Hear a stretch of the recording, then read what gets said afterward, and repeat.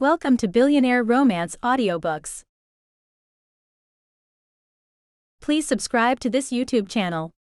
It helps more than you know, and is the best way to stay up to date on our latest releases. When you subscribe, you'll also get notified when we release new videos.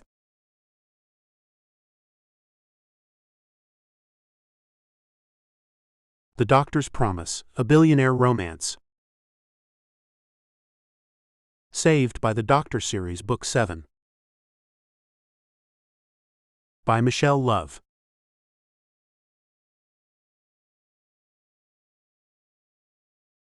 Blurb. It was my fault that his fiancée died. That's what I keep telling myself. Yes, the car accident wasn't my fault, but now Rafael Geneva is back in my life, and I can't stop thinking about him. His eyes. His dark, brooding, gorgeous looks. His body. Every single cell of me reacts when he's near. And his lips. I want him so badly I can taste it, and the way he looks at me. I think he wants me too. I hope he wants me as badly as I need him. Chapter 1. No matter how many times Dr. Noemi Castor scrubbed in for surgery, she never lost the thrill of the unknown, the challenge. She looked over at her colleague, her ex-boyfriend, Dieter Flynn, and wondered if he felt the same way. Of course, Dieter had a god complex, a trait Noemi had always disliked. For her, the challenge was helping the person before them on the operating table, not acquiring surgical bragging rights. But she knew she was the exception, not the rule, in the world of surgery. "You ready to rock, Noe?" Allie Roberts, her favorite scrub nurse and her best friend, grinned at her, and Noemi nodded. "Stephen all set? I hope he's not too nervous." Noemi peered in through the viewing window. Their patient, a 55-year-old man, had been waiting for a heart and lung transplant for 3 years, but had a crippling fear of surgery. Noemi had carefully reassured him that she would do everything to make sure he came through safely. She heard Dieter make a disgusted noise. "Who cares? Dude will be out for the count anyway." He pushed his way into the theater, while Noemi shared an eye roll with Allie. "Remind me again why I ever dated that guy?" Allie snorted. "A psychotic break, I'd say. Come on, Super Doc, your patient awaits." Later, Noemi sat with Stephen in recovery, and when he awoke, she smiled at him. "Hey, slugger. You did good." "It went well?" Stephen whispered, soft and raspy. "Perfectly. Now your job is to make sure those organs don't reject you, to wine and dine them with the best food this hospital can provide, which isn't saying much, I know, and to sweet-talk them with your meds. Can you do that for me?" Stephen, who she knew harbored a crush on her, grinned at her. "Sure thing, Doc. And thank you. I mean it." She squeezed his hand. "When your vitals are more stable, I'll allow visitors. Muriel is in the waiting room. She won't say it, but I know she's relieved." Muriel was Stephen's fearsome wife, who would never confess she was worried, but had spent the past few hours knitting furiously. When Noemi stepped out to update her that Stephen was okay, her relief was palpable, and she'd even hugged Noemi, which was very out of character. Noemi went to the changing room and stripped out of her scrubs. It was late, almost 10, and she was ravenously hungry, but before she left the hospital, she stopped in on another patient. Thomasina Ballantini was awake and reading, and she greeted Noemi happily. "Hey kiddo, how are you doing?" She was only 5 years older than Noemi's 28, but because of her society position and her effortless grace and poise, Noemi always regarded Thomasina like a much older sister. The tall, willowy, delicately beautiful blonde had been admitted when she got too sick to be at home. Her heart, damaged by a seemingly innocent bout of what turned out to be pneumonia, was failing, the result of an undiagnosed condition she'd had from birth. Thomasina, the daughter of one of Seattle's most prominent society families, was entirely the opposite of who Noemi had expected her to be. Rather than taking advantage of her family's position and vast wealth, Thomasina, Tommy, worked tirelessly for underprivileged kids in Seattle's poorer neighborhoods. Noemi and she had bonded immediately, both sharing a goofy sense of humor. Thomasina had been fascinated by Noemi's story, a mixed-race kid adopted by a middle-class white family who had repaid their love and kindness by being a straight-A student and paying her own way through college and med school. Now, having reached the position of surgical resident in cardiology, her favorite specialty, Noemi's career was just taking off. Of course, her personal life was another matter. What personal life, she would often say to herself. She had dated Dieter briefly when she had first joined Sacred Heart Seattle, but she soon learned the cardiology resident was arrogant and only interested in her because she had been the shining star of her class at Stanford. Her real joy here was her mentor, Laszlo Merchant, chief of surgery and a cardio god, had taken Noemi under his wing, and he was like a surrogate father to her. He was certainly her champion, pushing her farther than the rest of the residents. Laszlo was also the sweetest man, and Noemi adored him. Now she checked Thomasina's charts. "I'm supposed to be asking you how you are doing, Tommy." She looked around. "Rafa not here. He went to take Beppy to my mom's. Beppy's being fussy, wanting his dad to read to him if I can't be there." Beppy was Thomasina's 2-year-old son, an adorable curly-headed young boy. Beppy's father, Thomasina's fiancé, was object of a crush for every female in the hospital. Tall, dark, and devastatingly handsome, Raphael Genova was a quiet, thoughtful man who adored his fiancée and their son. Though a CEO of an international shipping company, the Italian billionaire was strangely shy. With Thomasina being the life and soul of any party, Noemi supposed, Rafa didn't need to do anything but let her take the lead. Becoming close to Thomasina, however, didn't preclude Noemi from finding Rafa sinfully attractive. He was gorgeous, all dark curls and bright green eyes. His smile, though rarely seen, lit up any room. Noemi could tell he was desperately worried about Thomasina, even if Tommy herself laughed off her condition, joking around that she'd have to find Rafa a new fiancé before she kicked the bucket. "Not going to happen," Noemi would reassure them both with a mock glare at Tommy. "Not on my watch." There were a few occasions when Tommy was sleeping with Rafa sitting by her side, and Noemi would see his pain and seek to comfort him, reassure him, but it wasn't her place to do it. Thomasina watched Noemi as she checked her vitals. "Noe, tell me honestly. What are the chances of me getting a heart?" "Really?" "As good as anyone's. You're at the top of the list now." "Which means I'm hovering on the verge of croaking." Noemi shook her head. "It just means you're meeting the criteria UNO's set out. And that means I'm really sick. I need you to be honest, Doc." Noemi sighed and sat on the edge of the bed. "Tommy?" "Yes. You're really sick, or we wouldn't be here. I can't say definitively that you'll get a heart, but by God, I'm praying you do. It's an odd thing to say because it means someone else dying, and that offends all my good intentions. I can't be biased, but I promise you this, the second we get that call from UNO's, I'll harvest the organ myself, and I won't let it out of my sight until it's pumping in your chest." Thomasina smiled at her. "I could get quite the crush on you, Dr. Castor." "Ha, right back at you, sister. Now get some sleep. Doc's orders." Noemi shrugged into her denim jacket as she walked out of the hospital. A fine mist of rain was falling, and the November night was bitterly cold. Noemi shivered as the breeze whipped around her. She walked briskly to her car, an ancient Volkswagen with intermittent heating and a rattle that Noemi ignored. She got in and tried to start the ignition. It faltered twice, then died. "Oh no, not now." She tried again, but the car was dead. "Damn," she muttered, then jumped violently as someone rapped on her window. Rafa Genova smiled at her as she rolled the window down. Yes, her car was old enough to have manual windows. "Hey, Noemi, trouble?" "I'm good with hearts, Rafa, but not with cars." He laughed softly. "Let me have a look. Pop the hood, would you?" Noemi watched him as he checked out the engine, seemingly oblivious to the rain. His dark curls stuck to his face as his hair got soaked through, and a small curl of desire warmed Noemi's stomach. "Stop it," He's Tommy's man, and you love Tommy. Stop it. Noemi looked away as Rafa stood back it up. It's completely dead, I'm afraid. I could try to jumpstart you, but I'm not sure you'd make it all the way home. Oh darn it.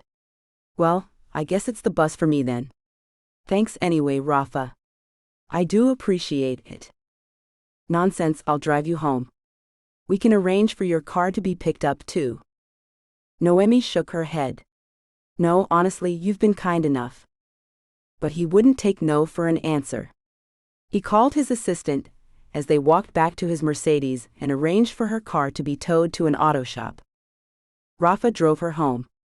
Luckily, she didn't live very far from the hospital, so she didn't feel too bad for taking him away from Tommy. He asked her how Thomasina was doing.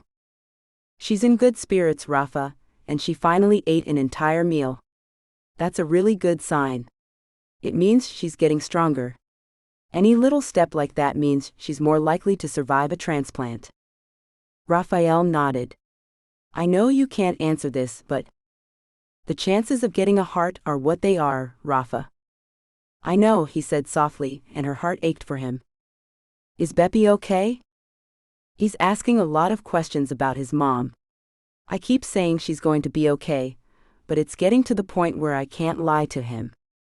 You're not lying to him, Rafa. He's too. For a long time, Rafa was silent before he looked over at her. What if we lose her, Noemi? Then what do I tell my son? Her throat closed and she shook her head. I can't answer that for you, Rafa. I have never lost anyone that close. I'm glad. I wish I could advise you. Look, let's not dwell on that, positive thoughts and all that. Rafa smiled and her stomach flipped. She looked away. You mean, he said, that you doctors believe in karma? That old cliché? Hell yes. We'll take anything like that, she retorted, and they both laughed. At her apartment building, she thanked him. You're a lifesaver. Least I could do. Good night, Noe. Good night, Rafa. In the morning, she found a set of keys pushed through her door mail slot with a note. A loaner for as long as you need it. R. Outside, a brand new silver Lexus was parked next to the curb.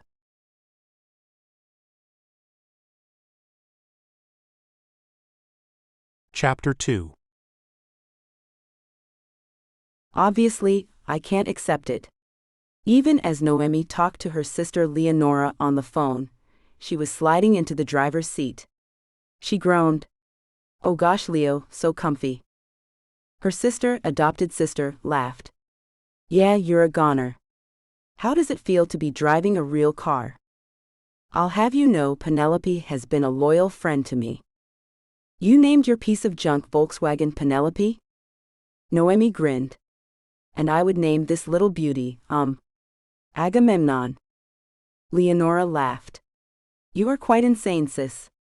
Listen, I know you've answered this before, but you did remember to take some vacation the weekend of Dad's birthday, right? No sudden emergency surgeries. He's only 75 once.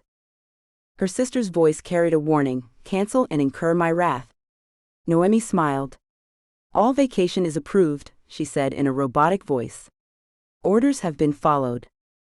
She heard Leonora's half-amused, half-exasperated sigh. Good. Then I won't have to get rid of you. Talking of people to get rid of, I have to get to work, so I'll speak to you later. Noemi steered the car through the early morning Seattle traffic. Outside, dark clouds packed the sky, and the wind was freezing cold and unrelenting.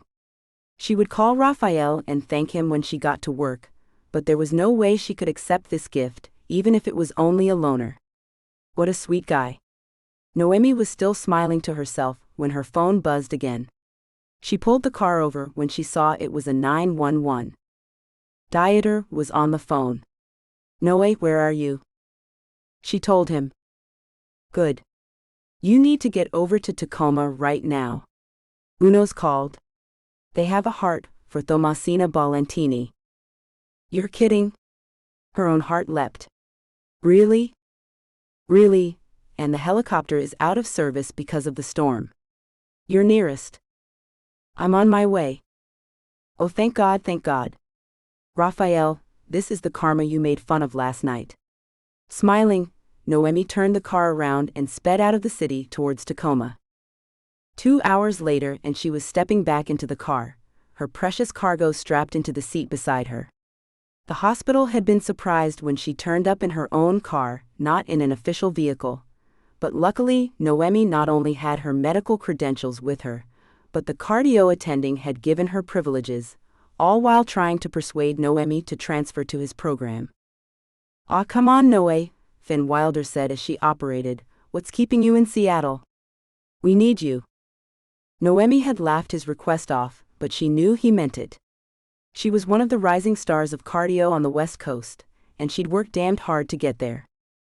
Finn, one day maybe. Finn had been a few years ahead of her, but they'd always had a flirtatious relationship even in med school. Finn was a cute dark blonde boy from Texas with an odd charm about him. Attractive too, but Noemi was aware that he was a player and had put him squarely in the friend zone, although she did occasionally wonder what a fling with Finn would be like. Fun, hot, and uncomplicated, she guessed. He gave her his cell number as she left the hospital. "Just in case you feel like some fun," he grinned, utterly confident in his charm. Noemi laughed. "I'll think about it, Wilder." She was still laughing as she pulled out onto the interstate. She had to admit, it felt good to be flirted with. It had been a couple of years since she last dated anyone, even longer since she'd actually slept with anyone. Noemi went through a mental inventory of what she would have to do when she got to the hospital. She knew Thomasina would have been informed, and was probably already in theater, ready for Noemi to arrive. Thank God, Tommy. She never saw the SUV that was trying to overtake her. All Noemi felt was the shuddering, world-changing shock of being hit, and rolling. Her scream, her first thought for the precious organ in the plastic cooler beside her, the crippling pain, the smell of gasoline and her own blood. Nothing.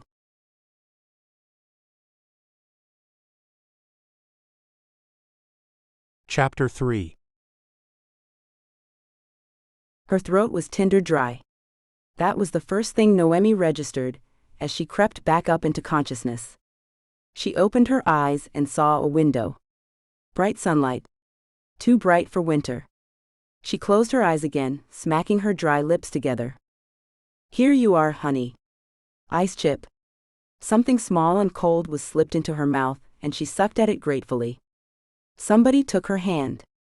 "Sweetheart?" "Noe?" Her adoptive mom's voice. "Mom?" "We're here, darling. Try not to move too much, your father has just gone to fetch Laszlo." Laszlo. That name meant something, and yet another name was in the front of her mind. Thomasina, is she okay? Did she get the heart? Her voice was so rough, could they hear her? No one said anything. No, she wasn't making sense. She struggled to sort out what had happened. Car. Heart. Pain. She blinked some tears away, then felt someone dab at her face. "Mama?" She hadn't called Marion that for years. "Baby, I'm here. Laszlo is coming. Oh, sweetheart." Noemi could hear her mother's muffled sobs. "I'm okay, Mama." But she knew she wasn't. There was a commotion, and then Laszlo's kind face moved into view. "Hey, kiddo, decided to rejoin us?" A bright light was shone in her eyes and she winced. "What happened, Laz?" "You were in a car wreck, kiddo. A drunk driver in an SUV blindsided you. Have you done a CT?" Laszlo half smiled. "We've done every test, Noe, the full gamut." He was feeling her neck, and she now heard the bleep bleep of the machinery. "I didn't have to have surgery." "Good. Was it just cuts and bruises?" Her mouth felt like cotton wool. Laszlo glanced across her at her mother. He cleared his throat. "Noemi, no. It wasn't just cuts and bruises." He took her hand. "Kiddo, you were seriously injured, a traumatic brain injury. We had to operate to relieve the pressure in your skull, and you suffered 3 serious strokes. You lost nearly half of your blood volume." He paused, and Noemi tried to understand what he was telling her. How long? Laszlo drew in a deep breath. 5 months, Noe. You've been in a coma for 5 months. Slowly, Noemi digested all the information they were telling her. 5 months. 5 months since that accident. Her long dark hair was gone, shaved off completely, but she didn't care about that.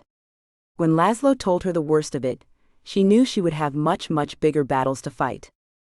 They had no idea whether she could walk, and certainly she didn't know if she would ever be able to perform surgery again. Her hands, although she could move all of her fingers, shook when she held them up, and her legs felt numb. Thomasina. She had asked again, but in her heart she had known. Thomasina was dead. The heart that Noemi had harvested had been destroyed in the accident. She simply ran out of time, Laszlo told Noemi gently, but it didn't help. Noemi sobbed for her patient, her charge, her friend, and for Tommy's loved ones. For Rafa and Beppy. Marion held her daughter, as did her father Frank and her sister Leonora, but none of them could comfort her. The guilt was overwhelming. Dieter came to see her, and his usual arrogance was gone. "Oh Noe, we nearly lost you." He held her hand and kissed it, but Noemi couldn't feel anything other than pain and loss. There was some minor brain damage, Laszlo told her, but it would be up to Noemi to gauge the severity. The therapist led her through some simple exercises, but Noemi only grew depressed and irritated as she struggled to make sense of everyday words and phrases. During one particular session, she sat morosely as the therapist took her through some new exercises. He kept prompting her until Noemi exploded, "For the love of God. I'm not a child." She then angrily recited an entire surgical procedure to him. Jeff, the therapist, listened patiently to it all. "Impressive. Now I know how to transplant a heart, but can you tell me what day comes after Thursday, and do it while not being an idiot?" Noemi stared at him for a long moment, then burst out laughing. Jeff grinned. "That's more like it. Now, I know this can seem like the worst kind of patronizing crap, but what I'm looking for isn't the actual answer, it's your reaction time." Noemi sighed. "I know. I'm sorry, Jeff. I'm just frustrated." "I know, but frustration is good. It means you're trying." Noemi studied him. "Tell me the truth, Jeff. Do you think I'm compos mentis?" "I absolutely do. It's like anything, Noe. You were shut down for 5 months, and you have some catching up to do. Practice and you'll get there." After that, Noemi stopped complaining about her rehab and worked harder. She had been relieved that despite the numbness, she could still walk, if a little shakily, and that the tremor in her hands had disappeared as she got stronger. But she was obsessed with Thomasina's death. When Leonora brought Noemi's laptop from home, Noemi pored over every society page report of Thomasina's funeral. She gazed at the photographs of Raphael Geneva, his handsome face masked with pain, holding his son tightly. Dark shadows under his eyes, a half-grown beard, he was so beautiful even in such terrible grief that it seemed even more unfair. Noemi touched his face. "Oh gosh, I'm so sorry." She had asked Laszlo if she could contact Rafa, but he had dissuaded her. "I don't think it would be healthy for either of you. I have to apologize." "Apologize for what?" "You did nothing wrong, Noe. You got into a wreck with a drunk driver." Laszlo, mild-mannered, sounded angrier than she'd ever heard him. Noemi knew that her colleagues had been forced to save the life of the man who hit her, and that it still rankled. But that was the oath they had all taken. Noemi felt useless. She gazed for hours at the photographs of Rafa and Beppy, and knew there was nothing she could do to make this right. She read that Rafa took Beppy and moved to San Francisco and had set up a foundation in Thomasina's name. While Noemi was in a coma, her parents sued the drunk driver, who it turned out, was a wealthy banker from New York. The man settled out of court with them, and Noemi was left with almost $1 million. She gave it all to one of Thomasina's foundations. As far as Noemi was concerned, it was dirty money. Her parents and sister tried to persuade her to keep it, and she offered to give it to them first, but in the end they gave her their blessing. "It's yours to do with what you want," Frank Castor said, his hand on his daughter's shoulder. Noemi didn't hesitate. A month later, they allowed her to go home, to her parents' house. 2 weeks later, Noemi insisted on going home to her own apartment. Laszlo wouldn't let her come back to work yet. You need to heal. Noemi stared at her reflection in the mirror of her bathroom. The apartment, her haven, her comfort for so long, rang with loneliness. In the mirror was a woman she didn't recognize.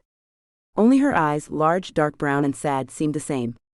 Her dark hair had begun to grow out, but it would be months before it felt like her hair again.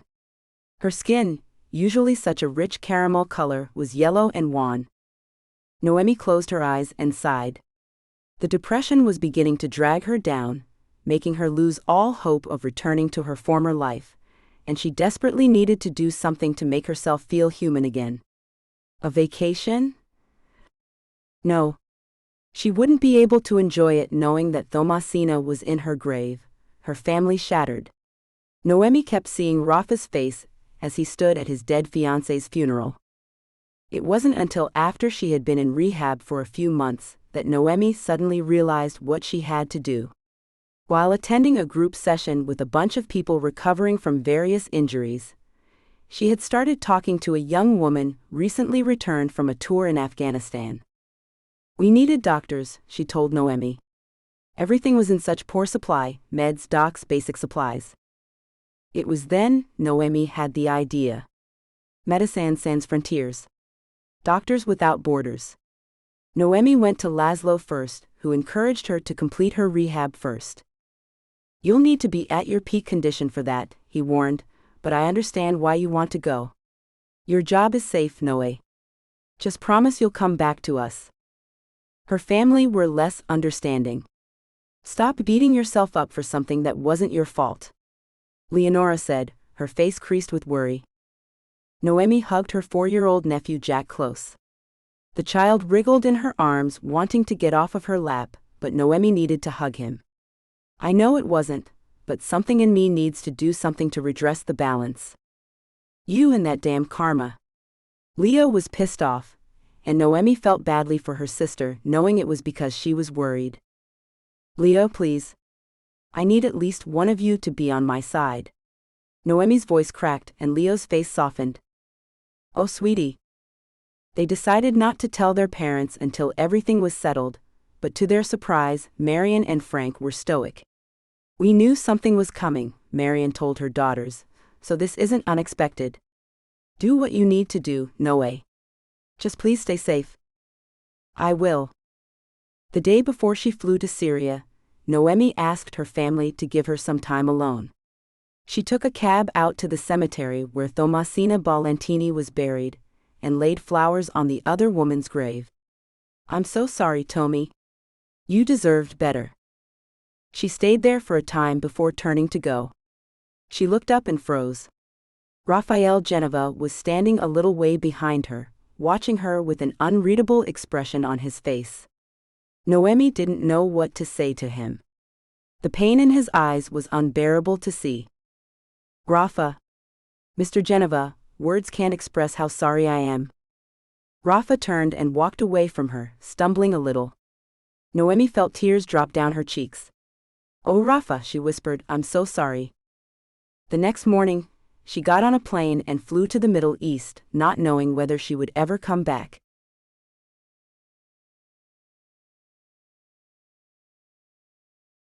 Chapter 4. 2 years later. Noemi shrugged into her white coat and shut her locker. There was no good reason why she should be so nervous. After all, this was her home, her hospital. But on this, her first day back at the Seattle workplace she'd known so well, she felt like a stranger. Hey, kiddo. Come walk with me, would you? Laszlo smiled at her as he appeared at the door of the changing room.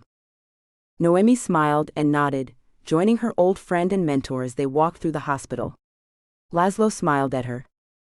Now, there's something I didn't tell you when you first came back, and I've struggled with how to share it with you. Laszlo, I told you, I don't care that Finn is my superior now. I haven't been doing much cardio surgery, and I'm behind.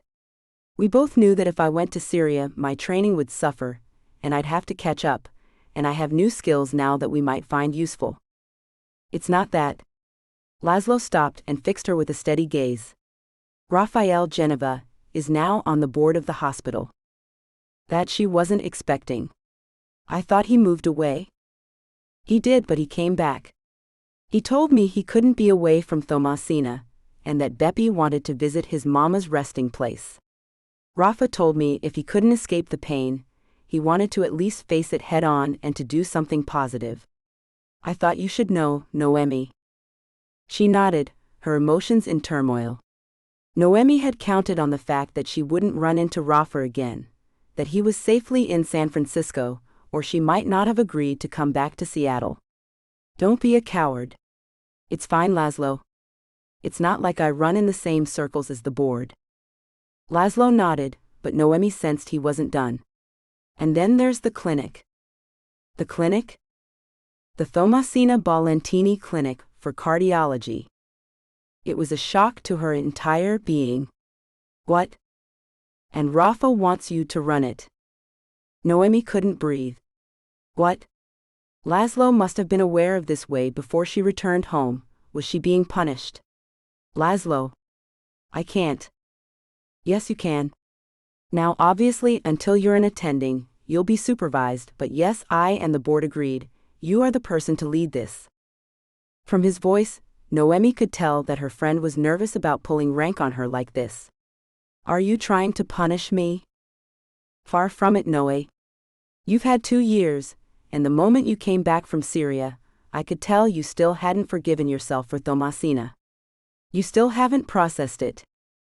You don't know what I saw in Syria, Laszlo. I can guess, and no doubt you're blaming yourself for not saving more people. That is your Achilles heel, Noe. You are not God. You can't save everyone. Until you learn that, you'll never be the exemplary doctor I know you can be. Noemi stopped walking. It was a lot to process all at once.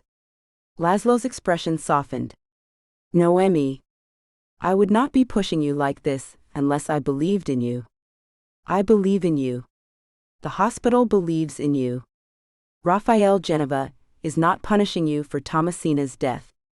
He's offering you the chance to honor her. Take it.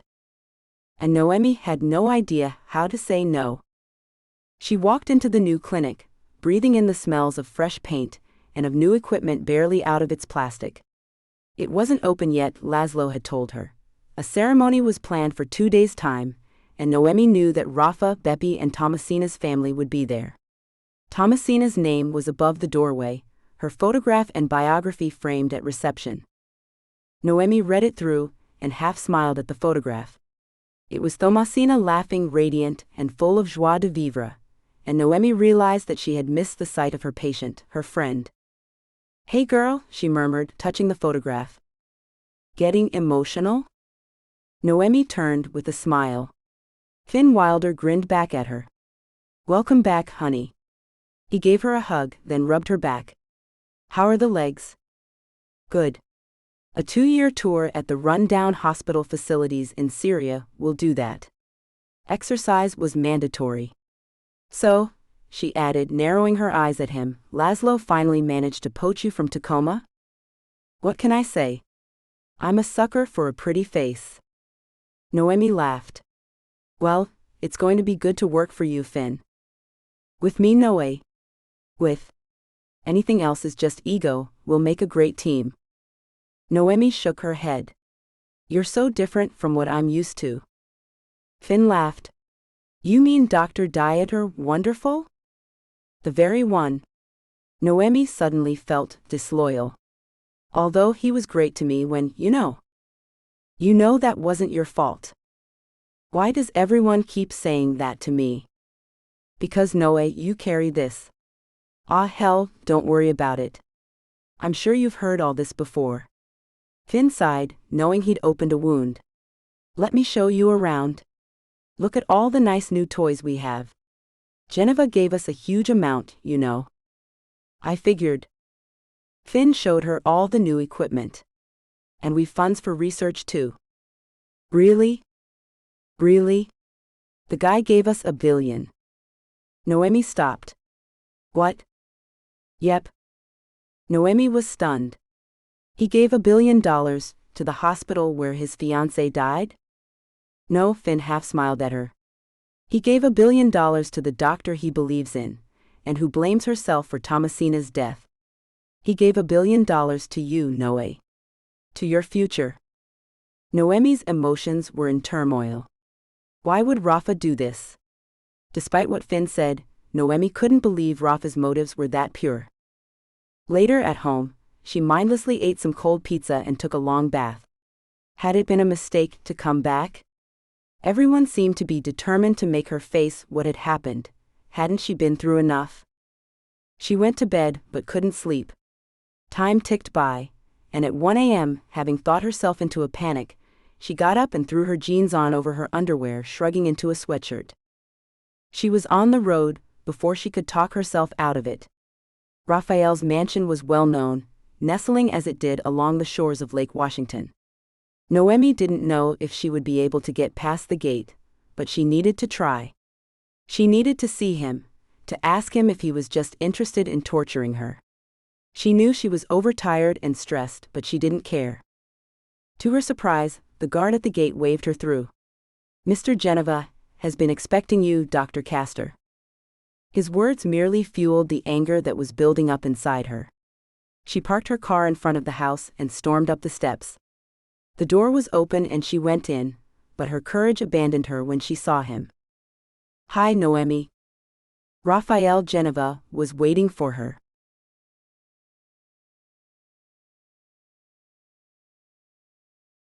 Chapter 5. The sight of him made her stop and think about what she was doing. Noemi passed a hand over her eyes, her adrenaline deserting her. "I don't know why I'm here." Rafa came to her and offered her his hand. "To talk. If you don't mind, can we go to the other side of the house? Beppy is sleeping, and if you need to scream."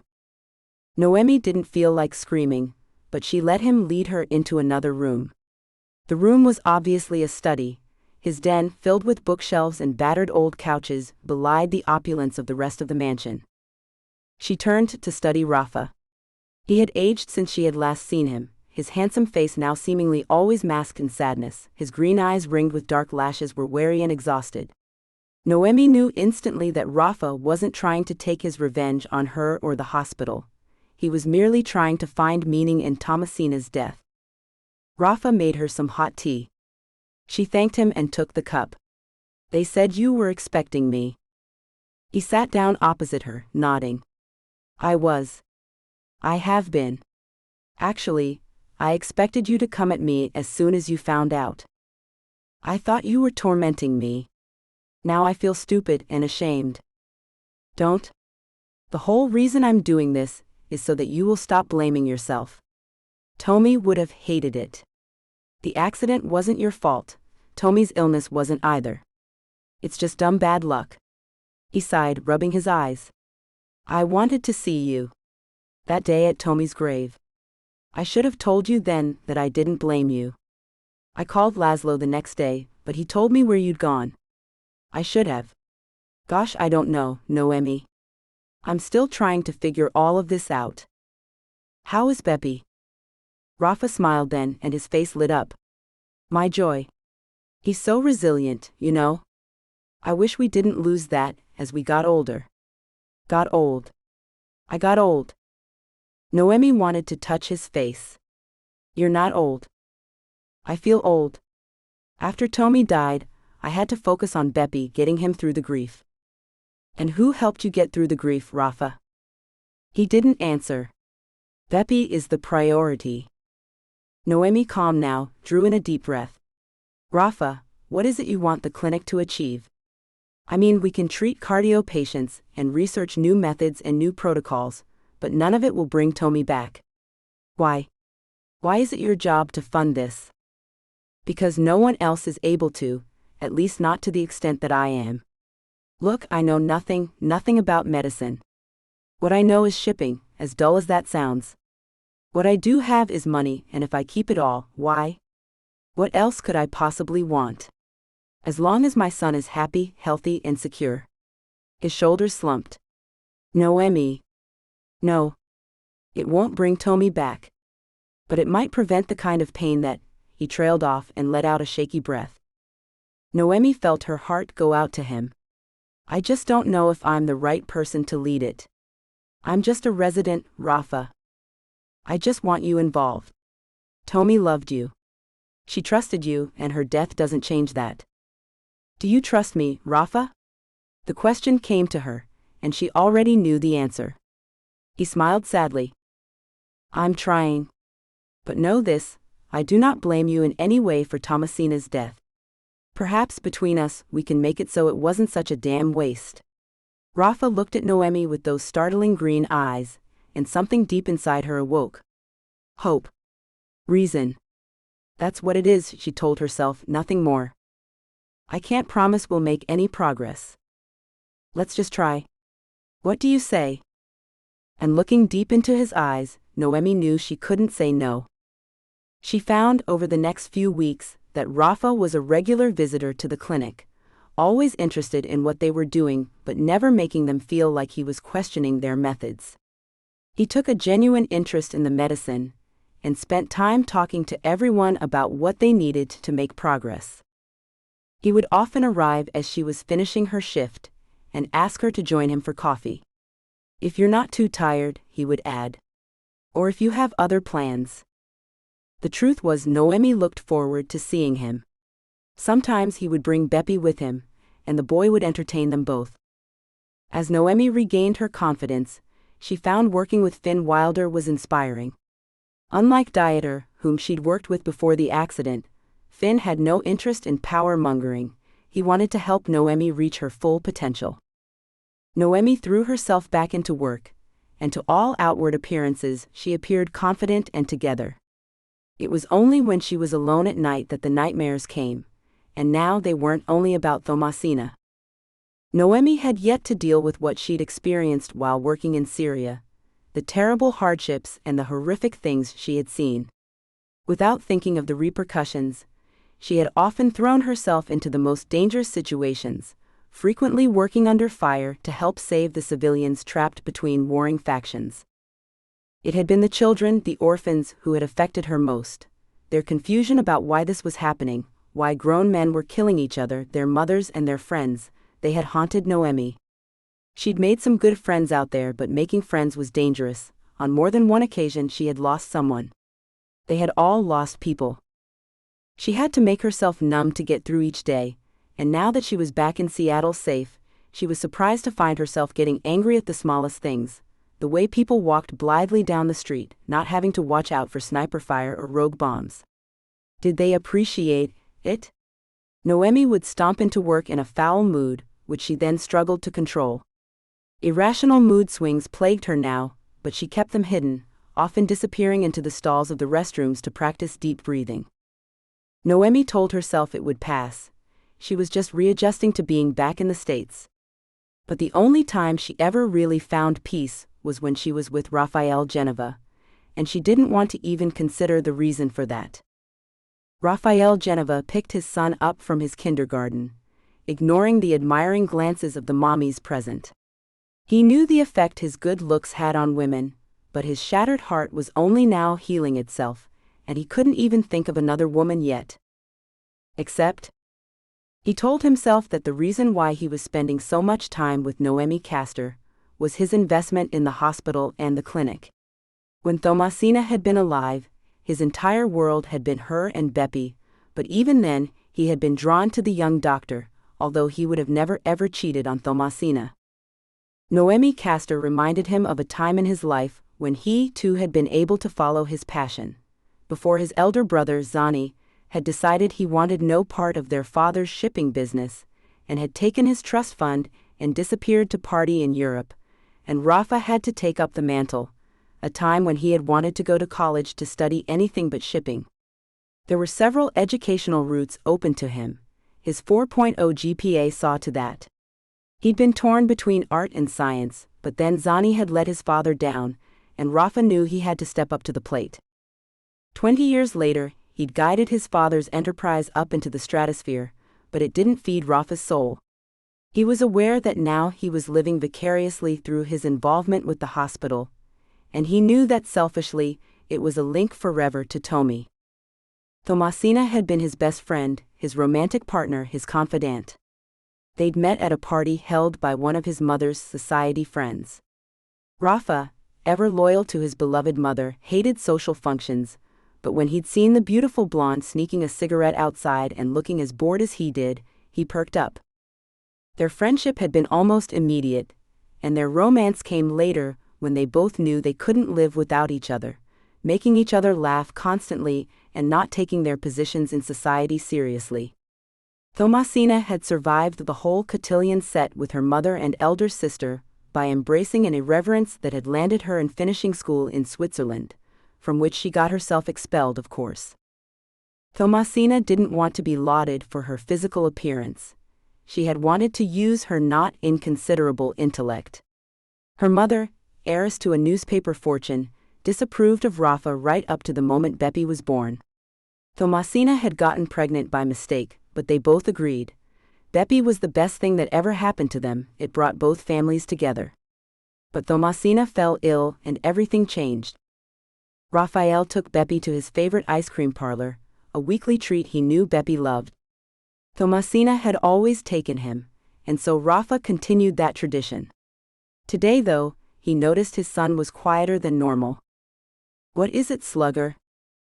Beppy shook his head, not meeting his father's gaze. He swirled the ice cream around in his bowl, but didn't eat any. Finally, Rafa pushed the dishes away. "Come on, sport. Talk to Pa." Beppy wriggled, obviously uncomfortable. "Pa, why did Mama have to go away?" Rafa's heart hurt. "We talked about this, kiddo. Mama was sick, and although she tried to get better, she couldn't. You know what it means when someone dies, right? They leave their body and go to sleep forever." He stroked his son's hair back. "Why do you ask today?" "Mikey's daddy is getting a new mommy for him." "Ah." Rafa hoisted his son onto his lap. "Well, maybe one day, I might meet a lady who will want to be your, well, not your mama, but someone who will want to love you like Mama did." Beppy nodded, but Rafa could see the tears in his son's eyes. "Hey buddy, we're doing okay, right? You and me." An idea came to him. "Listen, remember we talked about getting a dog? From the shelter?" Beppy immediately brightened. "We can go?" "Sure we can." "Tonight?" Rafa laughed. "Oh, what the hell. If you finished your dessert, we can go right now." Beppy was off his lap before Rafa finished his sentence.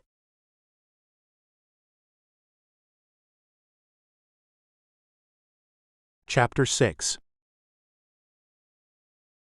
Noemi had been thinking about it since returning from Syria, and now she was absolutely sure it was the right decision. She crouched down at the door of the cage and offered her hand to the dog. The huge German shepherd, all fluff, sniffed her hand gingerly and then slunk out of the cage to her. Noemi wrapped her arms around the dog. "Hello, buddy." The dog licked her face and Noemi giggled. She smiled up at the shelter assistant. "She's definitely the one." The assistant smiled. "Well, I'm very happy for you both. She's an absolute sweetheart, but most people want a younger dog. Mouse here needs a loving home, and the good thing is she's house-trained. I live close enough to the hospital that I can go back and forth so she doesn't get fussy."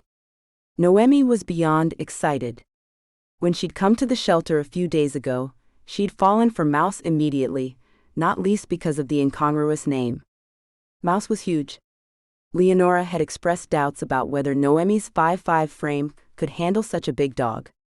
Noemi had no such qualms. The shelter had let her take Mouse for a few walks on her nightly visits, and she knew she could handle her new roommate just fine. Noemi signed all the paperwork she needed to, and made a large donation to the shelter. She was just walking out with Mouse when she saw Raphael, Geneva, and Beppy walking towards her. Beppy exclaimed and ran to her. Noemi hugged the little boy. "Hey, cutie pie." Beppy hugged her back, then turned his attention to Mouse, his eyes wide. It's okay, Beppy, Noemi said gently, this is Mouse. She likes to be petted. Beppy put out an uncertain hand and Mouse licked it. Beppy grinned and began to stroke the dog's thick fur. Mouse rested her face against Beppy's and Noemi's heart thumped. Dogs were a joy. Just utter joy and love. She looked up and smiled at Rafa. I didn't expect to see you here. I've been promising Beppy a dog for a while, although I think he's already fallen for your delightful mutt. Noemi laughed. Sorry, Beppy. But there are more puppies inside, all needing a home. I bet you'll find one just as lovely as Mouse. Will you come and help us look, Nami? Beppy was clearly not ready to let Mouse out of his sight just yet. Noe might want to go home, Beppy, his father said gently, but Noemi smiled. No, I don't mind. It'll be fun, if you don't mind. She met Rafa's gaze, and something undefinable passed between them. No, he said softly. I don't mind at all. Noemi felt her face burn and looked away from Rafa. She held her free hand out to Beppy. Come on then. Let's go find you a puppy. Rafa tucked Beppy into his bed. It was past 10 o'clock already, but the overexcited little boy wouldn't settle as he talked non-stop to Rafa and Noemi. He had insisted that Noemi and Mouse come back to the house, Rafa suspected so that he could play with Mouse, and now finally Beppy had fallen asleep. Rafa went back down to the living room. Mouse was stretched out on the rug fast asleep, and Noemi sat by her dog running her hands through the dog's plush fur. Lucky dog. Rafa smiled at her. She is a beautiful mutt. Isn't she? I'm so delighted with her. Noemi smiled at him shyly. I must go. I've stayed far too long as it is, but Beppy is such an adorable kid. Thank you.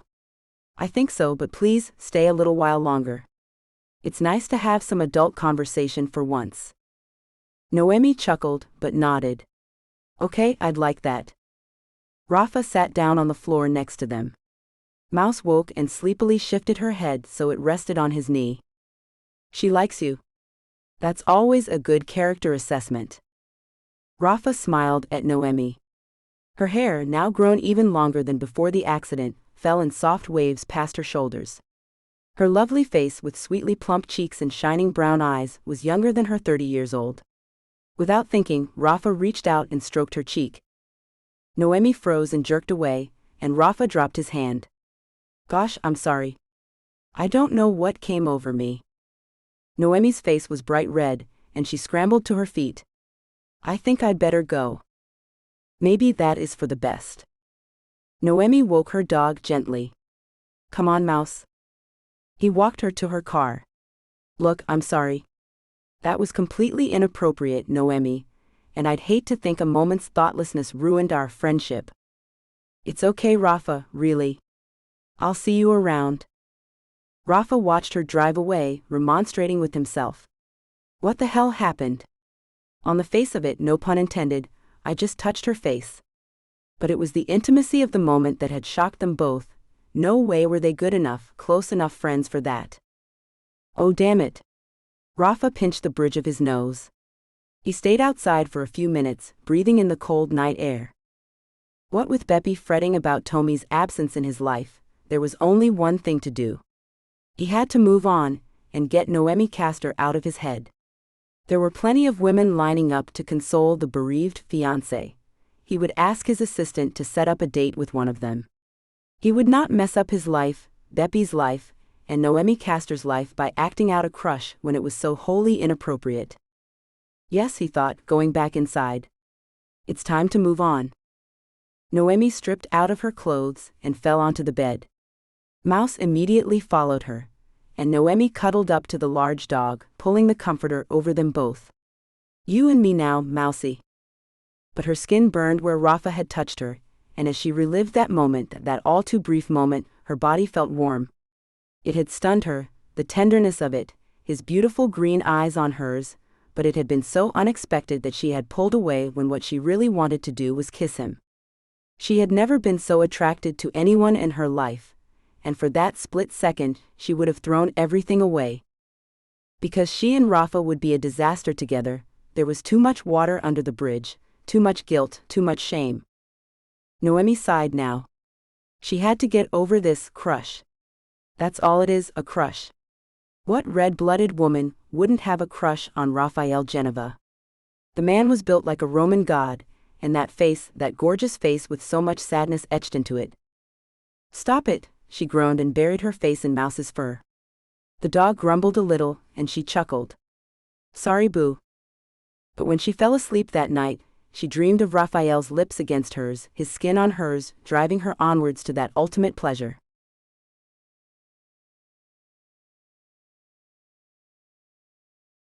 Chapter 7.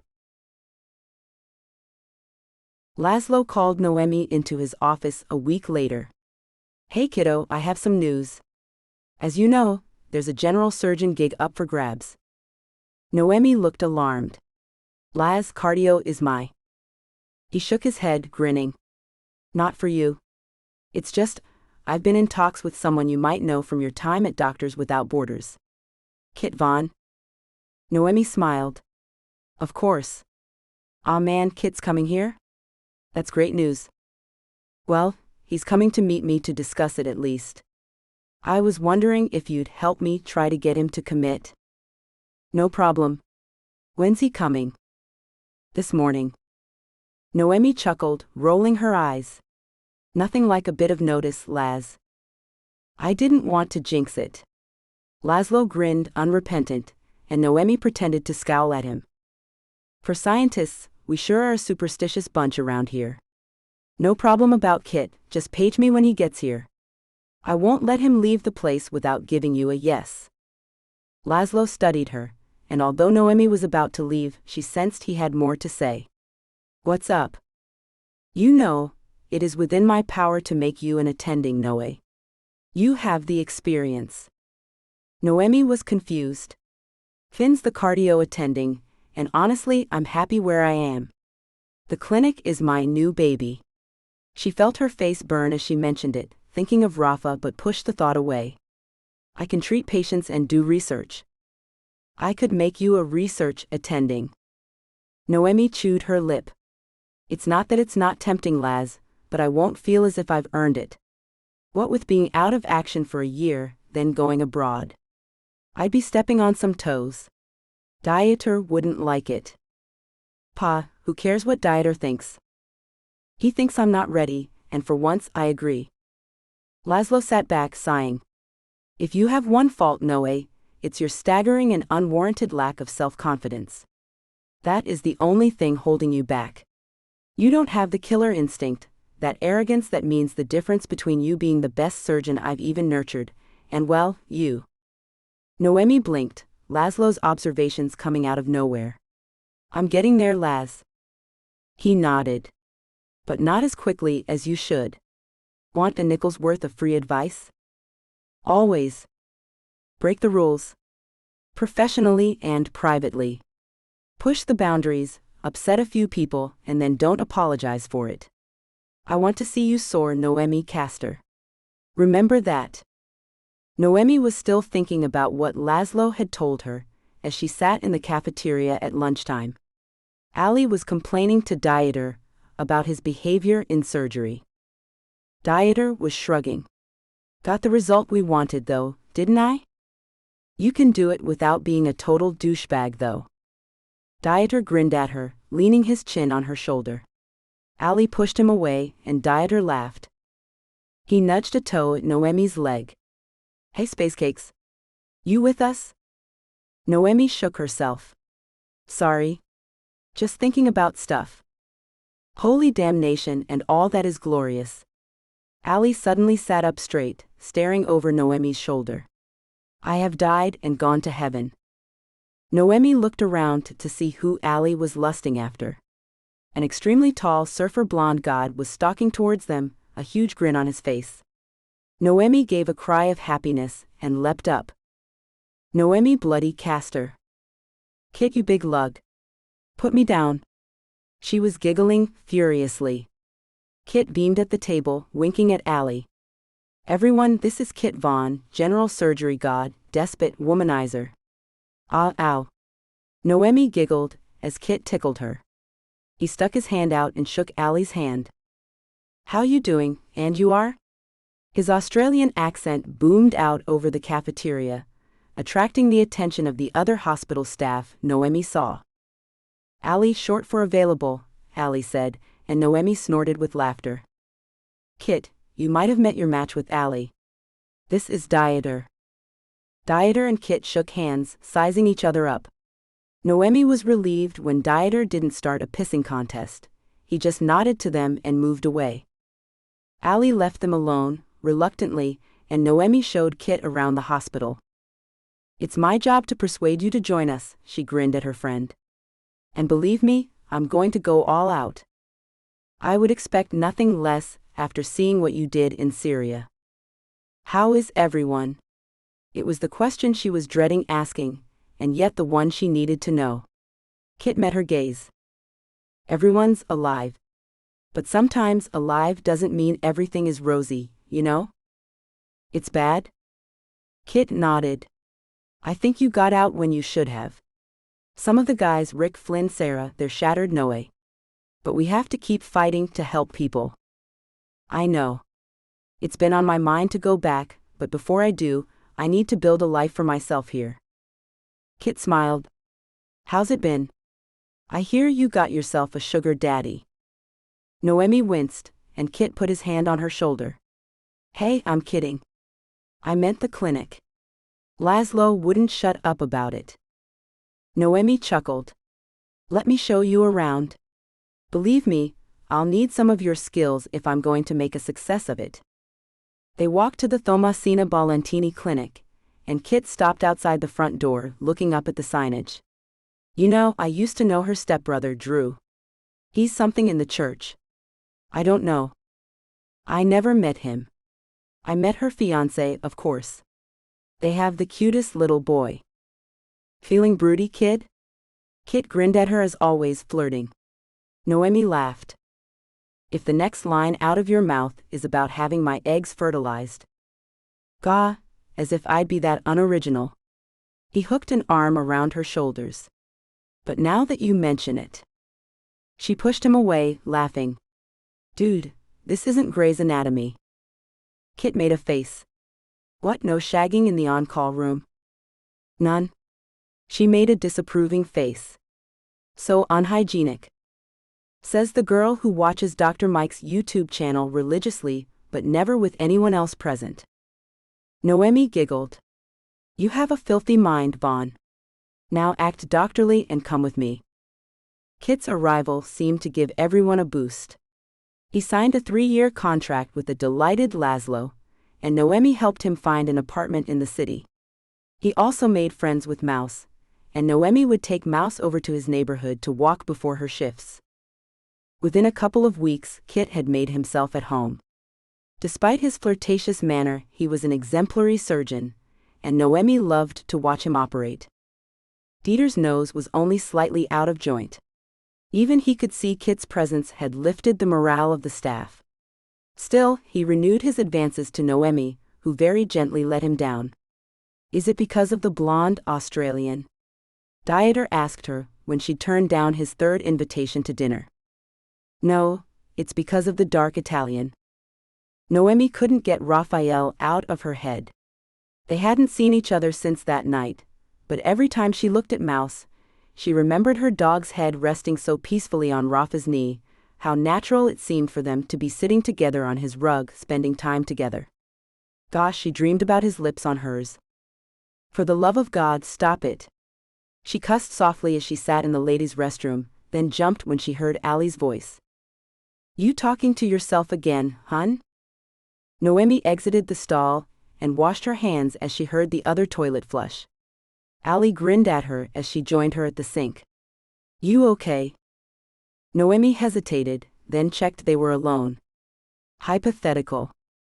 "Okay. There's someone I've been. He's a friend. Sort of." "Before you go on, if you've been with Kit Vaughn," Allie said warningly. "Not Kit, he's all yours," Noemi laughed. "No, this is someone, not at the hospital. Kind of. He's a friend of a patient, let's say. We're sort of friends." But I can't stop thinking about him. Then sleep with him if that's what you want. Allie shrugged, and Noemi wishes she too could be 25 and as confident as Allie. But it would ruin our friendship. Are you really that good friends with him? Again Noemi hesitated, and Allie made a face. See? Geez Noe, when was the last time you got laid? 3 months? Damn, get on it. Years, Noemi finished. Not since before the accident. Not since before Thomasina died. Allie was flabbergasted. Years? 3 years, Noe? How is that possible? She grabbed Noemi's arm and made her look in the mirror. Look at you. You look like a freaking supermodel. You have curves to die for. I want your body, and every man in this place would kill to be with you. Geez Noe, after everything you've been through, live. Allie seemed to realize she sounded angry and smiled ruefully. Sorry, but you've been on a death watch for years now.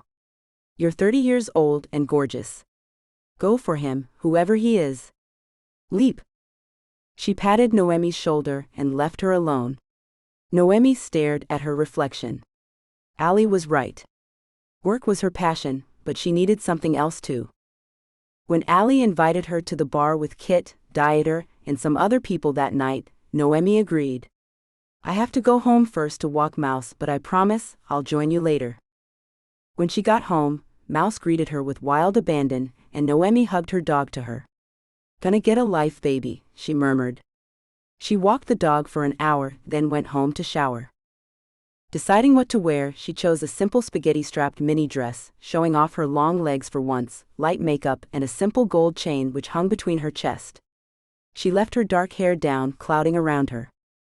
Kit whistled, and Allie beamed at her as she made her way into the bar. Damn girl. Noemi flushed pink, and distracted them from all the compliments by asking what they were drinking. An hour later, a beer down, and she started to relax, enjoying the company of her friends. She and Allie chatted, then watched in amusement as Dieter tried to play power games with Kit at the pool table.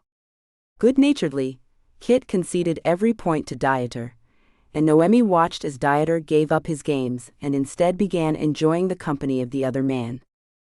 So you never really did that? Allie nodded at Kit, and Noemi chuckled. I really never did. I wasn't exactly in the right headspace when I got over there, and believe me, intimacy was the last thing on everybody's minds.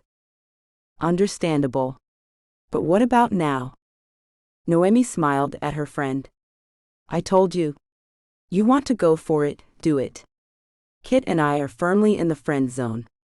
Almost like siblings now. You sensual sibs. Like Angelina and James Haven. Noemi looked blank, and Allie rolled her eyes. Gosh, watch Bravo now and again. Or read The Inquirer. One or the other. Noemi was amused. Any other tips for this old lady? Yeah. You look $1 million. Try to find someone in here to hook up with, would you? Baby steps, Al. Now look. Kit's on his own. Why don't you go work your magic? Dieter was at the bar, chatting to a pretty blonde woman, and Noemi took some time to check out the rest of the bar. Too many hospital folks here for any random under-the-wire hookups, and Noemi felt out of practice. When Dieter came back to the table, she excused herself and went to the restrooms.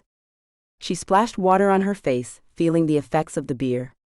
She was such a lightweight when it came to alcohol. She shook her head, smiling. Going back out, she walked along the dark corridor that led back to the bar. The men's restroom door opened towards her, and she froze. Raphael Geneva stopped, blinked. They stared at each other for a long moment. And then his lips were on hers.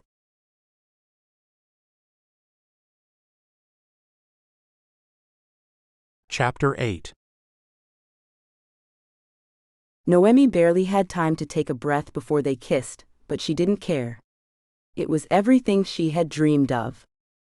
Noemi's fingers were tangled in his hair, and she had no idea where he was taking her, but she didn't care. She could not get enough of his mouth on hers, his fresh, clean cologne flooding her senses. Then in a flash, they were in his Mercedes and driving through Seattle streets. Neither of them said a word, but their fingers linked. Rafa drove to Noemi's apartment, and hand in hand they walked up the stairs together. He followed her in, slipping his hand onto her waist. "Are you sure?" he said at last, and she nodded. His lips were against hers again then, and she sunk into the kiss. With his broad build and height, she felt tiny in his embrace, and when he swept her up into his arms, Noemi found she couldn't look away from his gaze. "Oh, how I want you." She nodded along the hallway to her bedroom, and Rafa walked quickly. In the bedroom he set her down on her feet, and they embraced again, tenderly this time. Noemi's fingers, trembling, moved to the buttons of his shirt. She pressed her lips against the skin of his chest, then laid her head against it. She could feel the quick, hammering beat of his heart, and she sighed. Her own heart was banging hard against her chest. Rafa tilted her chin up with a finger and kissed her. "You don't know how long I've waited for this," he murmured, and a thrill ran through her. "Rafa." "Shush." He kissed her again, and then he was sliding the spaghetti straps of her dress down her shoulders, and the dress fell to the floor. Rafa sucked in a deep breath. "Wow, you're exquisite." Noemi kissed him hungrily, not wanting to miss a moment of this. Rafa groaned and buried his face in her neck, his lips against her throat. After some time, "Hey, beautiful." Noemi, much to her eternal embarrassment, burst into tears. Rafa held her as she sobbed, his lips pressed against her temple. He wasn't fazed by her tears, it was just as emotional for him. He hadn't slept with anyone since Thomasina, and now with this beautiful woman in his arms, he knew he had been right to wait. He hadn't been able to stop thinking about Noemi since that day by Thomasina's grave. Noemi so injured, her lovely face etched with guilt and grief, he'd wanted to comfort her, but at Tommy's grave, and with the wound so raw, he had turned away from her. Now he waited until she had cried herself out. "Okay?" She nodded. "Sorry, I'm so sorry, I don't know what came over me." "It's okay, baby. This has been intense." She gave a choked laugh. "You can say that again." She looked up at him, her dark eyes huge. "I'm still not sure it actually happened." Rafa laughed. "Trust me, it did." She stroked his face. "I can't stop thinking about you. I wish I could, it just doesn't seem right. Thomasina is gone. There's nothing for us to feel guilty about. She adored you, Noe. I adore you." He kissed her. "Look, I love Tommy with all my heart. Nothing will ever change that. But who says you only get one chance of love in a lifetime?" He sat up, running a hand through his hair. "For a long time, I tried to deny that what I felt for you was anything but a crush. I'm 40 years old, but when I'm near you, I feel like a teenage boy." Noemi curled her body against his, and he wrapped his arms around her. "Rafa, my head is a mess. I just don't know if I'm good enough for you." "Don't ever say that." "I mean it. My head is a nightmare. The accident. Tommy. What I saw in Syria. We have to think about Beppy, what's good for him." And she sat up now. "I'm not sure I can handle the gossip." He looked vaguely confused. "What? If I'm seen to be fraternizing with the man who donated $1 billion to our hospital?" Rafa looked at her askance. "Okay, now you're not making sense. What does that have to do with anything?" People could make the link between Thomasina's death, the donation, the accident, you and I. Listen to me. This is crazy talk.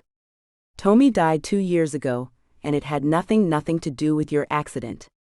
Geez, you nearly died. I saw you when they brought you in, Noe. You saw me? Rafa nodded, his eyes on hers. They let me sit with you for a while, until your family could get to you. Noemi stared at him.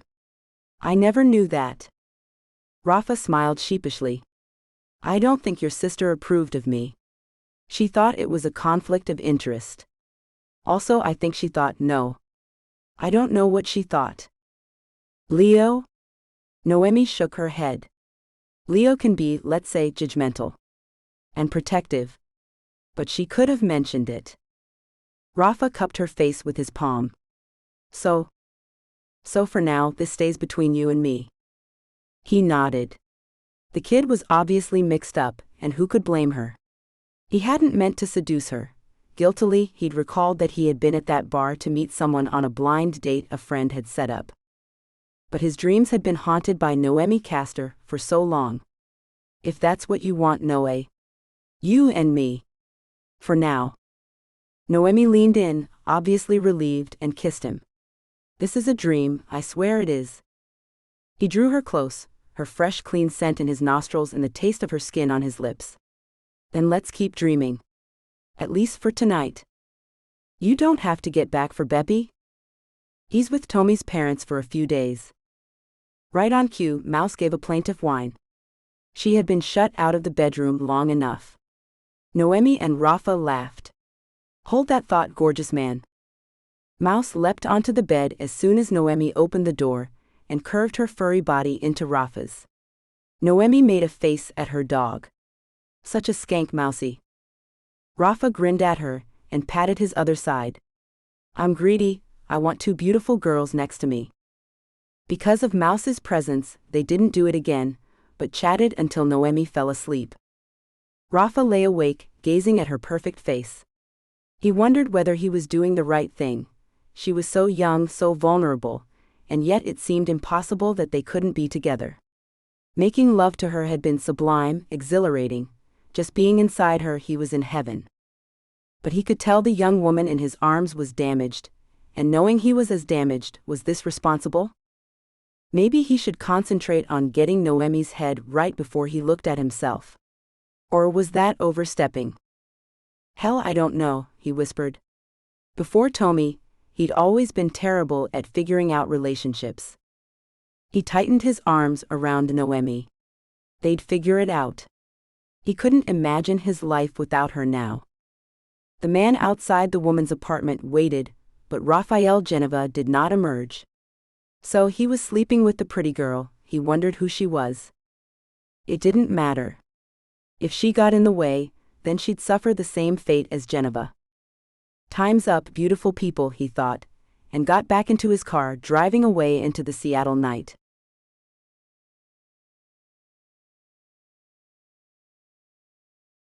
Chapter 9.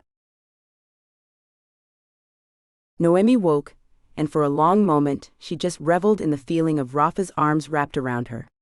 She pretended that it wasn't complicated at all, that this was just how things were supposed to be. That they had no other responsibilities other than to hold each other.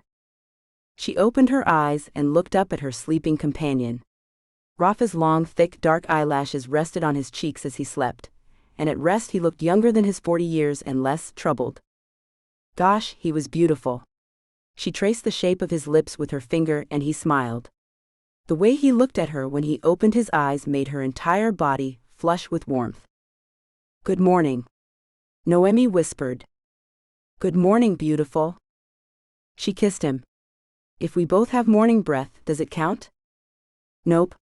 He chuckled and kissed her again. You okay? Noemi nodded. I am. She smiled a little sheepishly. Sorry for freaking out on you last night. It was just so unexpected, you know? She placed her hand on his bare chest. I'm still not quite believing it. Well, it happened. He took her face in his hands. And I would like it to happen again and again, but I know you have reservations. Look, however you want to handle this is fine by me. Keep it between us. Cool. You need some time? No problem. Just don't push me away.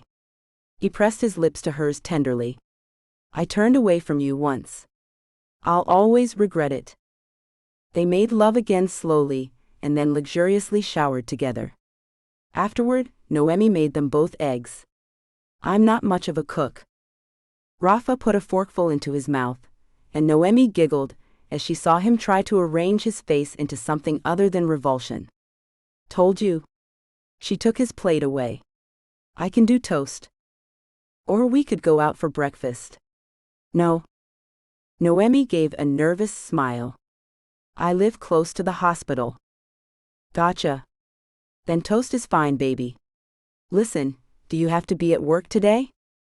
She shook her head and Rafa smiled. Good. Want to spend the day together? We can stay in, or go out of the city. I'd like that.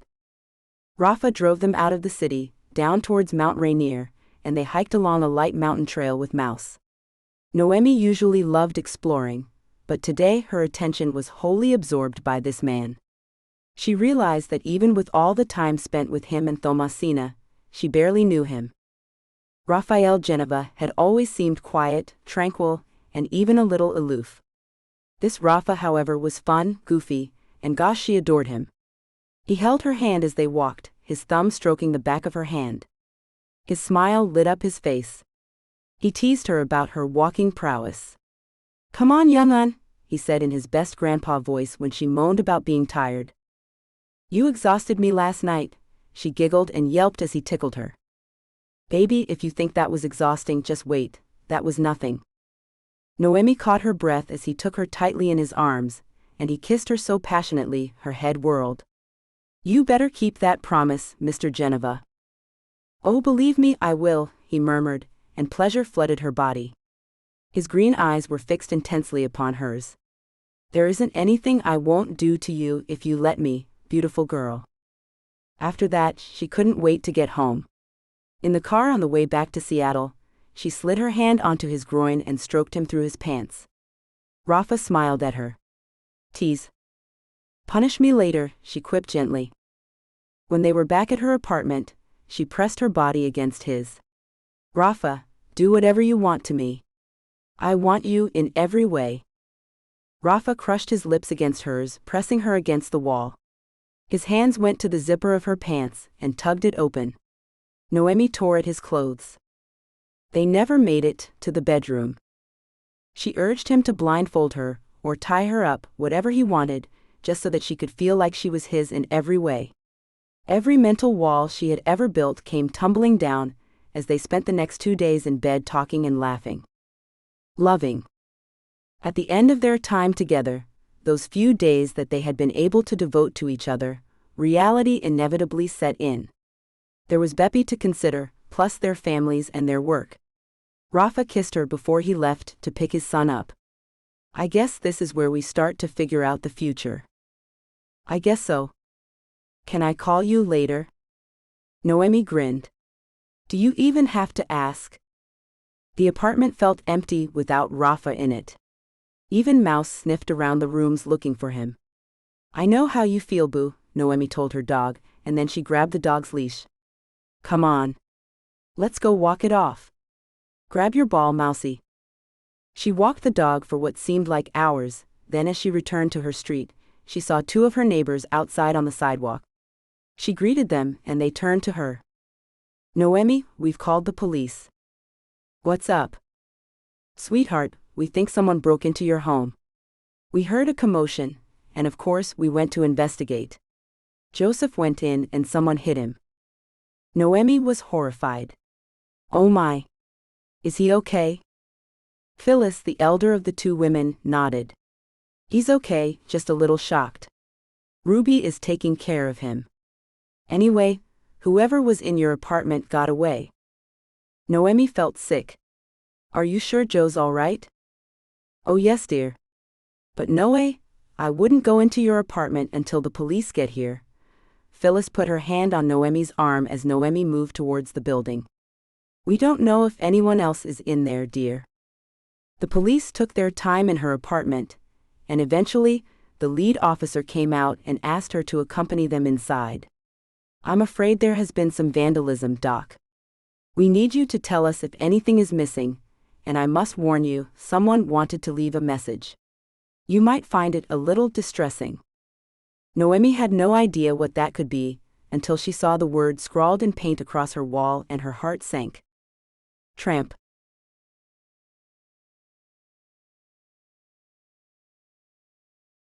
Chapter 10.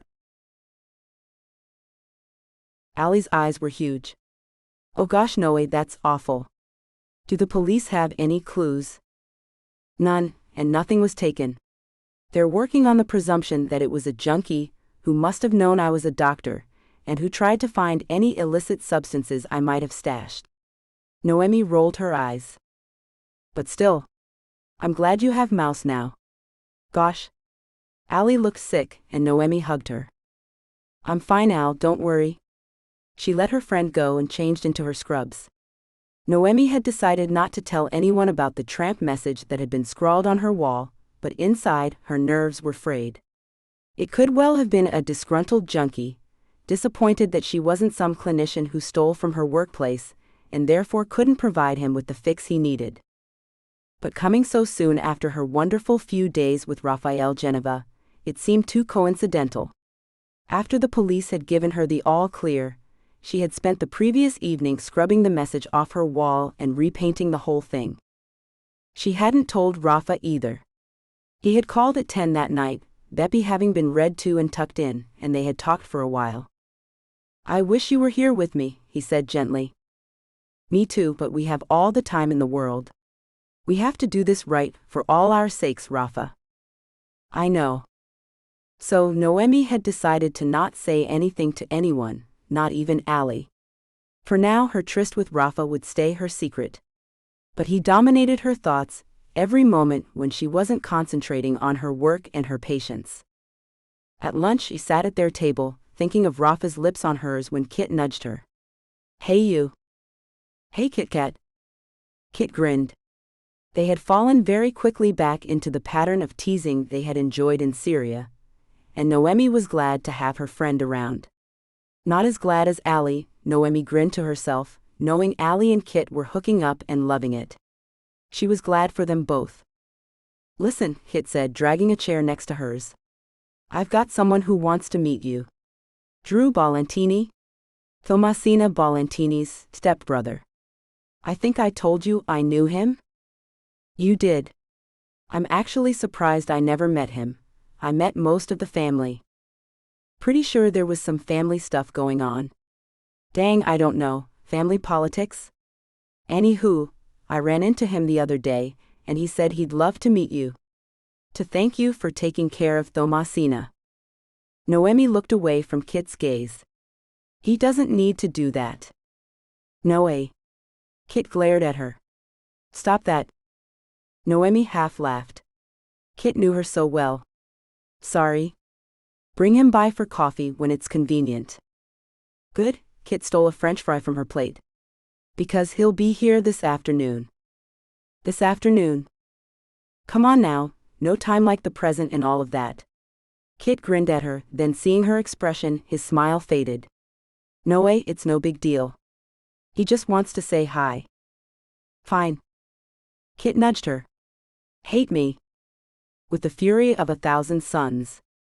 But she couldn't stop grinning as he poked her side. Bully. Wimp. Drew Ballantini was nothing like Noemi expected. Dressed expensively in a dark gray suit, he was shorter than she expected, but then he was with the gigantic Kit when she first saw him.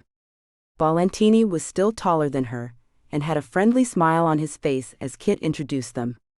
He shook Noemi's hand with both of his. I cannot begin to tell you how grateful we all were to you, Dr. Castor. You went above and beyond for our Thomasina. I hope you are completely recovered from your injuries. I am, thank you. He was so different from Tommy's no-nonsense down-to-earth personality. She soon discovered he was a minister of a small congregation outside of Modesto, California, and she guessed his smooth, practiced routine was part of that persona. Noemi couldn't make out whether he was genuine or not. She barely remembered Thomasina mentioning her stepbrother, and didn't feel comfortable asking Drew questions about his relationship with his stepsister. He was handsome in a bland way, and obviously he thought he was charming enough. Noemi felt bad about judging him, and realized she was doing so because she couldn't work out why she hadn't met him before. He appeared genuine and was interested in the clinic, which bore his stepsister's name. Noemi couldn't resist. I'm surprised you haven't visited before. Kit shot her a look, but Noemi smoothed her expression out with a friendly smile. No agenda here, buddy.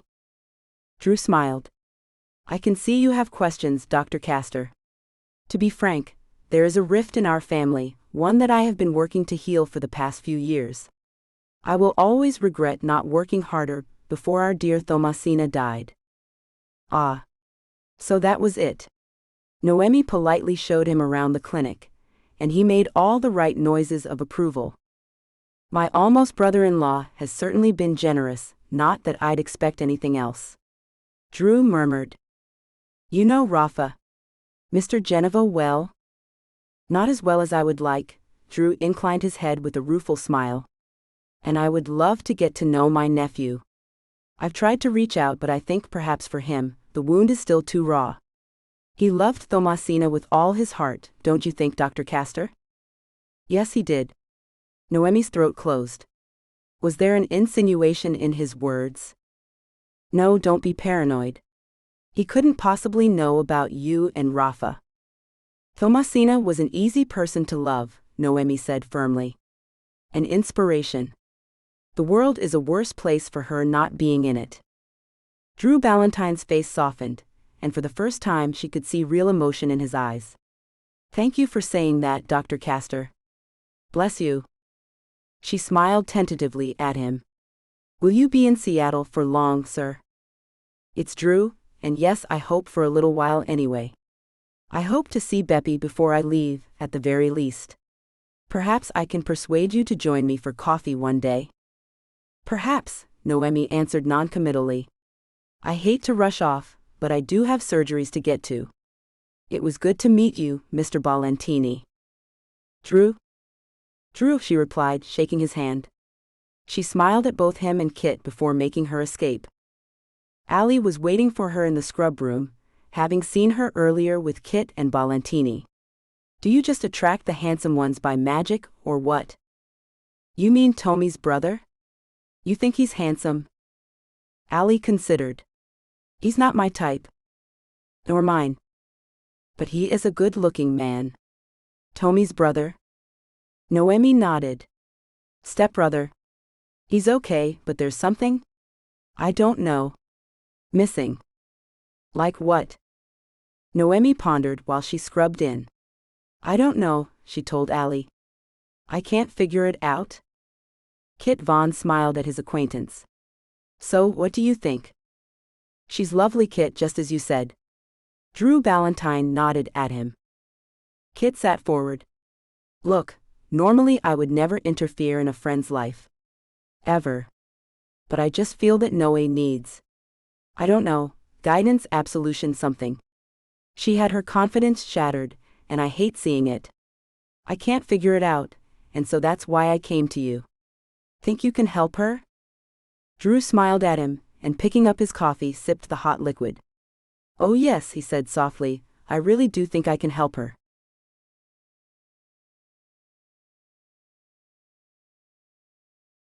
Chapter 11. Noemi didn't tell Raphael about the break-in, but she did tell him she met Drew Ballantyne. And what did you think of him? Rafa's voice was even and measured, but she detected a hint of tension. She put down the saucepan of pasta she was about to strain, and looked at him. I didn't really form much of an opinion, except that he appeared very different from Tommy. Rafa nodded and took the pan, draining it and dumping the pasta into a dish. They were cooking together in his city apartment, a luxurious penthouse in one of Seattle's most exclusive buildings. The view over Elliott Bay was breathtaking, but Noemi knew he hadn't brought her here to impress her. He just wanted her to feel at home. Mouse, for whom Rafa had bought a new dog bed, was fast asleep in the living room as they took their supper in, balancing plates on their knees and sitting on the couch to eat and talk. I don't know him that well myself, I just know the situation with the family. Ballantini's father was only married to Tommy's mom for a few years. He didn't come to see Tommy when she was sick. No. Rafa's expression told Noemi what he was feeling. She touched his arm. Hey look, he may have had a good reason. Did Tommy say anything about him? Rafa sighed and put his plate down on the coffee table. Not really. I know there was some friction because her mom adores Drew, him being a God-fearing preacher and Tommy being the rebel. But Tommy never resented Drew, they were just two wildly different people. Noemi studied him. But you're not a fan? Rafa shrugged. Look. I'm no angel, and I'm biased because I think that regardless of temperament, he should have been there for Tommy. But as I say, I might be a little unfair to the man. I only met him a couple of times. Noemi chuckled a little. Families, huh? Preach, sister. Did you always get along with your sister? Noemi hooted. Hell no. When we were growing up, we used to fight non-stop. Real brawls too. Ma and Pa used to have to physically restrain us. We're too much alike, that's mine and Leo's problem. Very judgy and convinced we're right all the time. Rafa grinned. Oh dear God, what have I got myself into? I'm afraid it's way too late for regrets, Geneva. Noemi laughed and leaned over to kiss him. Excuse my garlic breath. Ditto. He kissed her again and smiled. Siblings are strange creatures. They share the same DNA and yet sometimes. He trailed off, and Noemi saw something in his eyes, a reluctance, a distant memory he did not want to conjure. What is it? Is it your brother? Rafa sighed. Zani's been off the rails for years.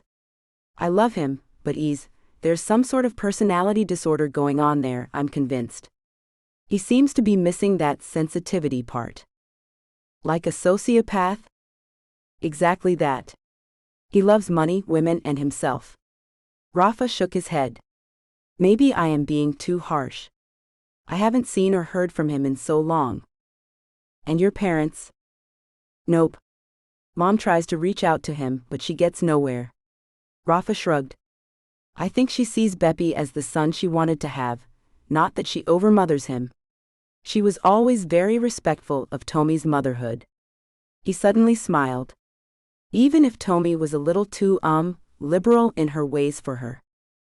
Noemi laughed. Wasn't she? I really enjoyed that rebellious streak about her. Me too. Later, as they watched a movie together, her head on his chest, Noemi wondered that they could talk so easily of Tommy, and it felt so separate from their own relationship. Would you approve, Tommy? Would you approve of Rafa and I? Or would you see it as a final insult? Noemi felt Rafa's fingers stroking through her hair. The way he made her feel, he was intoxicating. His touch made every cell in her body react, and Noemi didn't know if that meant her reason disappeared when she was with him, and whether that was healthy. Noe? She looked up to see him smiling at her. Yes? You're overthinking things. How do you know? He grinned. You grind your teeth. This side. He touched her face just in front of her ear. Let's just enjoy our time together, and not worry about anything. Can we do that? Sorry. Of course. Good. He kissed her as the kiss intensified, his arms tightened around her. Noemi's hand slid under his sweater, stroking his hard stomach, feeling the muscles contract under her touch. Take me to bed, Geneva. Rafa chuckled, a deep sound that rumbled through his chest. Actually, I was thinking I'd like to have you on the rug. He tumbled her to the floor, making Noemi giggle as he pretended to munch down on her neck. Oh, you silly man. She could barely believe there were so many years between them. She felt no distance despite the 10-year difference. She would never have guessed that he was so much fun, so goofy, but thinking back to when she had first met him, it made sense. In the hospital that first time with Thomasina, Rafa had been quiet, even somewhat aloof despite his politeness. Thomasina had regaled everyone with stories and jokes. Rafa had been the one to ask the hard questions. Now though, Noemi was finding out that Rafa could be playful too, and now as he undressed her, he would tease and tickle her so that by the time the intimacy begun, they both were relaxed. She loved that about him. Noemi laughed as he swept her up into his arms, and then shrieked as he turned a very cold shower on her. You fiend. She tugged him in beside her and soaked him. Rafa protested, cranking the hot water on. Serves you right, Noemi chuckled. Stay the night. Noemi was pulling on her sneakers and smiled at Rafa. I can't. Not tonight. I have to be at the hospital in a couple of hours, and if I stay here, there's no way I'm leaving you behind, all alone and warm in that bed." He laughed. "I'm glad to hear it. Listen, I know you want to keep us low-key, but how would you feel about us meeting with Beppy and taking Mouse for a long walk? I just want Beppy to start getting used to you being around, is all." Noemi considered. I can see the sense in it." Rafa was studying her. "But you have reservations. What if someone saw us?" Rafa's smile was fading. "I get it. Listen, let's drop it." She went to him. "I want to spend time with you and Beppy, but it's just too soon, you know? At least come have dinner at the house with us." "That I can do. Tomorrow night." "Tomorrow night."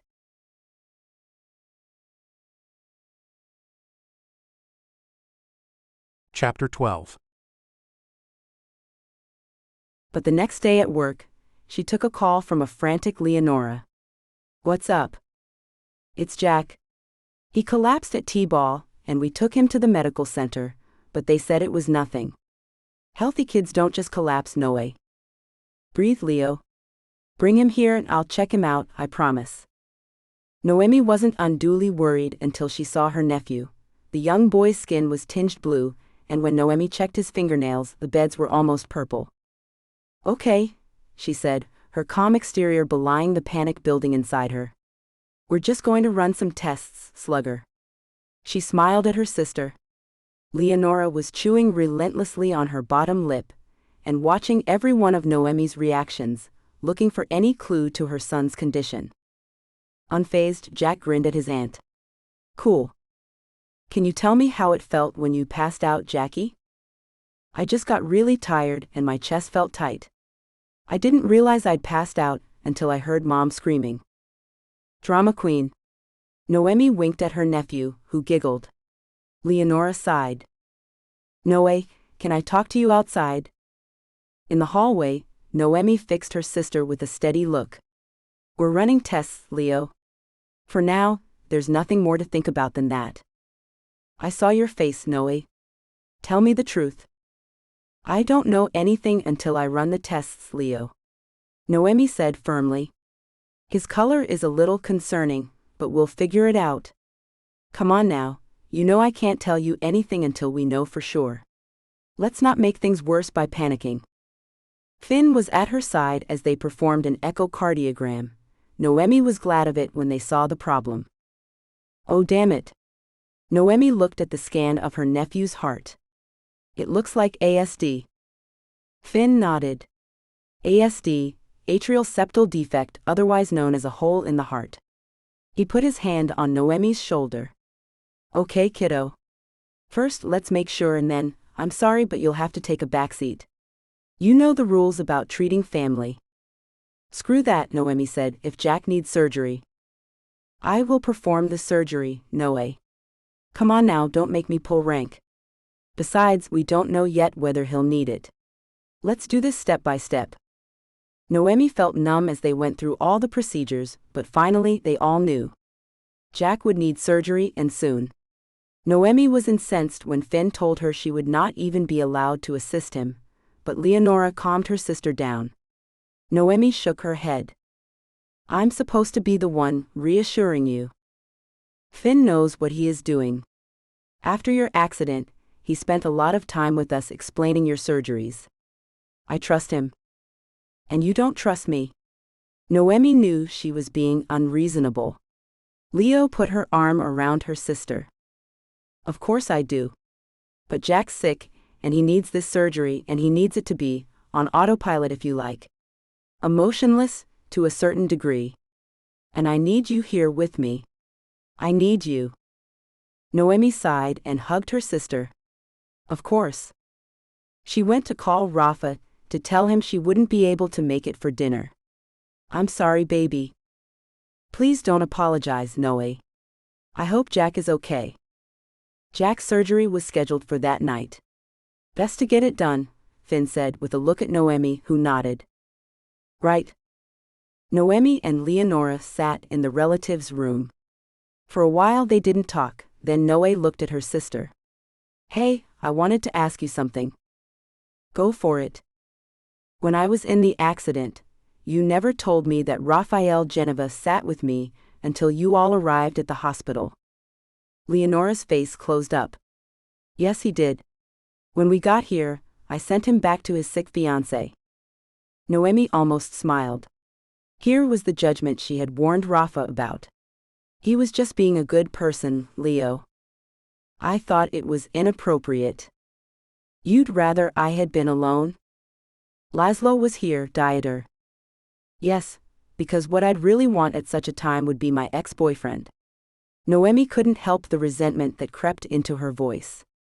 Rafa is a good person, a good man. You seem to think so.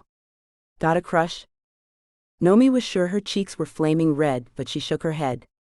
I'm just saying it was good of him. Noemi sighed. She wasn't going to argue the point with her sister, not now. It didn't matter, all that mattered now was that Jack pulled through. She knew from experience that these things came out of the blue, that life was always a risk. She believed in Finn, in his abilities. Their parents arrived at the hospital to wait with them. Marion and Frank, who had always supported their single mother-daughter and adored their grandson, showed concern on their faces, but like Noemi, used distraction to ease Leonora's nerves. Hours passed, and an antsy Noemi, with her face covered by a surgical mask, sneaked into the operating theater. She was soon spotted. Finn sighed. Noemi, please, I am trying to concentrate here. Just tell me how it's going. Noe. There was something in his voice that made her pulse quicken. What's wrong? Noemi Castor, do you want me to have security remove you? Finn? Allie, would you please take Dr. Castor outside and physically restrain her if she tries to get back in? Noemi sighed. I'm going.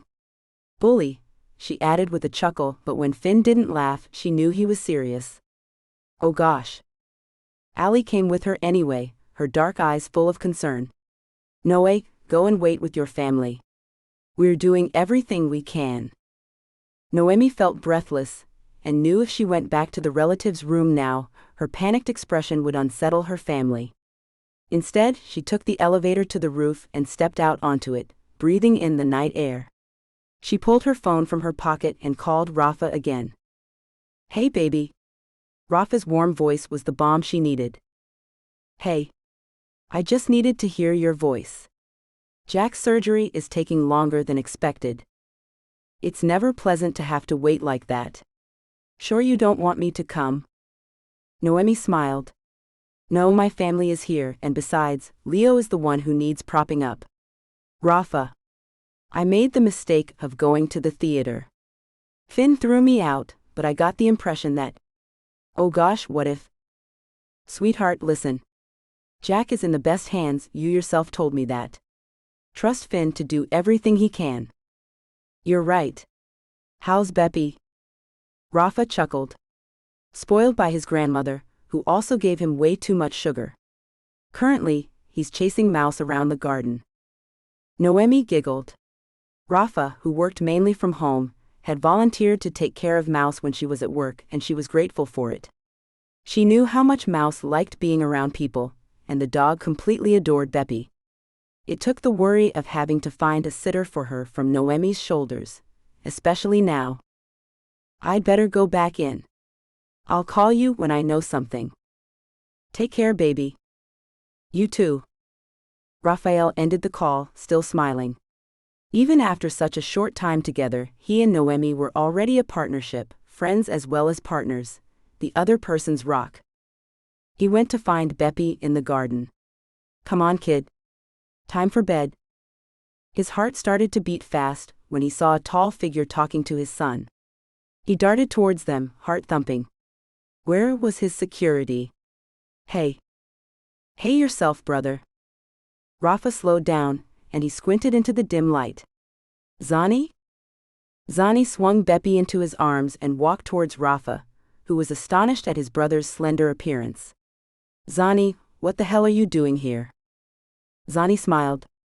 You mean, How did I get through the 7 layers of security you have here? This. He pointed to his face, once so like Rafa's, now quite gaunt and older. I don't look so different, hey? Yes. Yes you do. Rafa took his son from his brother's arms. Come inside, Zani. I have to put Beppy to bed. Zani followed them in, admiring Mouse. Nice dog. It's Nami's dog. Beppy told him. She lets me play with him when she's at work. Nami, huh? Zani's eyes sparkled wickedly as he looked at his brother. New girlfriend? Rafa didn't answer. Go to the kitchen, Zani. Help yourself to coffee, food, whatever. I'll be down as soon as I can. Always the gracious host. Zani mussed Beppy's hair. Night, kid. Maybe we can hang out tomorrow, yeah? Beppy grinned at him, oblivious to his father's tense stance. Cool. Rafa bathed Beppy and put him to bed, spending time reading to him, putting off having to go back downstairs to face his brother. What the hell was Zani doing here? And why hadn't he called before showing up like this? Rafa thought he knew the answer, but it wasn't until he rejoined Zani that he knew for sure. So what brings you back to Seattle? Zani smiled. A job, hopefully. A position back in the family business. Aha. He'd been right. Zani had finally blown through his fortune, and by the looks of him, most of it spent on booze or worse. Zani was almost skeletally thin. He looked a decade older than his 45, and his once handsome face seemed now watchful and spiteful. Rafa made a pot of coffee, while Zani studied the contents of the refrigerator. You got anything in here that isn't kale? Rafa tried not to grimace. Plenty if you look, he said mildly. Sit down, I'll make you an omelet. You look like you haven't eaten properly in years. I like to stay slim. Zani looked at his brother critically. Still the pretty boy, I see. Rafa ignored the jibe. Do Mom and Dad know you're in town? Zani shrugged. I haven't seen them yet. Not sure of the reception I'd get. I thought maybe you could smooth the transition before I ask Dad for a job. Dad's not in charge of hiring and firing, Rafa said, his tone even. For that, you'd have to come to me. Zani smirked. In that case. Rafa flipped a perfectly cooked omelet onto a plate and slid it to his brother. Eat. Drink your coffee. Then you can tell me why you're really back. Rafa went to bed about 2 a.m. Zani's answers to his questions had been evasive and even aggressive, and Rafa had eventually lost the will to listen. He offered Zani a guest room, which his brother accepted. We will talk more tomorrow, Rafa warned him. Zani just smiled that infuriating smile of his, and slunk off to bed. Rafa asked himself why he felt so unsettled. He certainly knew it was because he didn't trust Zani's intentions. A job? Zani had never worked a day in his life, and Rafa would bet that he wasn't about to start now. Zani wanted money and position. Rafa wondered what had happened in Europe. He was just falling asleep when he heard someone knocking at his bedroom door. Come in. His security guard stuck his head in, an apologetic look on his face. I'm sorry to disturb you, sir, but I think you'd better come to the front door. Dr. Castor is here, and I don't think she's okay. Rafa was up in a flash, and as they both hurried back to the front of the house, he saw her.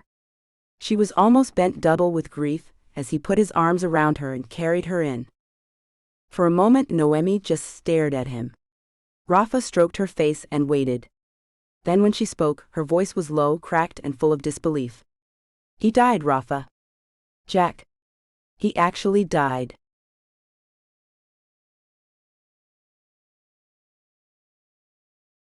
Chapter 13. Slowly, Noemi told him what had happened. When Finn had opened the child's chest, they'd tried to fix the hole in Jack's heart. Although the surgery had progressed well, Jack had stroked out on the table. Finn fought to get him back, but Jack was too far gone. A shell-shocked Finn had come to tell them that Jack was gone. Noemi would never forget her sister's terrible howl of grief. Leonora had collapsed screaming, and Frank and Marion had tried to comfort her. Noemi had darted from the room, running to the operating theater, her mind fixed on saving Jack, doing everything she could. There must be a way, there must be a way.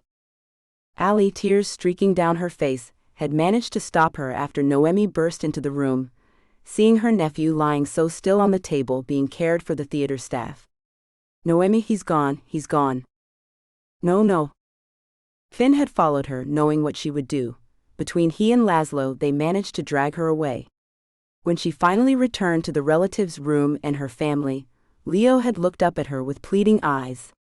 Then when Noemi slowly shook her head, Leo in her bottomless sorrow had screamed and slapped her sister hard.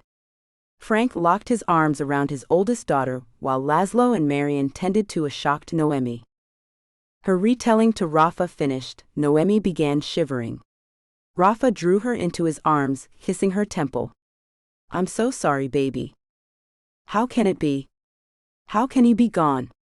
Noemi shook her head, not comprehending the horror of the last few hours. From collapsing on a t-ball field to the morgue? I don't understand. Rafa couldn't think of anything to do to comfort her.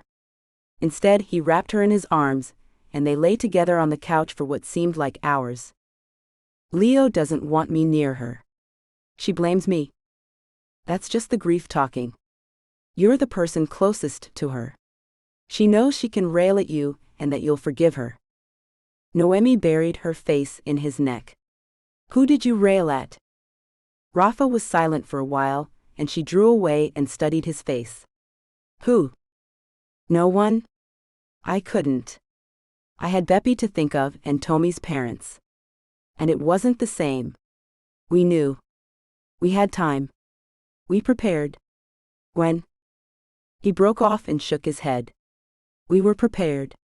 He had almost said when you had your accident and the heart was destroyed, but that really wasn't what Noemi needed to hear right now. He could see she was absolutely destroyed by Jack's death. Sweetheart, let me call your folks, let them know where you are. She shook her head. No, I'll text them and tell them I'm safe with a friend. Fine. But inwardly he sighed, what did it matter now who knew about them? But Noemi clearly wasn't thinking about anything but her nephew. Rafa persuaded her to go to bed, laying down beside her and holding her.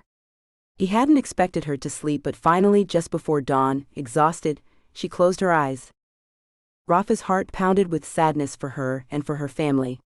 He grabbed a couple of hours of sleep, but then he got up to deal with Beppy. Zani was already up, and Rafa found him in the kitchen chatting to an excited Beppy. Rafa kissed his son's head and nodded to his brother. Good morning. Morning, bro. Zani grinned at him. We didn't want to wake you or your guest.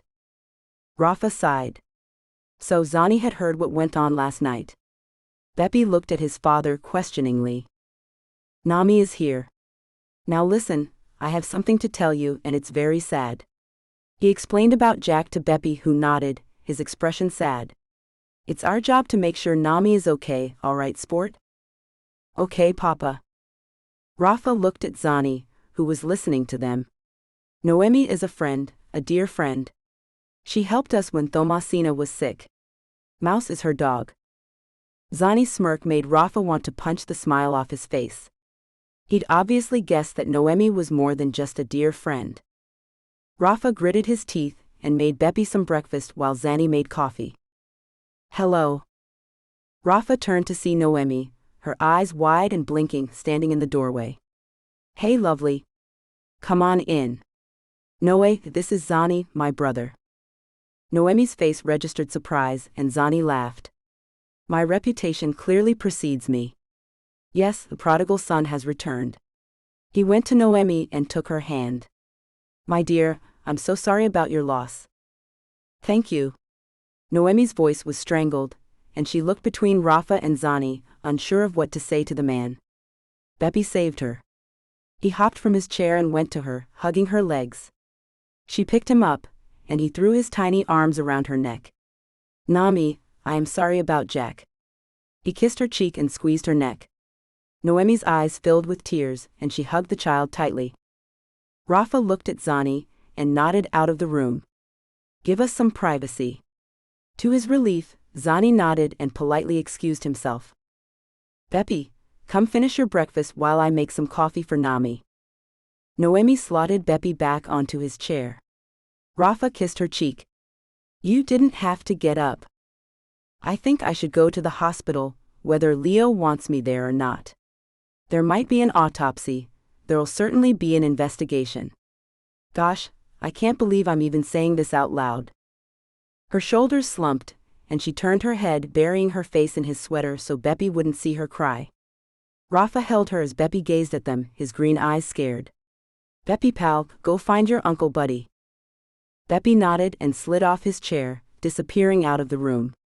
Noemi let out a sob, and Rafa held her as she cried. Finally, she drew away. I'm sorry, you don't need this. Hey, stop that. We're a partnership, Noe, we support each other. She nodded, wiping her face, and tried to smile. I have to go. At least let me drive you. Noemi shook her head. No, I have my car. I'm sorry I dumped this on you, I didn't want to go home. He slid his hands onto her face and kissed her. Why don't you stay here for a few days? I don't think you should be alone. Noemi hesitated. Can I think about it? Of course. She hugged Mouse.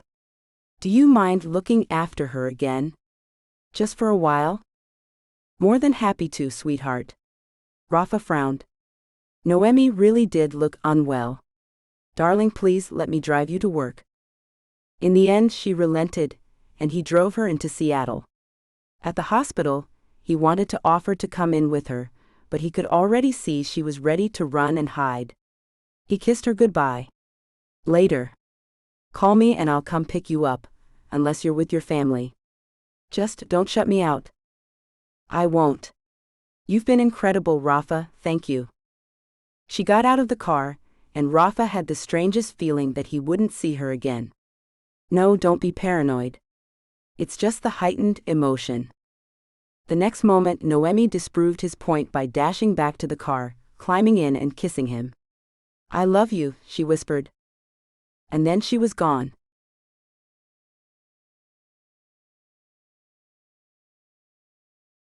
Chapter 14.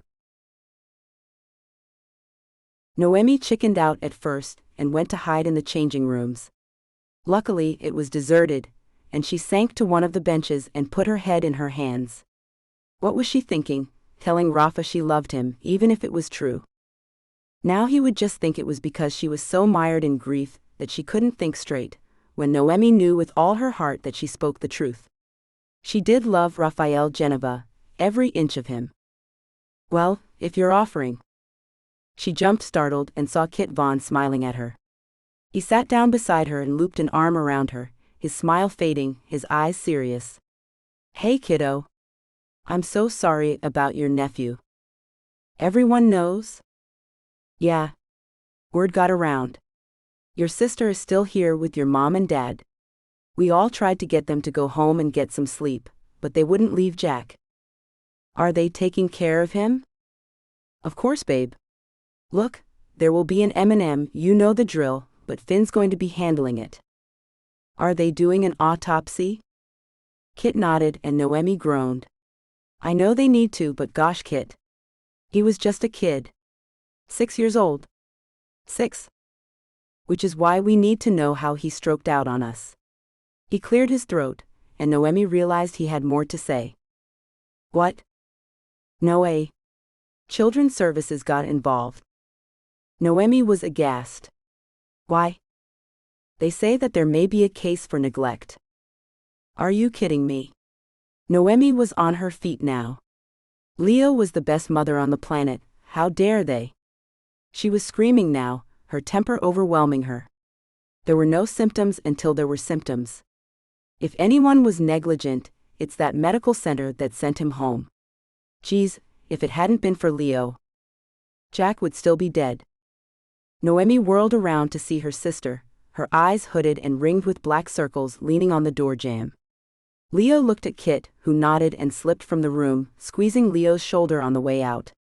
Leo looked at Noemi. I'm sorry I hit you, Noe. I'm really sorry. None of this is your fault. I lost it. Noemi went to her sister, and they embraced. You can hit me all you want, Leo, if it makes you feel better. Leo gave a half laugh, half sob. I keep thinking I'll wake up and none of this will be true. That I'll get up and Jack will already be in the kitchen, mixing his cereals up in that way that used to make me crazy, and grinning at me. How is it that will never happen again? How is that possible? I wish I knew, Leo. I can barely believe it myself. I see things like this all the time, and yet, the unfairness of it, the brutality, the shock of it. Gosh. She hugged her sister tightly, then let her go, both women wiping their tears away. Are Mom and Dad still here? Leo shook her head. I made them go home. She sighed and rubbed her hand over her face. I was worried about you, about where you'd gone. Noemi looked away. I was with a friend. She could feel Leo's scrutiny and she sighed. It's Raphael Geneva, okay? We've been seeing each other. Leonora's face went still. Oh. Yeah. It's still very new. Look, this is hardly the time to talk about my private life, Leo. Come on, let's go grab something to eat, and then you really need to lie down. To her relief, Leo let Noemi steer her to the cafeteria and make her eat some breakfast and drink coffee. Noemi found a room she could sleep in for a few hours. I don't want Jack to be alone, Leo fretted, but Noemi reassured her. I'll go be with him, Leo. I promise. In the morgue, the attendant gave her a sympathetic look and directed her to where Jack lay under a sheet. I'm so sorry, Dr. Castor. Noemi found herself trembling as she lifted the sheet and looked at the too still face of her beloved nephew. Memories came flooding back of family holidays, birthdays, Christmases. She had been with Leo in the delivery room when she gave birth to Jack. Noemi had no tears left. The pain of his death was so overwhelming, she wondered if any of them would ever be happy again. This morning, seeing Beppy, a knife had twisted in her gut, and she'd almost ran away out of the house. But she hadn't. She needed Rafa at that moment, more than ever, and when she had told him that morning that she loved him, she had meant it with all her heart. Noemi dragged a chair over to the gurney and sat down, holding Jack's cold hand in hers. She didn't know how long she sat there, but she started when a hand was placed on her shoulder. Hey, Noemi. She looked up. Donald, the kind-faced pathologist, was smiling down at her. I'm so sorry, Noe, but it's time. We have to take him down now. Can I come with him? Donald looked uncomfortable. No, sweetheart, you know that's not permitted. I promised his mom I wouldn't let him be alone. I'll stay with him. They both looked around to see Allie, her face blotchy from crying. She had known and loved Jack too. I'll go in with him, Noe. Noemi nodded, and they took Jack down to the autopsy room. She went back upstairs. She knew Laszlo wouldn't allow her to work today, but she felt like she would go mad if she didn't find anything to do. She checked in on Leo, still sleeping, and called her parents. They were still in shock. Sweetie, just look after Leo for us, would you? You know she doesn't blame you, it was just the emotion. Noemi reassured her parents that she and Leo were fine. She went down to find some coffee, and as she sipped it, she saw Finn. He looked devastated, and she went to him. It wasn't your fault. Finn shook his head. You can say that, but it won't make any difference in how I feel. Noemi hugged him. I know how that feels, Finn, I really do. The weight of the grief was overwhelming, and Noemi felt as if she were swimming in treacle with it. As she waited for the results of the autopsy, she went to see Laszlo. He didn't seem surprised when she asked for some time off. Of course, Noe, that's not a problem. But keep in touch, won't you? I'll worry. The results of the autopsy showed that Finn had done everything he could, but it was just damn bad luck that Jack stroked out. Leo took the news calmly. So, there was really nothing anyone could have done. Nothing. Leo tried to smile. It doesn't make me feel better. What could? Come on, Boo, let's go to Mom and Dad's. They'll want to know. Leo rubbed her eyes. I have to arrange the funeral home. Noemi bit her lip. I've done it for you. I hope that was okay. It can be changed if you want. I just wanted to take that off your plate, to save you the details, but if I've overstepped. Leo shook her head. No. Thank you, Noe. We'll go meet them in the morning. They're going to take Jack soon. We'll wait until he leaves, then we'll go home, yes? Their parents welcomed them with hugs but no words. There was nothing else to be said after all. Noemi waited until her family went to bed, before going outside into the cold night air. She sat on the front porch swing and called Rafa. Hey baby. Hey beautiful, how are you? Sad. Listen. I didn't mean to freak you out this morning. Rafa gave a low chuckle. You didn't. For what it's worth, I feel the same way, but I don't want to say the words over the phone. A small curl of warmth settled in her frozen body. Gosh, how did you get through this intact, Rafa? It's unbearable. I know, baby, and the answer is? I have no idea. One foot in front of the other, one breath after the last. The pain never leaves you, I won't lie to you. But it dims. Becomes such a part of the fabric of your soul, that you learn to live with it. Noemi closed her eyes. It's like acid at the moment. I know, babe. But it gets, if not better, then it gets livable. That sounds wrong, but it does. Noemi smiled down the phone. You are the most wonderful man, she said softly. How's Beppy? He's fine, excited because his feckless uncle is here. She could hear the resentment in Rafa's voice. Is he really that bad? In the scheme of things, no. But that's the right word, scheme. Zani's blown his share of the trust fund, and now he wants money. He's asking for a job. And you don't want to employ him? Rafa sighed. If I don't, he'll go to Dad and leech from him until Dad's broke. At least if I give Zani something to do, I can make sure he does it. But I don't trust him, Noe. There's something going on with him I'm not getting. Geez. I'm sick of talking about Zani. I miss you. Noemi chuckled. Me too, baby. Listen, after the funeral I'll have more time for us. I'm taking some personal time. Then if your family can spare you, maybe we could get away, just the two of us. I'd like that. She said good night and sat outside for a while longer, trying to breathe in as much fresh air as she could. It had been a hellish few years, but this was the worst feeling yet. She had to trust in what Rafa was telling her, that it would become bearable if not healed. At the moment, she couldn't see how. Noemi didn't see the man watching her from the street across from the house. He took in the soft curves of her figure, the sweetness of her face, even as sad as she looked. She was lovely, truly lovely. It was such a shame she was involved with the Geneva family. What a waste, he whispered to himself. What a truly shameful waste. Run, beautiful girl. Run far away from that family before it destroys you.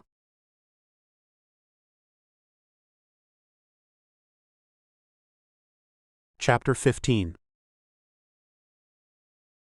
Noemi ripped another package open and drew out the small plastic stick. The third one in less than a half hour. This couldn't be happening, not now, not today of all days. She did the test again, lining it up on the sink with the last two, and waited. The telltale second blue line showed up again. Oh no, no, no. Pregnant. How had this happened? She gave a hollow laugh. Really, Doc? You need a biology lesson? She was on birth control, yes, but she knew as well as anyone it didn't always work, and now she was pregnant with Raphael Genova's child. And she'd found out the very day her beloved nephew was being buried. Oh gosh. Noe? You done in there? I'm about to pee myself. Noemi swept the pregnancy tests and the packaging into her purse and zipped it, flushing the toilet. Sorry, boo. Daydreaming. Leo, who looked more together than Noemi had expected, smiled at her as she went to the sink to wash her hands. Same old Noe. Always. Noemi waited until Leo had used the bathroom and followed her sister out, her mind whirling. Forget it for today. One day will make no difference. Today is just about Jack. Noe, I wanted to say before we go down that you chose the funeral home perfectly. Jack looks like he's sleeping. Thank you. Thank you. Noemi's eyes filled with tears, and she hugged her sister tightly. He is so beautiful, Leo. And you were the best mom. He was so happy all his life, and that was because of you. Leonora's tears were flowing freely. I always wondered if I did him a disservice by not keeping his father in his life. It was just the opposite. Although Paul was a good man, he wasn't a father. Jack didn't need anyone else but you. And you and Mom and Dad. I could never have done it without you. Leonora sighed. Paul's here, you know. He's broken up. She gave a sob. Noemi wiped her tears. Come on, before we both disintegrate into puddles. As they walked into the chapel, it was full of their friends and family. Paul, Jack's biological father, was leaning over his son's open casket, weeping inconsolably. Noemi couldn't help but think, where were you in the last 6 years? But she knew she was being harsh. Leo and Paul had parted amicably before Jack was even born, and Jack had never known that Paul, who he'd only met on a few occasions, was even his father. At the back of the church, Noemi saw Rafa and Beppy quietly taking their seats, and she smiled at them. Beppy was adorable in his little suit, and Rafa smiled back at her, raising his eyebrows, asking her silently if she was okay. Noemi nodded and touched her chest over her heart. Rafa did the same. The simple gesture made her feel stronger. The funeral went off slowly and beautifully, and as they laid Jack to rest, Leo stayed strong. Goodbye, beautiful boy. You will always be with me. They held the wake at their parents' home. Leo thanked all the guests personally, even Rafa. She stroked Beppy's chubby little cheek. He's adorable, Rafa. Rafa gripped her hand. You need anything, please just ask. Thank you.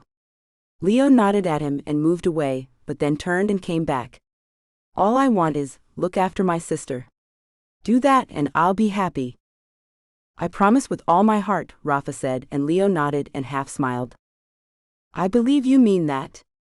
Thank you, Raphael. See you again, Beppy. Beppy reached out his little hand and put his fingers on her face. Noemi watched as a million emotions flooded her sister's face before she nodded and walked away. Noemi slipped her hand into Rafa's. Let's go find somewhere to talk.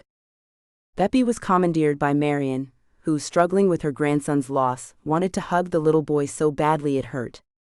Beppy, always sensitive to emotions around him, threw his arms around her neck and snuggled in tight. He's a cute kid. Noemi turned to see Paul behind her.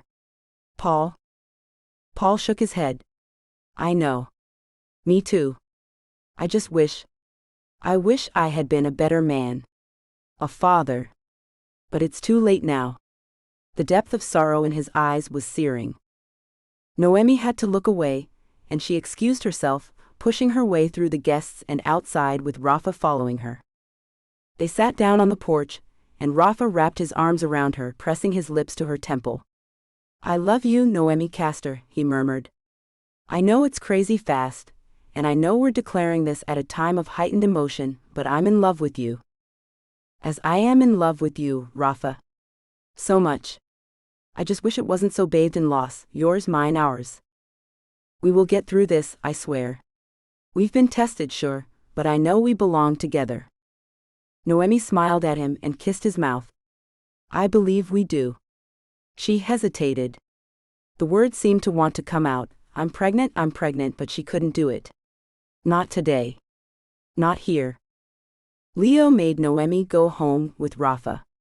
You need some looking after, and Mom and Dad are fussing around me. I need some time alone too. Go be with him. You approve of him now? Leo half smiled. Let's just say I'm touched he came to the funeral. And that kid is adorable. She even hugged Rafa before they left and gave him a look. Remember what I said? I promise. In the car, Noemi asked him what Leonora had meant. Rafa grinned over at her. She told me to look after you. Noemi chuckled. Ah, Leo. Feminism passed you by, didn't it? Hey now, I need looking after too. Isn't that what feminism is? Equality? Rafa stuck his tongue in his cheek, and Noemi giggled. It felt so good to laugh. Noemi looked around at Beppy, fast asleep in his child seat. He looks so adorable in that little suit. Did you get it off the rack, or did you have it tailored for him in Italy? She teased Rafa, but when he looked sheepish, she gasped. Seriously? Your 4-year-old son has his suits tailored in Italy? Rafa chuckled. Now you sound like Tommy. But yeah, he needs a suit, so every birthday he gets measured and I have one made. It's kind of like a family tradition. My dad used to do it for Zani and me when we were growing up. My mom still has every one of them in her archive. Yes, she has an archive of my baby clothes. Noemi was giggling. Oh, how the rich live. When I was growing up, the only tradition I knew was fighting over the turkey wishbone on Thanksgiving. Rafa smiled at her. You've never talked about your upbringing. Do you remember your birth parents? Not at all. I was still a baby when the Castors adopted me, so I've never known any other life or any other family. I have no need or drive to find my birth family. I was so lucky. All I know is my father was African American, and my mom was Creole from New Orleans. Even growing up mixed race in a white family, nothing seemed out of place. I was with the people I was supposed to be with. And you were close with Leo? Noemi smiled. I am. As soon as I was able to communicate, we've been best friends. We share the same sense of mischief. I used to do this thing in the schoolyard while we were playing. I'd holler like a banshee, and wherever she was, she'd banshee me back. Best friends. Since then, we've fought and played, and I could not imagine being closer to someone who actually shared my DNA. Rafa reached over and took her hand. That's a hell of a story. I love it. I often wondered about what it would be like to have a sister instead of a brother. Were you and Zani close? He shook his head. Not really. Too different. Back at Rafa's Lake Washington mansion, Zani was nowhere to be found. Rafa put a sleeping Beppy to bed, then he and Noemi went to his bedroom. Rafa stroked her hair back from her face. Are you tired, baby? She shook her head, her gaze meeting his, and they kissed, their lips soft at first, but as the tension built, rougher, hungrier. Noemi needed him tonight, and as he gently moved her onto her back, she tangled her fingers in his hair, pulling his lips to hers. Don't wait, don't wait. Never taking her eyes from his gaze, pouring all her emotion into being with this wonderful man.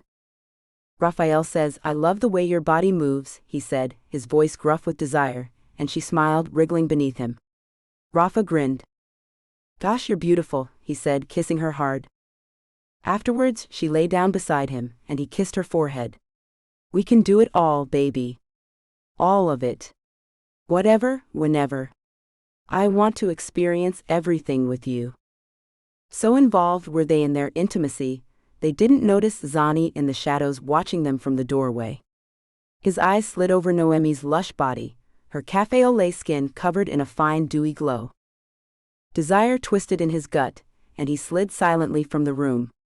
He could see his brother was head over heels for the young doctor, and although he was happy for Rafa, he knew that his own actions would soon have terrible consequences for all of them. Zani knew he shouldn't have returned from Europe, he should have stayed and faced the consequences of his behavior. No doubt if he had, he'd be dead. But at least you won't have dragged Rafa, Beppy, your parents, and that beautiful girl into your twisted mess of a life. It was too late now. He'd made them all targets. Zani knew what his enemies would do to them. Back in Europe, his own girlfriend, Sophia, had paid the price. He'd found her beaten and sobbing in their apartment upon returning from a club. Her attackers had left her a message to give Zani, next time she dies. He used the last of his trust fund to make sure Sophie had safe haven in France, It was probably the only good thing he'd ever done in his wasteful life. But now he was about to bring it all down on his family. His enemies had found him. He knew that because of one solitary text message, a photo sent to him. Rafa and Noemi kissing in Rafa's car. So in love. The threat was clear. Zani walked through the silent mansion. He could give himself up to his enemies, but it wouldn't do any good.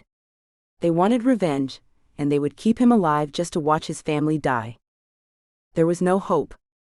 By his own actions, Zani had condemned the people he loved to death, and he knew that before they died, their lives would be made pure hell, and there was nothing he could do about it.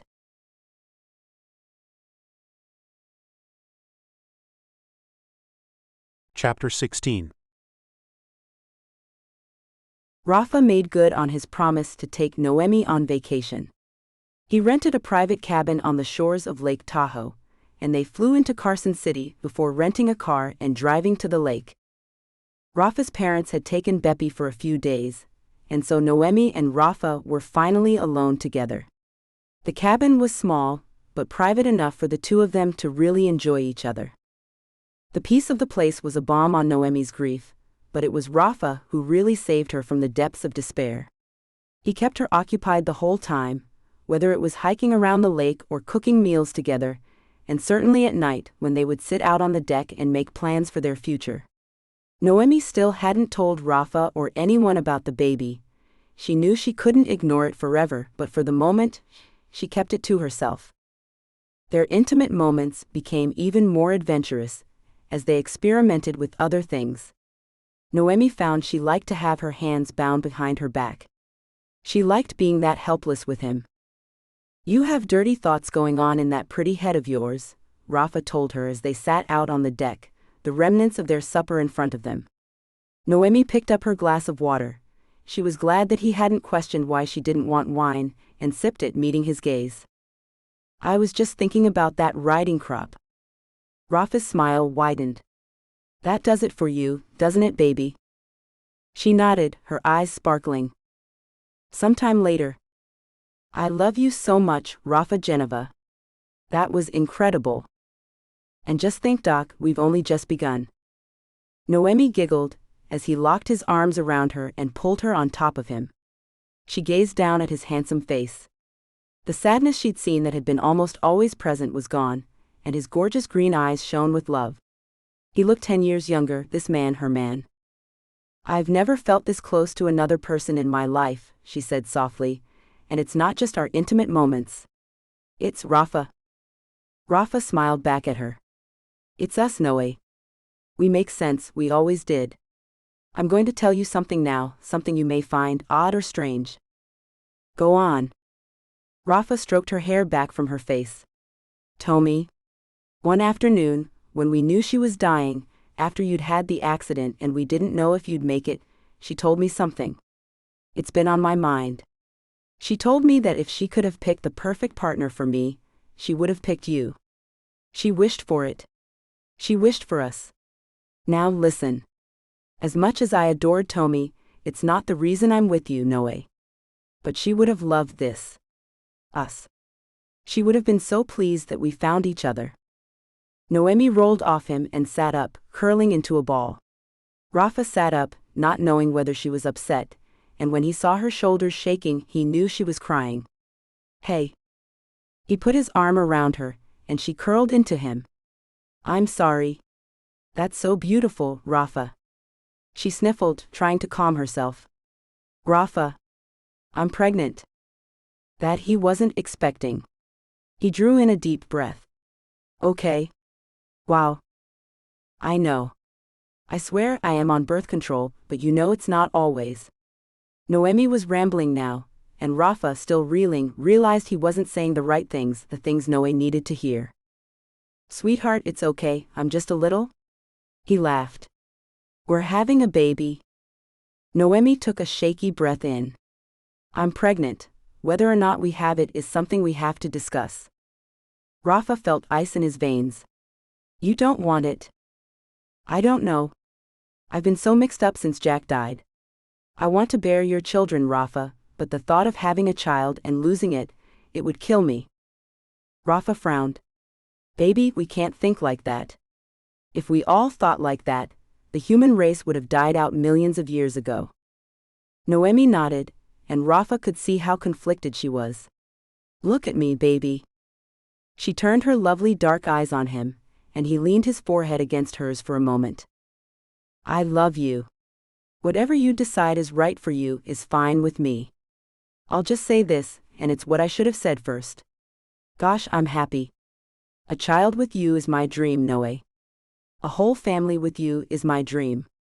Beppy would love a sibling. But we have time, all the time in the world, so if right now isn't going to work for you, then we take the next step. How far along are you? About a month. So we have time.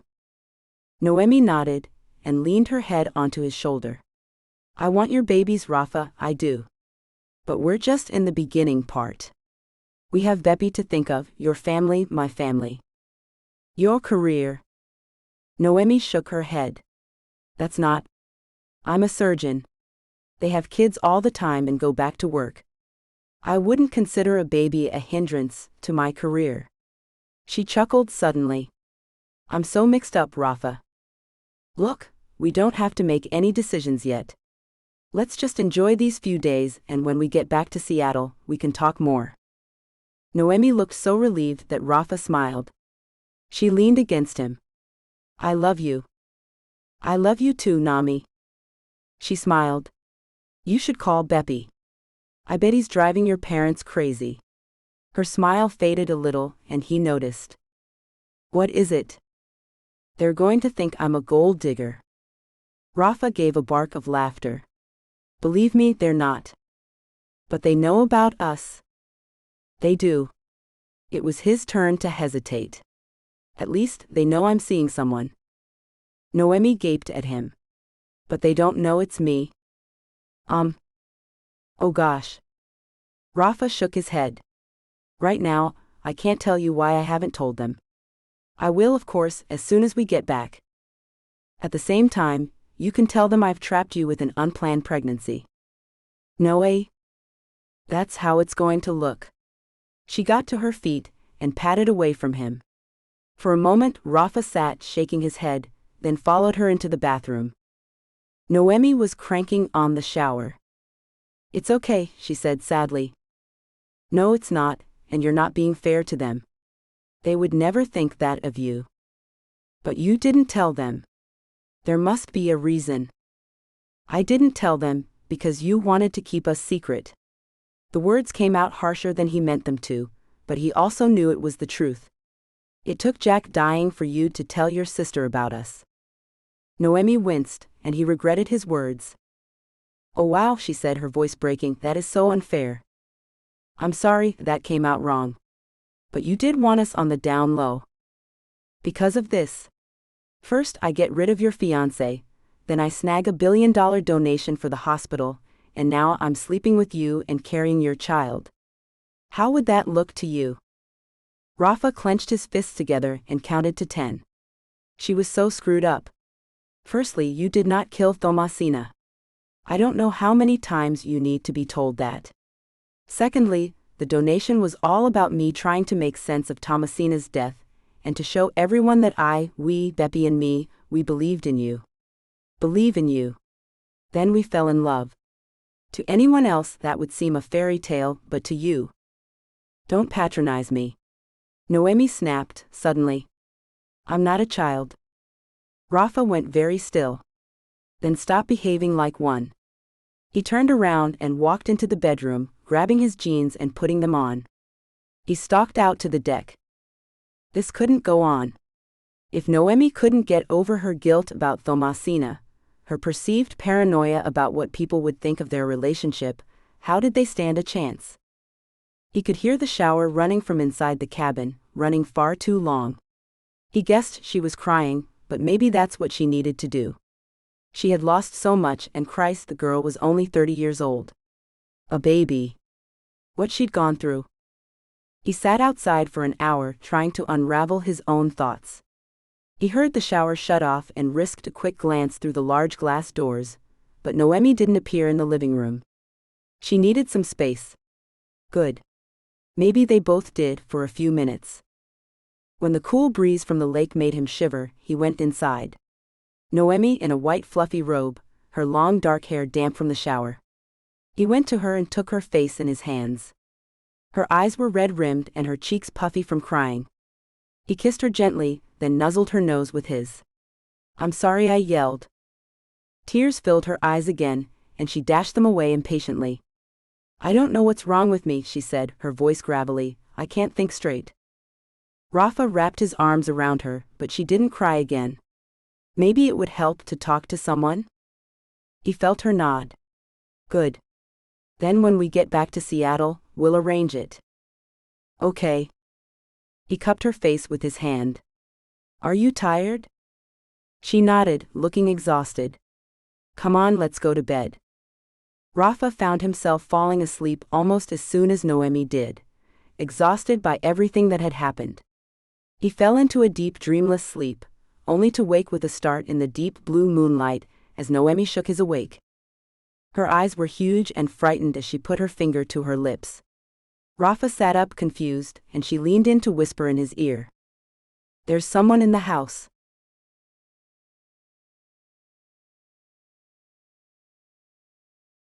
Chapter 17.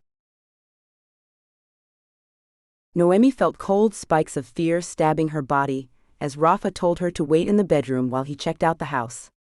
She had been awake, needing the bathroom, and when she was padding back to the bedroom, a shadow had passed the end of the hallway that led downstairs, and she almost shrieked with fright. Instead, she clamped her hands over her mouth and listened. Had she imagined it? She reasoned it could have been something flying past one of the windows, causing a shadow from the bright moonlight. But then she heard a low voice, some barely audible cursing, and something shifting. Now as she waited, she wished she had just yelled and scared the intruder off, instead of Rafa confronting who knows what. She stood at the door listening, her heart yammering away in her chest. She sneaked into the hallway, trying to see if he needed help, and a hand was clamped over her mouth. Instantly her survival instinct kicked in, and she struggled with her captor stomping on his instep. He released her with a roar, and Noemi screamed for Raphael. "Noemi!" She heard his voice from downstairs, followed by another sound as if he were being body slammed. Noemi ran towards the stairs, but her attacker grabbed her again and threw her hard down the shallow staircase. Noemi tumbled down, almost too shocked to feel the pain as her body crashed down the wooden stairwell. She could hear sounds of fighting as she came to a stop, winded, but she didn't feel as if any limbs were broken. She heard her attacker walking down the stairs behind her, chuckling, and she tried to drag herself out of the stairway. "Where are you going, pretty little thing? We aren't nearly done yet." He hauled her up and carried her into the living room where Rafa was fighting with another man, and winning. Noemi screamed, and Rafa looked up just as the man threw Noemi at him. Rafa caught her and pushed her behind him. "What do you want?" he yelled, and Noemi could see blood on her face. Behind her was the breakfast bar. Surreptitiously, she reached behind her, her hand groping for anything they could use as a weapon. There was a flash of light, and she realized the attackers were taking photos on their phone. Rafa lunged at them, but Noemi pulled him back. He was a strong man, but against two of them. Noemi's attacker smirked and nodded to his accomplice, and they went out the same way they came in, through the unlocked sliding doors that led to the deck. Rafa cussed loudly, and then went to the doors, locking them. Rafa and Noemi stood in shocked silence for a long time, before Rafa came to her. "Are you okay?" She nodded and touched his face. "But you're not." "I'm fine. I'm going to call the police. Then afterward, we're getting out of here. If I were alone, I'd say screw it, but I'm not risking the two of you." He splayed his hand over her belly, and at that moment, Noemi knew she would keep the baby. The police came, and they gave a statement, but the police told them it was probably an attempted robbery, and that they would keep a lookout. Noemi read that as, "They're long gone, forget about it." She could see Rafa wasn't happy with that answer, but he didn't press it. As soon as the officers left, he turned to her, his green eyes full of fury and concern. "Sweetheart, let's get out of here." Noemi obeyed him, and within a half hour they were on the road. They checked into a hotel in Carson City, but Rafa insisted they fly back to Seattle as soon as they had gotten some sleep. "I want you far, far away from here."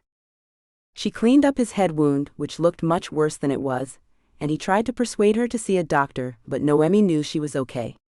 "I'll probably just ache tomorrow. I was lucky, those stairs weren't too steep." "We were both lucky. I just want to know who those guys were." Noemi dabbed at his forehead with the rubbing alcohol, and he winced. "Like the cop said, probably just opportunists." "Opportunists don't throw pregnant women downstairs. Opportunists steal. They took nothing but photographs of us." Noemi gave him a half smile. "He didn't know I was pregnant, baby." They gazed at each other for a long moment, then both began to smile. "We're really going to do this, huh?" Rafa said, his eyes shining, and Noemi laughed. "I guess we are." He kissed her softly. "I love you." "Right back at you, big guy." She sighed and laid her head against his shoulder. "I'd show you how much, but I really am wiped out." They laid down together, and Rafa tucked his arms around her waist as they fell asleep. As she gave into unconsciousness, Noemi knew that when they woke up, they would have to plan for a very different future than either of them had expected. Zani flicked through the images on the text message he'd just been sent. Rafa. Noemi. These creeps had followed them to the cabin, attacked them, taken photos of them. It was a warning. Had they said anything to Rafa, given him a clue that it was Zani's fault they were attacked?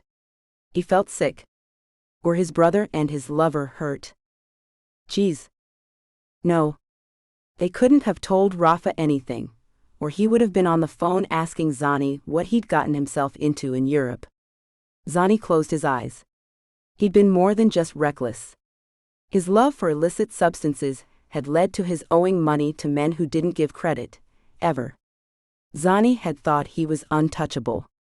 Now he knew he wasn't, and neither were the people he loved. And he had no idea how to save them.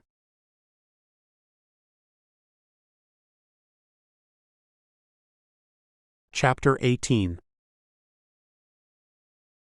Noemi and Rafa decided not to tell anyone about the baby until past the 3-month mark.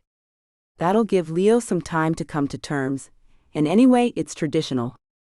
Rafa grinned at his partner as they sat in his kitchen one morning a week after their return from Lake Tahoe. Like any of this has been traditional. Noemi chuckled and linked her fingers in his. Then a little bit of tradition is probably called for. She rubbed her belly unconsciously.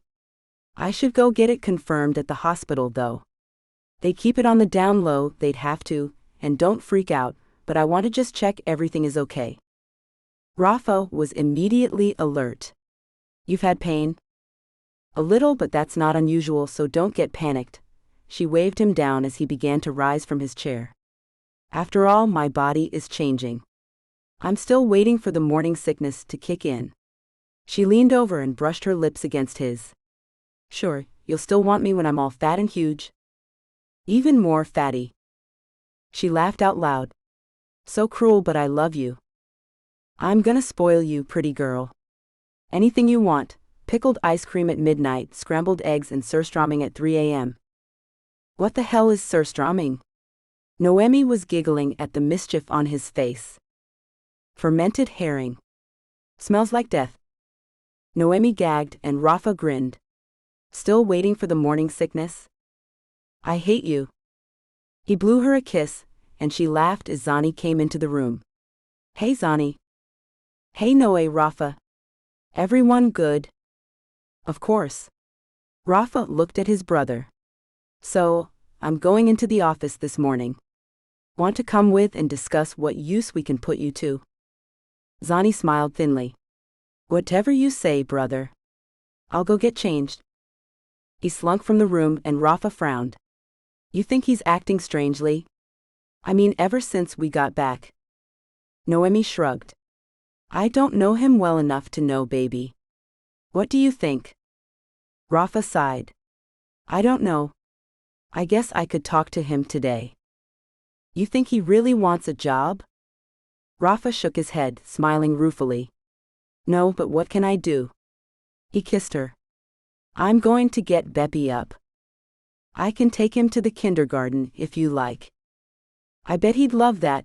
Rafa was walking towards the door, then stopped and returned to her. And maybe while you're doing that, you could think about moving in with me. Noemi's eye widened. Wow. Wow. Wow. Just think about it is all I ask. I would very much like to raise our child together, but if that's too soon. Noemi chuckled. I think we've thrown too soon out of the window. Is that a yes? Noemi grinned. Yes, you beautiful man, I'll move in with you. But one condition. Back rubs and intimate moments every night? Noemi pretended to look affronted. I would hope that was a given. No, my condition is I pay rent. I'm not freewheeling from you, Rafa. No way. And it's not like I can't afford it. I'm a surgeon for Christ's sakes. So, whatever your mortgage payment is on this every month, I pay half. Rafa's lips twitched. You want to know how much my mortgage is per month? Yes. He told her, and Noemi paled. Well, how about I just rent a room? Rafa threw his head back and laughed. Girl, listen. Money is just stuff. Who cares? We'll work it out. No one will think you're a gold digger. You're a surgeon, remember? Gah. Trapped by my own words. Yup. Rafa batted her butt with his hand. Come shower with me, and I'll take my rent that way. Perv. You know it. Beppy was, of course, delighted to be taken to the kindergarten by Nami, and he chatted all the way. He hugged her tightly when she said goodbye. Love you, Nami. Noemi held her tears back and she smiled. Love you too, Beppy. She was still thinking about him as she drove to see Leonora.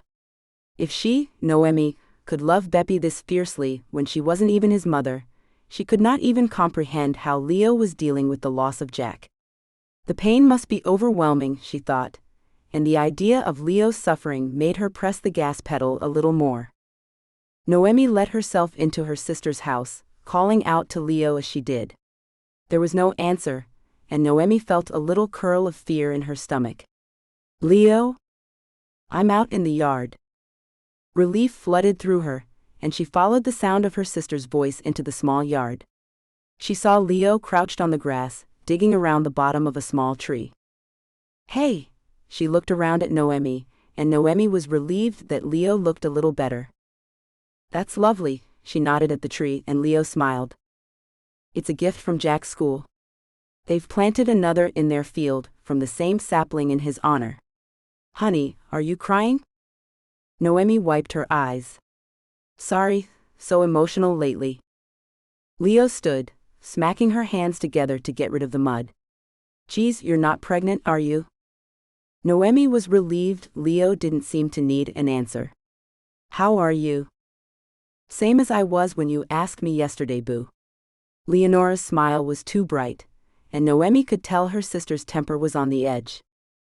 Fair enough, she said lightly, not wanting a row. Just wondered if you'd like a come and walk mouse with me. We're going out to Alki Beach Park. No thanks. I'm meeting some friends in the city later. Oh, okay. Noemi was a little stung by Leo's brusque dismissal. Leo. Is ever. Noe, I swear if you ask me if everything is okay one more time. Fine. I get the message. Noemi said it softly, but she could feel the tears coming again. She turned away. Well, call me when you want to get together. I will. Later. Noemi nodded, not looking at her sister. Later. She drove out to Alki Beach and let Mouse out to run, envying the dog's boundless joy as she ran free. Oh, to have such an uncomplicated life, she thought fondly. The day was sunny, but a cold breeze blew up from Elliott Bay, and she shivered, pulling her thin denim jacket around her. She walked for an hour playing with Mouse on the grassy lawns. There were a few people around also walking their dogs, but after an hour she noticed she was alone apart from a solitary man walking a few meters behind her. She didn't pay any attention to him until Mouse skittered up to her and growled, staring behind her, her hackles up. Noemi stopped and turned, glancing behind her. The man had stopped when she had. Damn. Annoyed rather than scared, Noemi clipped Mouse's leash back on and walked towards the man. She kept eye contact with him until she had passed him, a silent warning, "I will fight back, creep, and so will my dog." Mouse jerked slightly at her leash, snarling towards the man, but he did not flinch, just smirked. Noemi stopped suddenly and took out her phone. Openly, deliberately, she took a photo of the man. "Just so you know, that's gone to the cloud," she said to him. "So, anything happens to me or my dog between now and my car, they'll know your face." "Hey, I'm just walking here." His grin was mocking and surly. He made an indecent gesture, and Noemi gave him the finger. "Right, men like you make me sick. You think we don't feel you standing too close or watching us like predators? Creep. Go back to your mama's basement, you loser. Man, you're one stuck-up tramp." His grin had vanished. Mouse growled. The man glared at Noemi and stalked off. Noemi smiled grimly. "Jerk." She looked down at Mouse. "We showed him, Mousy." Mouse licked her hand, and Noemi bent to kiss her dog's furry head.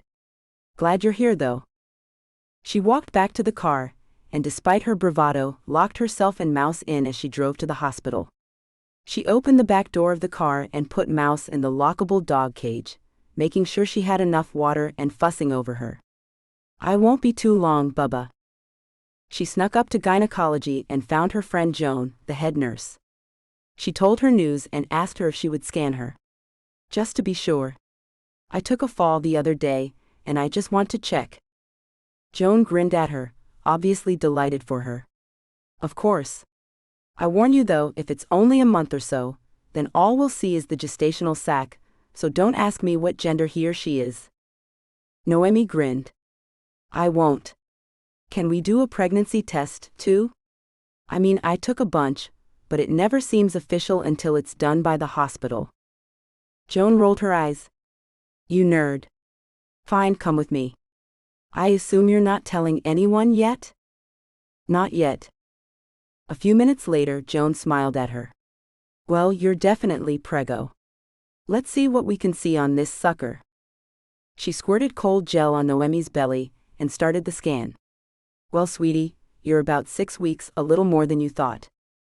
Noemi was surprised but nodded. "Not impossible." Joan grinned at her. "Planned?" "Not exactly, but wanted." Joan was grinning mischievously. "Really? Both of them?" Noemi's eyes widened. "What?" Joan moved the screen around. "Congrats, Mama, you're having twins." Noemi burst into tears, half laughing, half crying. "Oh my gosh, twins? Really? Really? 1. 2. She pointed out the tiny embryos. "Good news?" Noemi nodded, unable to speak. Joan hugged her, then cleaned her up. "I'll give you a moment." "Thanks, Joni." When she was alone, Noemi took out her phone and called Rafa. She got his voicemail, but didn't want to tell him on a message. "Sweetie, I know you're working, but I'm coming over. I have some news. Some very good news." She went back down to the parking lot, unlocked Mouse's cage, and got the dog out to walk her around. Mouse was delighted to see her, as if she hadn't seen her for days rather than 45 minutes. Noemi walked her around until the dog peed, then loaded her back up and drove into the city. She knew Rafa wouldn't mind if Mouse came into his office with her, and so she got out, clicked on the leash, and started to walk to the elevator. The skin on the back of her neck prickled, and she turned, scanning the parking lot. The feeling of being watched was back, but she knew that was ridiculous. The guy in the park, the intruders at Lake Tahoe, why on earth would any of them be here? Mouse didn't seem to be upset at all. "Man, pregnancy hormones are making me crazy," she told herself as she walked to the elevator. As she rode up, Mouse sitting patiently next to her, Noemi put a hand on her belly. Twins. She could barely believe it. She was still smiling when she said hello to Rafa's assistant, Mary. "You can go in, they're just chatting." Noemi thanked her but still knocked. Rafa stood and came to meet her. "Hey, beautiful." Zani looked relieved at the interruption. He got up and kissed her cheek. "Savior," he muttered and disappeared out of the room. Noemi chuckled as Rafa closed the door, giving them some privacy. He mussed Mouse's fur and grinned at Noemi. "This is a lovely surprise." Noemi beamed at him. "I hope I'm about to give you another. I went to the hospital and had a scan. I'm definitely pregnant, all is doing well, and by all I mean." She grinned as she built it up. "Both of them are doing fine." "Twins?" Rafa's eyes widened and he laughed. "We're having twins?" "SSH," Noemi said, nodding to the closed office door as his voice got louder, but then she shrieked with laughter as Rafa picked her up and swung her around. He set her down on her feet and took her face in his hands. "You have made me so happy, Noemi Castor. So very happy. As have you, my darling." She tangled her fingers in his dark curls. "I love you." Rafa kissed her, then splayed his hand over her belly. "Two of them," he said, his tone incredulous. "I'm about 6 weeks," she said. "Can you believe it?" He kissed her again, his lips pressed hard against hers. "I can't believe how lucky I am." Rafa asked her to sit with him for a time, and they talked excitedly about their children. Then Noemi grinned. Zani looked drained. "You've been driving him hard." Rafa rolled his eyes. If you asked him that, he would definitely say yes. To anyone not spoiled, he got off easy. Noemi laughed. "Poor little rich boy." "Indeed." Rafa sighed. "Thing is, he's not untalented. He could really make an impact. He's much more sociable than me. His natural charm? He could charm snakes from trees." "You're pretty charming yourself, Mr. Geneva." Rafa grinned and kissed her. "You're the only person I want to charm." Done and done. She laid her head on his shoulder, feeling tired. It had been a weird morning. "Listen, I'll leave you in peace." Rafa kissed her temple. "You don't have to go." "I should." She smiled at him. "After all, I've got to go pack some stuff, bring it over, you know. Can you spare a drawer?" Rafa laughed. "Every drawer. You just take all the space you need. Listen, you need anything, just charge it to my credit card." "Nah. She wagged her finger at him, and he chuckled. "Fine. But look, I want it to be our home, so you want to change anything? Go right ahead, rip out walls, paint it neon pink, anything." "I'm tempted to paint it neon pink just because now," Noemi giggled. "You madman. Look, we can nest all we want later." She kissed him and got up. For a second she was tempted to tell him about the creep in the park, but then why upset him? Her news had put him in such a good mood, and it wasn't like she'd ever see the guy again, with any luck. "Hey, listen, I overheard Mary talking about this great baby store in the city once." "Honeybees, I know. Leo went there when Jack was born." Noemi swallowed over a sudden lump, and Rafa noticed. He put his arms around her. "I'm sorry, honey." She shook her head. "No need. I saw Leo this morning. She seems to be coping. Maybe a little too well. I'm glad I have this time off work because I think whether she likes it or not, I should keep an eye on her." She chewed her lips, the twins. Rafa nodded at her hesitation. "We don't have to tell anyone yet, baby. We'll work it out." Noemi took Mouse into the city and found the baby clothing store. She was about to tie Mouse up outside when the owner waved her in. "There's no one here, bring her in." The owner was clearly a dog lover. She fussed over Mouse while Noemi looked around and chatted to her. Noemi bought a few things and thanked her. She walked slowly back to the parking garage, and she was already sitting in the car before she saw the photograph stuck to her windshield. A Polaroid? She didn't even think they made those anymore. She got out and plucked it from under the wiper blade. A shiver went through her. The photograph was of her, chatting to the woman in the baby store. Less than a half hour ago. "Geez," she whispered. She got back into the car and banged the locks down, looking around. She couldn't see anyone else in the garage, and she started the car and drove out as quickly as possible. But now she knew. It wasn't her hormones making her paranoid. Someone was watching her.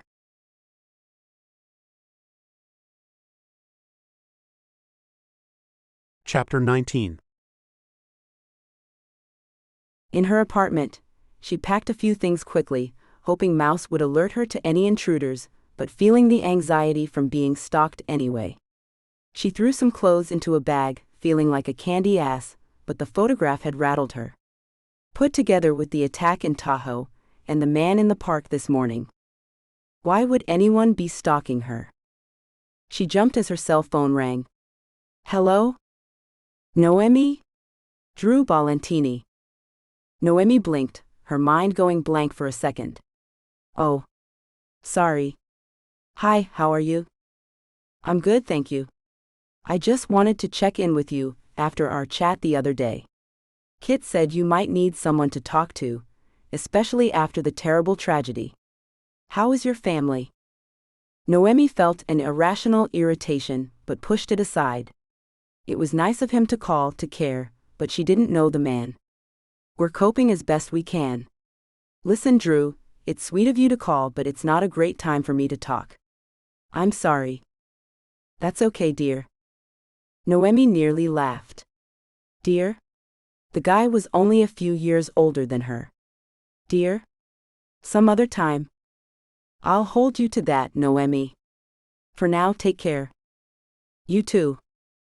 She hung up and dropped her phone on her bed, shaking her head. So, Kit had decided she needed to talk to a minister of all people? Her, an atheist, something Kit knew very well. She felt irritable, argumentative again, and had to talk herself out of calling Kit and yelling at him for his presumption. She knew he meant well, that he cared, but it was galling. Why did everybody else think they knew what was best for her all the time?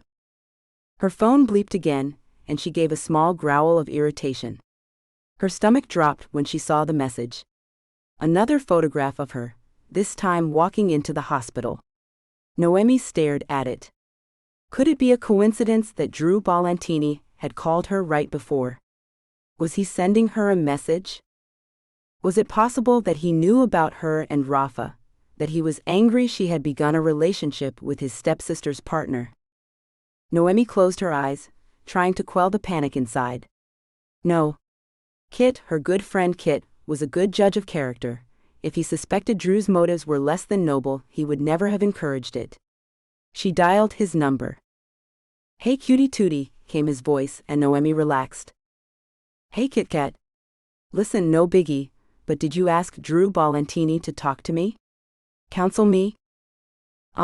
Kit sounded guilty, and instantly she knew he had. Yeah, I did. I was worried, sweetie, that's all, and Drew's a good guy. I know you're not religious, but Drew seems like a good person to help you is all.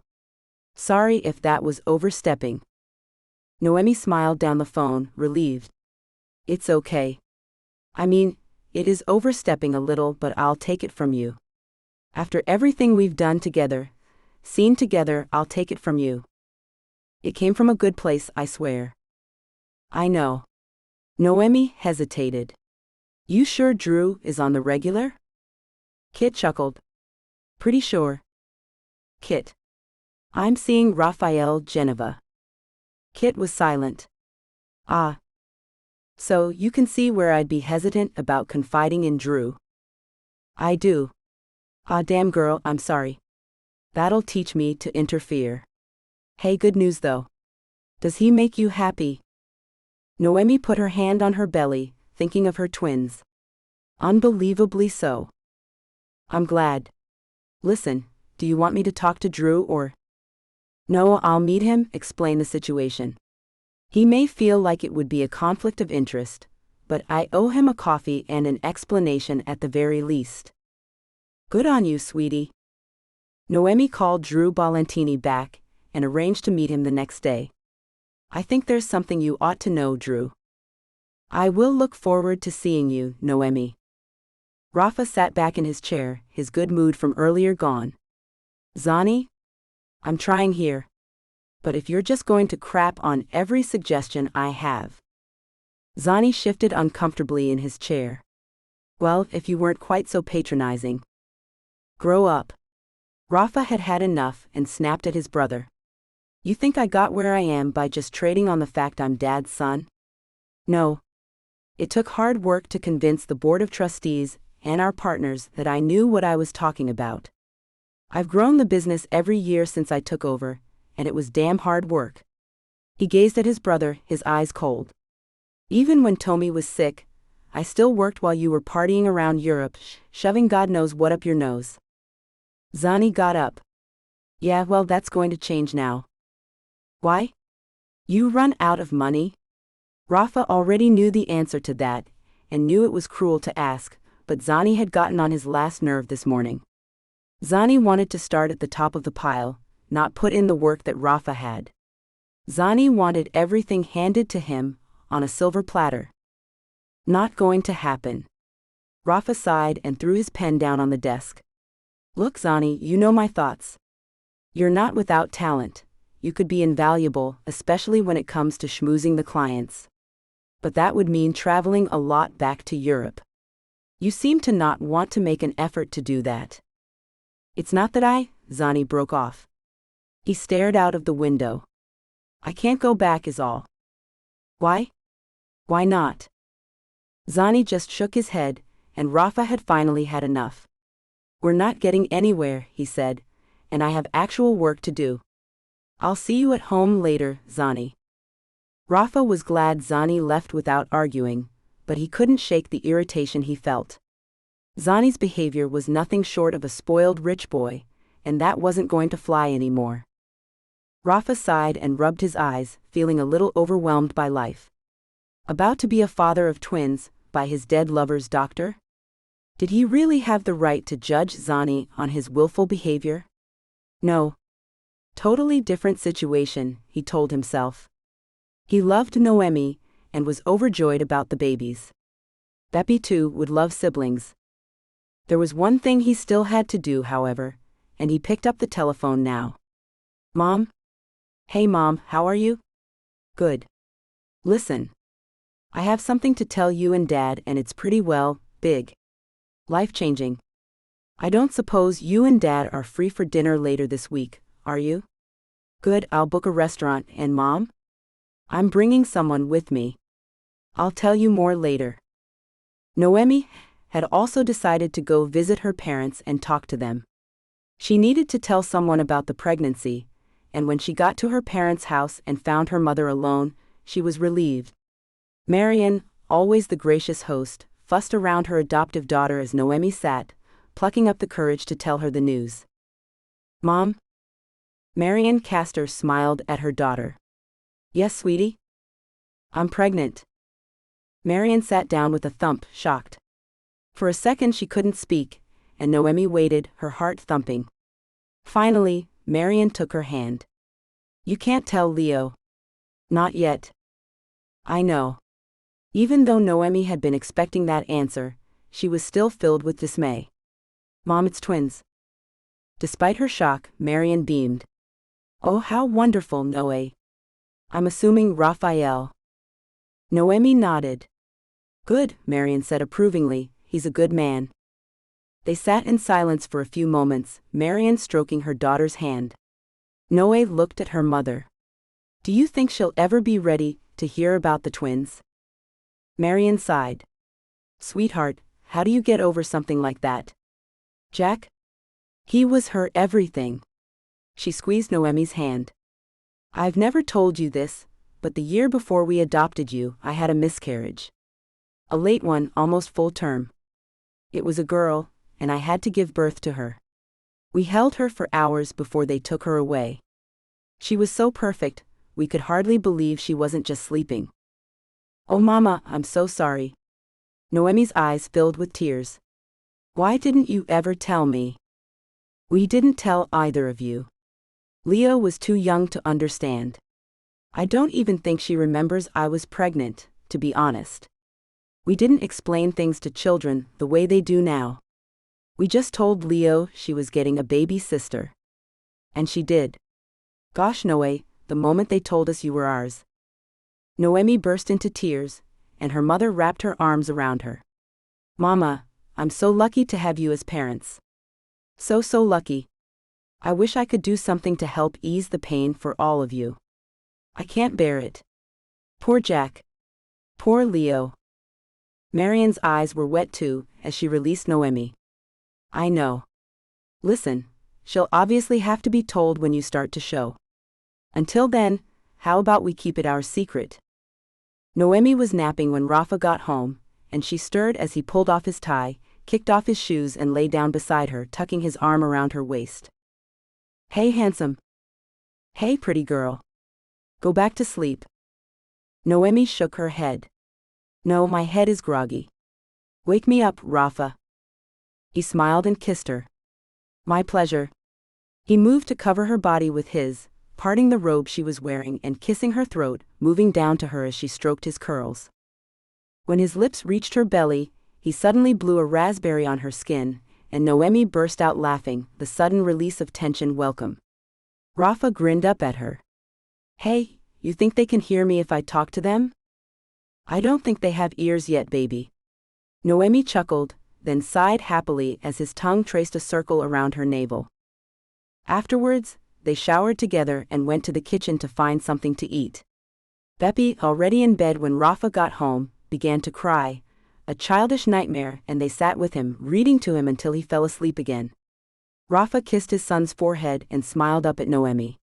See, he whispered, you're already a mama. They were walking back to their bedroom, when they heard the commotion at the front door. Rafa sighed. It's Zani. Go to bed, sweetheart. Let me deal with this. Noemi waited for him in the bedroom, and when he returned she saw his face was grim. He's drunk and possibly high. Who knows? I put him in a cab, and sent him to a hotel. No way is he staying here in that condition, not with you and Beppy in the house. Noemi held out her arms and he went into them. I swear to God, he said, his voice muffled as he buried his face in her hair, if I never saw him again. Don't say that, she said gently. Look, he's obviously an addict. How about I talk to him, try to get him into rehab? No. Rafa looked up at her, his eyes cold.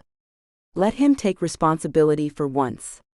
He needs to hit rock bottom before he can see it for himself.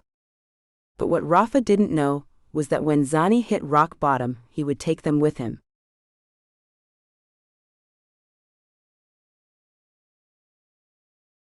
Chapter 20. Noemi walked into the coffee shop on 5th and saw Drew Valentini waiting for her. He stood up and shook her hand. Coffee? Decaf, please. He was dressed more casually than last time. A vintage t-shirt and jeans, expensive designer jeans, but still it was less car salesman than when she first met him. I'm glad you decided to do this, he said when he returned with her coffee. Although I don't want you to feel as if. Drew, I'm having a romantic relationship with Raphael Geneva. Rip off the band-aid. She watched the emotions on his face, surprise, shock, unease. Then he sighed and nodded. Thank you for telling me. She couldn't figure out how he felt. I assure you, it only began recently and had nothing to do with my relationship with Thomasina. I adored her, she was my patient but also my friend. Drew nodded, but the look in his eyes was less than warm. I see. I'm telling you this now because it was only fair that you know before you offer me any counseling. I thank you for the offer, but I really don't think it would be appropriate. She tried to smile at him. But I would like us to be friends if that's something you could consider. We have a common link in Beppy. Drew nodded. We do, that's obvious. Look again, thank you for telling me. I think you're right, I'm probably not best placed to advise you. Look, Noemi said. I'm a big girl. If I feel I need counseling, I'll seek it. I know how these things work. I know both you and Kit meant well, but I'm an adult. I have my family, my loved ones. Are you in love with Raphael? She nodded, meeting his gaze steadily. Very much so. She gave him a half smile. If your next sentence is something like, then you should know the truth about him, I warn you, I'll take it with a grain of salt. Drew laughed. There is something you should know about Rafa. He made my sister very happy. He's a terrific father and a good man. Noemi smiled at him. Thank you. As for the other thing, you'll have to forgive my presumption. To be honest with you, since Tomi's death, I've been struggling. I should have been here more, should have spent more time with her. I regret that. Then spend more time with Beppy now. I'm sure he'd love to know his uncle. Drew smiled at her gratefully. I will, thank you. Noemi went to the hospital afterward and told Laszlo she wanted to come back to work. It's time, Laz, time to get back on the horse.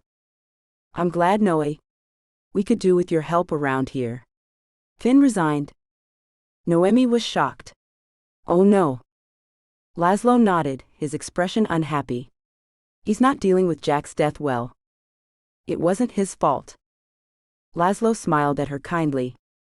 I remember saying something similar to you many, many times. Finn, like you, will believe that when he believes that. I guess. Noemi shook her head.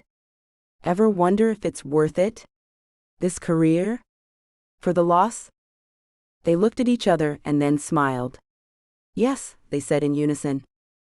Although I should tell you, Laz, I'm going to need some time off, in about 7.5 months.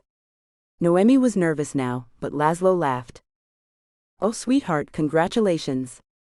I take it you're not telling anyone yet? Not yet. Obviously, Laz, if you do see Leo, we haven't told her yet, so. Gotcha. He got up and hugged her. I hope you and Raphael are very happy. Thank you, Laz. Noemi went back to Rafa's mansion, feeling more settled than she had for a while. One thing at a time, she thought now. She dumped her purse on the bed, but it fell off and the Polaroid photograph that had been left on her windshield fell out. She picked it up, studying it. She hadn't told Rafa about it, or the one sent to her phone, distracted by other things, but now she felt foolish. It was weird, right? She put it back in her purse, and resolved to talk to Rafa about it when he got home. She drove to collect Beppy from kindergarten, singing and chatting with him as they went home. She served him milk and cookies as they sat in the kitchen. Nami? Yes, Bubba. He looked at her with wide green eyes, so like his father's. Do you remember my mommy? Noemi felt her heart ache. I do, sweetie, very well. Your mommy was so lovely. She was funny and kind, and she loved you more than anything. More than Pa. Noemi smiled. It's a different kind of love. You'll understand when you grow up. But she loved you both with all her heart. Beppy was silent for a long moment, drinking his milk. Then he put his glass down. I can't remember her much anymore, he said, his little face ashamed, and Noemi hugged him, pulling him onto her lap. It's not nice to not remember Mommy. Darling, you were very, very young when Mommy died. It's not your fault, this is what happens. In a strange way, it happens so that you can feel less sad. I promise Pa and me, we won't let you forget her. Not ever. Okay? Beppy nodded and snuggled into her as she held him. They stayed there for a while, just hugging until there was a large crash, and they both jumped out of their skins. Shocked, Beppy started to wail, and Noemi tried to comfort him. It's okay, baby. She heard Zani laugh from the foyer, and her face set with anger. Oops. Zani cackled, as he almost fell into the kitchen. He grinned widely at them both, and Noemi felt her heart sink. From his pinpoint pupils to the strong whiff of alcohol emanating from him, Zani was out of control, and Noemi didn't want Beppy to see his uncle like that. She got up, clutching the little boy. Zani, grab yourself some coffee and stay here. I smashed a bottle out there. He waved in the general direction of the hallway. I'll clean it up. Just let me settle Beppy. She hurried Beppy, who had gone very quiet, up to his bedroom. Sweetie, just stay up here for a while. I'll come and see to you when Pa gets home. Beppy's eyes were wide. Is Uncle Zani okay? He is, darling. He's just tired. She kissed Beppy's forehead and went back downstairs. She saw the bottle of champagne smashed on the marble floor and gritted her teeth.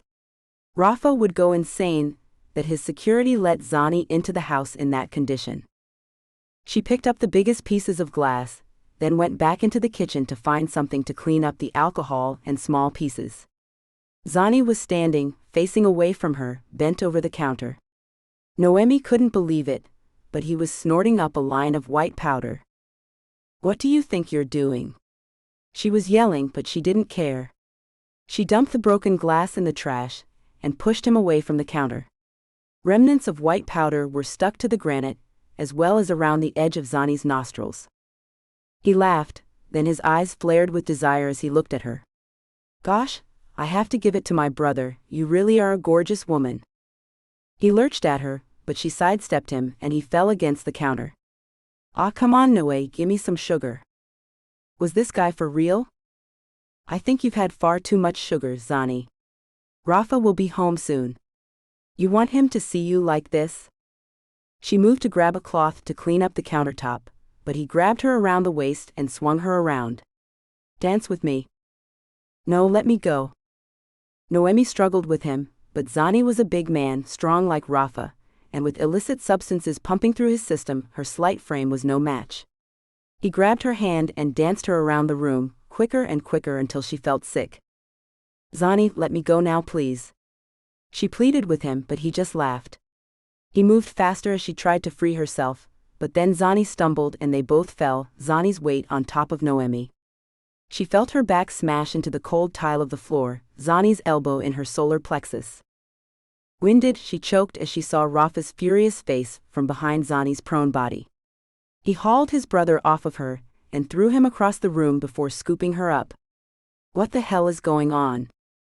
Noemi caught her breath and opened her mouth to speak, but then saw Zani convulsing, frothing at the mouth. Damn. Rafa, call 911. She darted to his brother, shifting him onto his side, making sure his airways were clear. Zani's eyes were open and staring. What the hell? He's overdosing, I think. Zani? Zani, if you can hear me, squeeze my hand. Noemi waited as she held Zani's hand but felt nothing. Damn.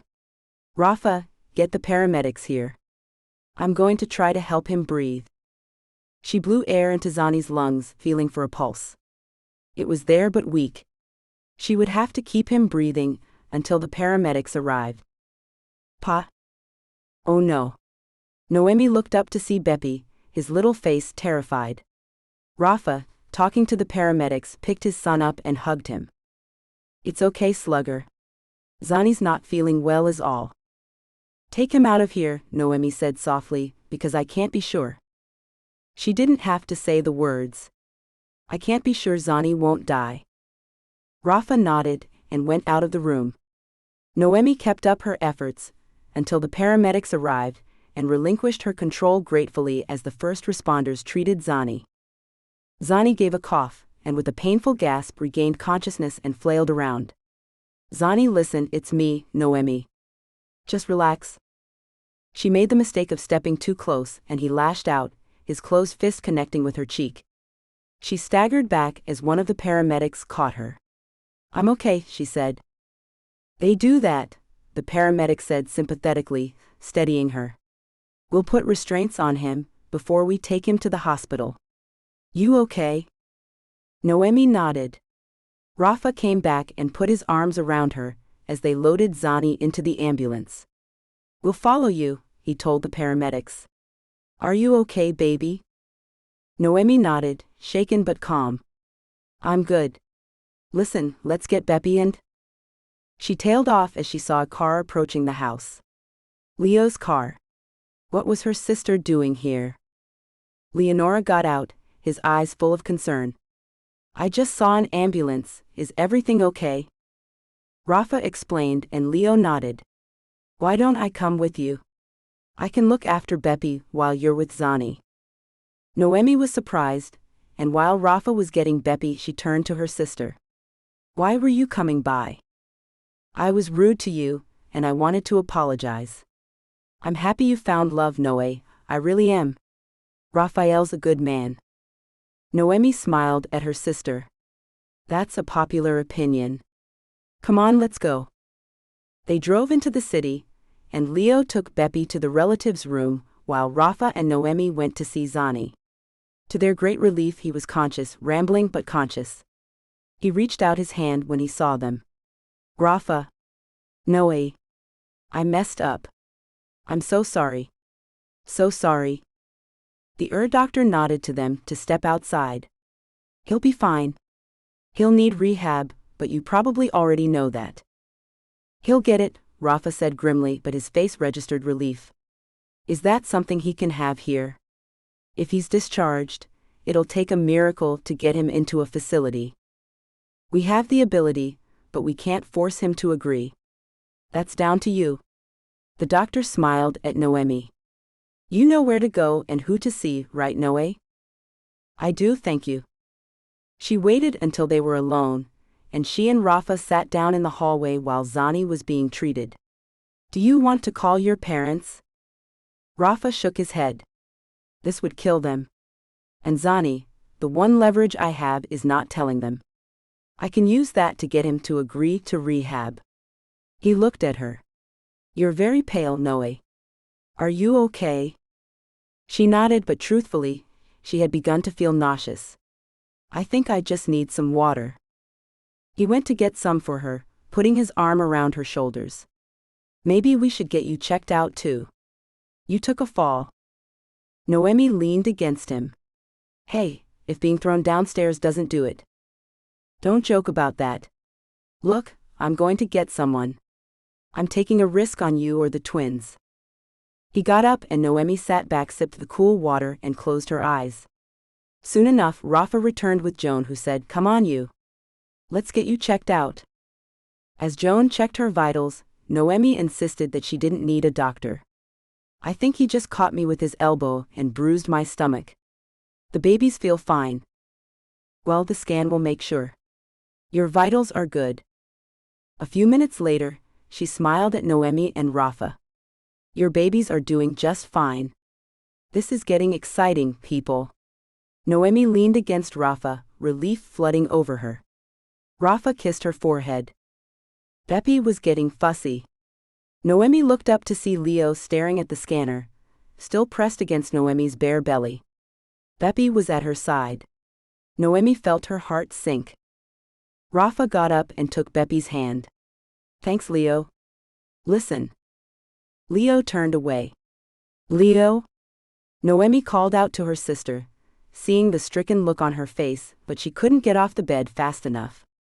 Rafa, go after her. Rafa shook his head. No, Noemi. Let her go. She needs to process this. Noemi wasn't happy about it, but she let it go, knowing Rafa could hardly go chasing her sister through the hospital. Instead, Joan helped her clean up the scanning gel, and then Noemi slid from the bed, thanking her friend. She took Beppy from Rafa, wanting to hold the little boy and get some comfort. Rafa put his arms around them both. Look, I'll stay here with Zani, try to get him to agree to rehab. Why don't I get a driver to come pick you, and Beppy up to take you home? Both of you need some sleep.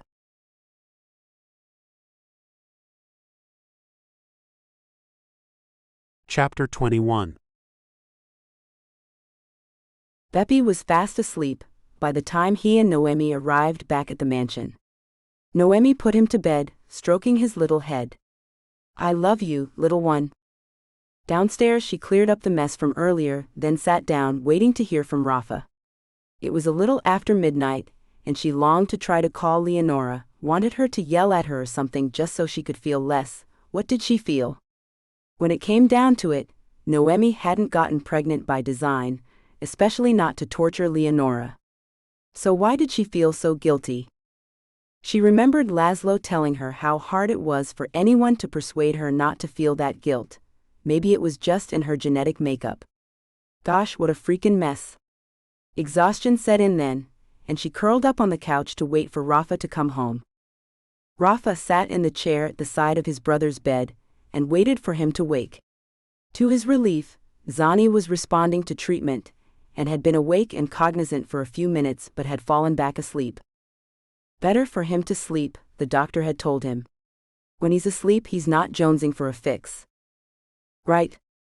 Zani stirred now and opened his eyes. He saw Rafa sitting by him and pulled himself up against the pillows. Rafa. How do you feel? Zani smiled ruefully. Dumb. Stupid. No arguments here. Is Noe okay? I feel terrible.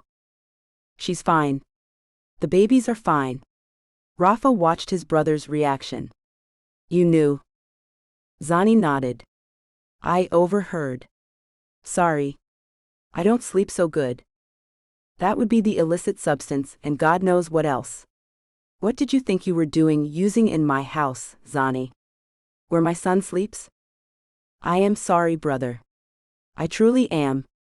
Gosh, Rafa, do you know how hard it is to be as good as you are? I messed up. You're always messing up, Zani, and don't turn this around on me. Geez, you've had everything, every chance, and now. Rafa stopped, taking a deep breath and calming himself. Have you called Dad? Rafa shook his head. But you're going to? Rafa nodded. Unless you get treatment. Here. Now. You stay here and go through rehab. Then afterward, you can live with us but with weekly drug testing. You work for me. You straighten out your life? Zani had a strange look on his face. If only it was that easy, man. What does that mean? Zani just shook his head. Look. Okay. I'll do it. Do you think I want to live like this? No. Fine. Rehab. Rafa didn't know whether to believe him, but decided to take him at face value. Good. I mean it, you miss one session, fail one drug test, that's it. Is there anything else you want to tell me, Zani? Like what? Like what happened in Europe? Like the reason you came back? It wasn't just running out of money, was it? Zani looked away from him. It doesn't matter now. Driving back home, Rafa arranged for a security guard to be stationed at Zani's hospital door. To keep him in, as well as undesirables out, he told the man. When he got home, he found Noemi asleep in the living room. He picked her up in his arms, smiling as she stirred. Come on, sleepy. Noemi was awake by the time they got to their bedroom, and she pressed her lips to his. They had no need for words now. A few hours later, a bored Beppy crawled onto their bed and settled between them, chatty in the early morning, making them both smile. Noemi took a long shower as Rafa dressed Beppy. It was Saturday, so they ate a leisurely brunch, and Rafa called the hospital to check in on Zani. Well, he told Noemi as he ended the call, he's still there. That's progress. Noemi smiled and smoothed his curls. It is. I'm going to call Leo to see if she'll see me. We have to talk sooner or later. You should, but can I ask a favor? Anything, babe. Could you call her later? There's something I would really like us to do, and if Beppy is with us, it might make things easier. Noemi half smiled. Intriguing, what is it? Rafa grinned. I think it's time, Noe. I had planned a night out for us all at a restaurant, but now I think it's important we do this today. I think it's time you met my parents.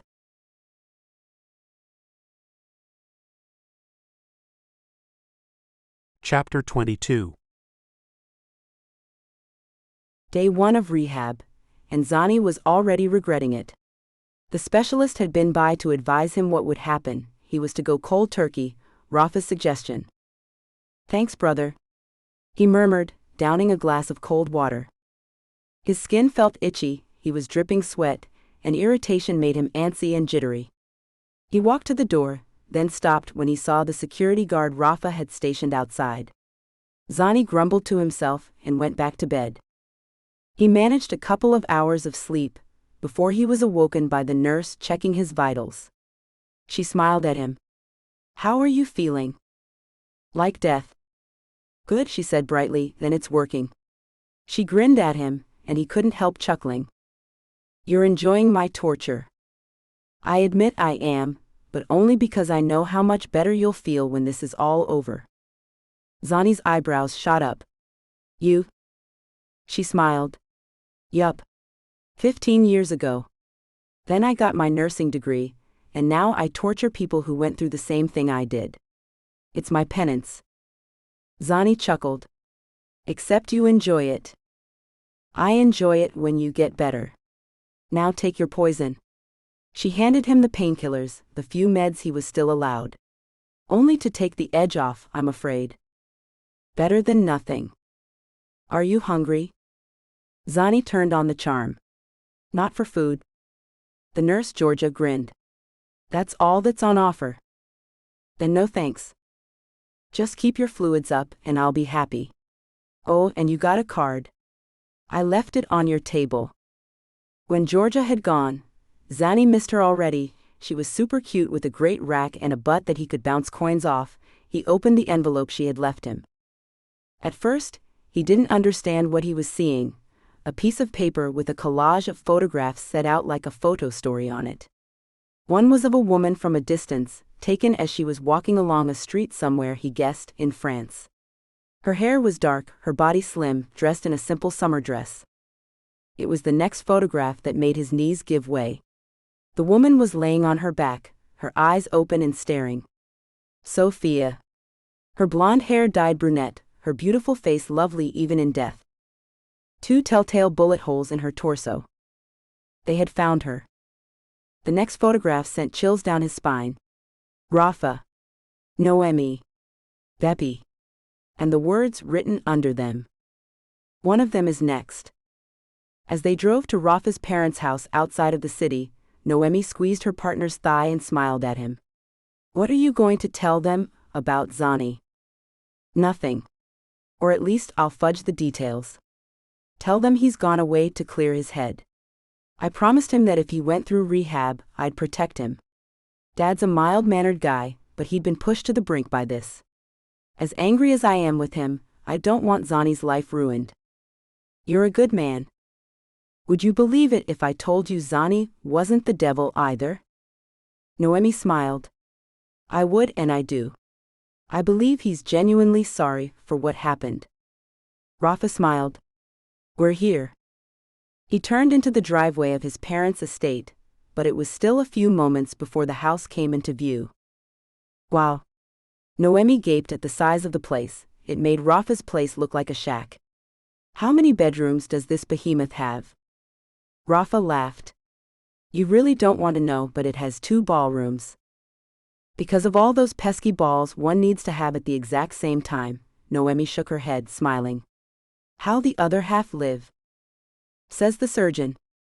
Noemi snickered. I'll let you know when I need a house the size of Bainbridge Island. Rafa helped Noemi get out of the car, and then retrieved Beppy from his car seat. Noemi took a few deep breaths. She had only ever been in the same room as Rafa's parents once, while they visited Thomasina, and although they had been introduced, she had been too occupied with Tommy to pay much attention. Hindsight is a great thing, she thought to herself now. If only I had known then that I would be giving birth to their grandchildren in a couple of years. The thought made her giggle, and Rafa raised his eyebrows. She told him in a low voice, and he laughed as they walked to the door. If only we had known, indeed. He took her hand. Don't worry, sweetheart. They'll love you. He opened the door and, rather incongruously, in Noemi's opinion, called out. Mom, Dad, it's me. Noemi hid her grin. They'd been announced by the CCTV already, she was sure. She squeezed his hand again, and he smiled at her as his parents came to find them.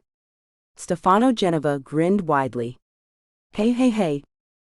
Beppy ran up to his grandfather, and Stefano swung him into his arms. Raphael's beautiful, elegant mother, Eloise, came up to them and kissed Rafa's cheek. Hello, my boy. And hello again, Dr. Castor. May I call you Noemi? Of course, Mrs. Geneva. Eloise. Now, Rafa tells us you have something to tell us? Why don't you all come through? We've had some food prepared and some punch. Noemi looked at Rafa, who nodded encouragingly. Yup. They were doing this. They were going to tell his parents about the twins. She held Rafa's hand tighter. She couldn't help but gasp when Eloise and Stefano led them out onto the patio. The grounds were huge and beautifully landscaped. Noemi realized she was gaping when Eloise chuckled. "I'll take that as a compliment, dear." "You should. You're home, these grounds, wow." Noemi knew she sounded starstruck, but the place was sensational. Suddenly she felt like an outsider, and a jolt shot through her. What was she doing in this world? Luckily, no one else seemed to pick up on her discomfort, and soon they were sitting down, Beppe happily playing with his grandparents' dogs, and Rafa was taking Noemi's hand. "Mom, Dad, I won't keep you in the dark any longer. You're going to be grandparents again. We both know it's crazy fast, but Noemi has made me and Beppe so very happy. I hope you will give us your blessing." Stefano and Eloise looked at each other, and for a moment, Noemi had a nightmare vision of them throwing her from the house for trapping their son. Instead, the older couple beamed and embraced them both. "Darlings, we're so happy for you." Noemi was relieved, but she still felt as though something was being unsaid. She waited until Rafa and Stefano were strolling around the grounds to speak to Eloise. "Eloise? I know this must be a surprise to you, especially with me being Thomasina's surgeon. I assure you, my relationship with Rafa began way after Tommy passed." Eloise smiled. "What makes me think you've been practicing that line?" "It's not a line." Eloise held her hands up. "I meant no malice by that. What I meant was that you seemed desperate to convince us that you hadn't started a relationship with Rafa by design. Darling, we already know that. Rafa has spoken to us about your romance, and believe me, my son is an excellent judge of character. If he had thought that you weren't genuine in any way, he wouldn't be with you." She patted Noemi's hand. "Don't be so hard on yourself. You're a successful surgeon, a career woman. Rafa is very lucky." Noemi felt her anxiety lessen, and she smiled at the other woman. "I love him so much. You raised an incredible man." Eloise thanked her and then sighed. "If only I could have raised two such men." "Zani?" Eloise nodded. "He's not a bad man nor a vicious one, he's just rootless. Our money spoiled him. Maybe in time he'll calm down." Noemi wished she could reassure the other woman, but Rafa had made a promise to his brother, and she wasn't about to break that promise for him. "He's 43, Noemi. I think his time to calm down was about 20 years ago. Do you have siblings, Noemi?" Noemi nodded, swallowing the lump in her throat. She needed to call Leo, to try to explain what was going on. "I do. A sister. Adoptive sister. I was adopted by my family but we're very close." She hoped that wasn't a lie now. They spent a couple of hours with Rafa's parents before traveling home. Rafa had supper with them before excusing himself to go to the hospital. "I won't be long, honey. If you want to go see your sister when I get back, I can drive you." Noemi shook her head. "I'll call her. I expect she won't want to see me yet." Rafa kissed her forehead. "In that case, I might go to the office to make sure everything is good there. Do you mind?" "Not at all, baby. Beppe and I will play some games, maybe do some reading." "Mama Bear." She grinned. "It's good practice. Besides, I've been neglecting Mouse too. We'll have some fun out in the yard." Rafa kissed her. "Take care of our babies in there." "I will." Noemi played with Beppe and Mouse until both the dog and the boy were exhausted. Then as they cuddled up with her on the couch, she called Leo. At first, she didn't think her sister would pick up, then as she was about to end the call, she heard her voice. "This isn't a good time." Noemi drew in a deep breath. "Then tell me when a good time would be, Leo. We need to talk." "No, I don't think we do, Noe. There's nothing to talk about. You're pregnant and I'm alone. Once again, you win." That hurt. "Once again? What are you talking about? No one wins, this isn't a game. I didn't get pregnant to torment you, or to win a competition only you seem to be in. Then how come you get the handsome billionaire, the ready-made family, the beautiful baby?" I got squat. My child was taken from me, and there's no one to comfort me. You have us, your family, your... The line went dead, and Noemi sighed. Leo was hurting, she knew. Her sister wasn't a spiteful person and didn't normally feel sorry for herself, but maybe this time she was entitled to feel aggrieved. Not that we did anything wrong, Noemi whispered, her hand splayed out over her belly. But maybe Leo's entitled to be angry for a while.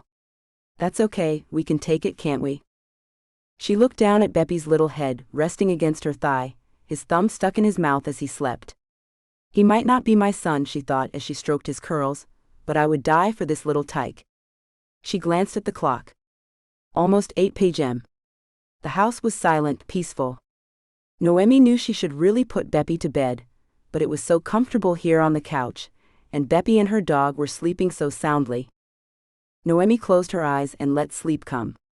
She woke, confused a couple of hours later when Rafa's head of security came to find her, pale-faced and shaken, to tell her there had been an explosion at Rafa's office.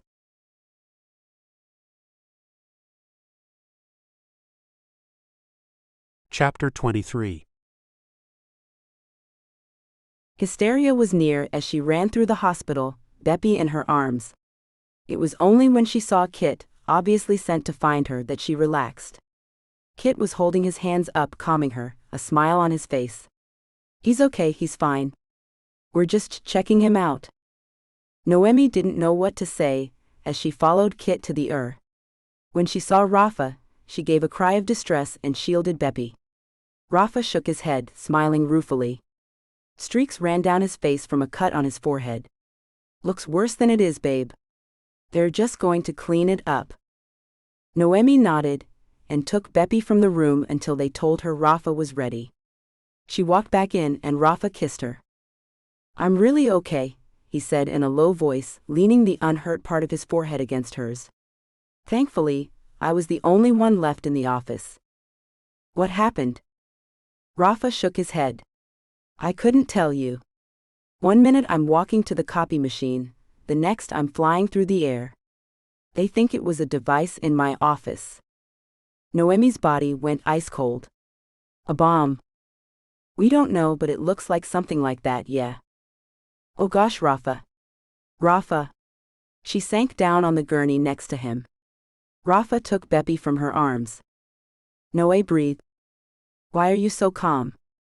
Someone tried to Noemi clamped her mouth shut, mindful of Beppy's presence, but she couldn't help the tears rolling down her face. Why? Rafa cut his eyes to his son, and she nodded. Later. She found she couldn't stop trembling. His face, his beautiful face, was covered in cuts and bruises, his left hand bandaged now. They heard voices from the hallway, and his parents came into the room both pale and scared. Rafa reassured them that he was fine. Look, let's get out of here and we'll talk about it at home. Back at the mansion, they put Beppy to bed and settled in the living room. Rafa looked exhausted, but Noemi knew he wanted to reassure them. Look, any business has enemies. Stefano made a noise. Enemies, yes, but this is a little more than that, son. Look, if whoever it was really wanted me dead, I'd be dead.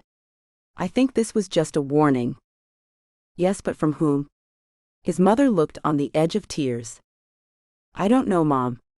Look, the police, the FBI, they're all looking into it. I suspect over the next few days I'll be talking a lot to them. The office is uninhabitable, so I'll work from home, and you know there's plenty of security here.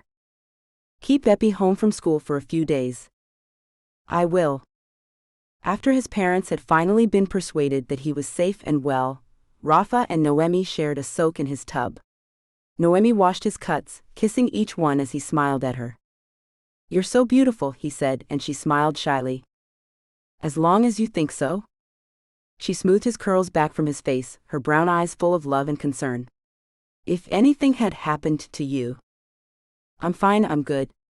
He felt like a parrot, repeating the same thing. Rafa? Yes, babe? Noemi sighed, hesitating. There's something I didn't tell you. I didn't think it was worth. No, that's not true, I just... Rafa grinned. Just tell me, boo. She took a deep breath in. A few weeks ago, the day I told you we were having twins, I had an argument with a guy at Alki Beach. He was being a creeper, and I told him where to get off. No biggie, it happens to us women all the time. Later though, after I came to your office, I went back to the car and there was a Polaroid picture left on my windshield. Of me. In the baby store earlier that day.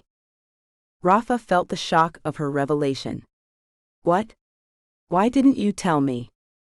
Because truthfully, nothing came of it. But someone was watching you. Must have been. Nothing has happened since, but with the bombing, maybe we should be more vigilant. Rafa sat in silence for a long time, thinking. He would give all the money in the world that this was something to do with Zani's dealings in Europe. Had Zani gotten involved with some psycho drug dealers? He wouldn't put it past his brother. The thought of Noemi being stalked made him feel sick. Tomorrow, first thing, I'm going to get the FBI involved. Do you still have the photograph? She nodded. Yes, and I have a picture of the guy who harassed me in the park. Rafa smiled. Good girl. Gosh, Noe, why didn't you tell me? We had other things to talk about. She pressed her lips to his. You must be exhausted. Rafa smiled, his lips curving up against hers. I could be more tired. Noemi chuckled. Are you sure? I mean, you've been through a traumatic experience, and... She grinned mischievously. You're not a young man anymore, and OWW, stop. She giggled as he tickled her in retribution for her teasing, then he lifted her onto his lap. Baby, if nothing else, you know how to make me feel better. Noemi chuckled. Nothing like a good time together, after a bombing. She winced. Nope. Not ready to make jokes about it yet. Hey, I'm here. Nothing's going to take me away from you and our children. Nothing. He cupped her cheek, but Noemi shook her head. No jokes. This is serious, baby. Rafa sighed, lifting her off of his lap. I admit I'm weary. What a day. I can make you relax, baby. Let's go to bed and you can sleep. They went to bed and held each other, talking quietly until they fell asleep. Noemi opened her eyes. The moon shone through the open drapes, casting a blue light in the room. Rafa was asleep, his face turned towards her, his arm around her waist. Noemi watched him sleep for a while, stroking his cheek gently, then slipped from the bed. She checked in on Beppy, seeing he was fast asleep, then walked to the farthest corner of the house. Only then did she let herself break down. The attempt on Rafa's life had been the last straw, and now she buried her face in her hands and sobbed quietly, releasing all the pent-up emotion from the last few months. Mouse padded quietly to her owner, nudging her hand with her muzzle, and Noemi hugged the dog to her, burying her face in her fur as she cried. Mouse seemed to sense Noemi needed comfort, in the way all dogs seem to know by instinct, and licked her face. Noemi half laughed, half cried. Oh Mousie. I can't lose him.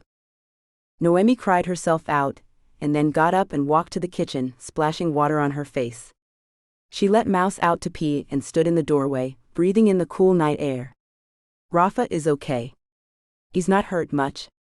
She guessed he would ache in the morning from being hurled across the room by the blast, but that was a small price to pay for survival.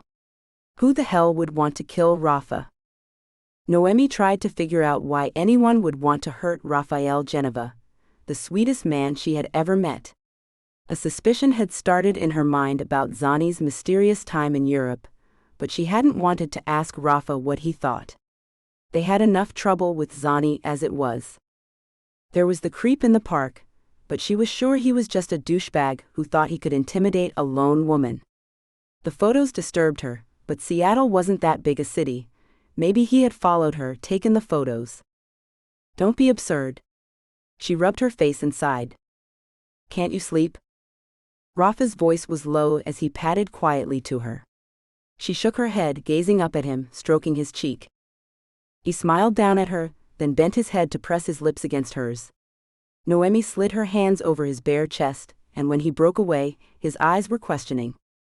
She nodded and he picked her up, setting her down on the counter and pushing her robe apart. Shortly after, they lay together on the cold tile floor, as the breeze from the window blew in. Noemi turned her head to gaze at him, but they had no need for words now. Rafa stroked her face lightly with the tip of his finger, and she nodded, a silent assent. They would make it through this. Whatever it took.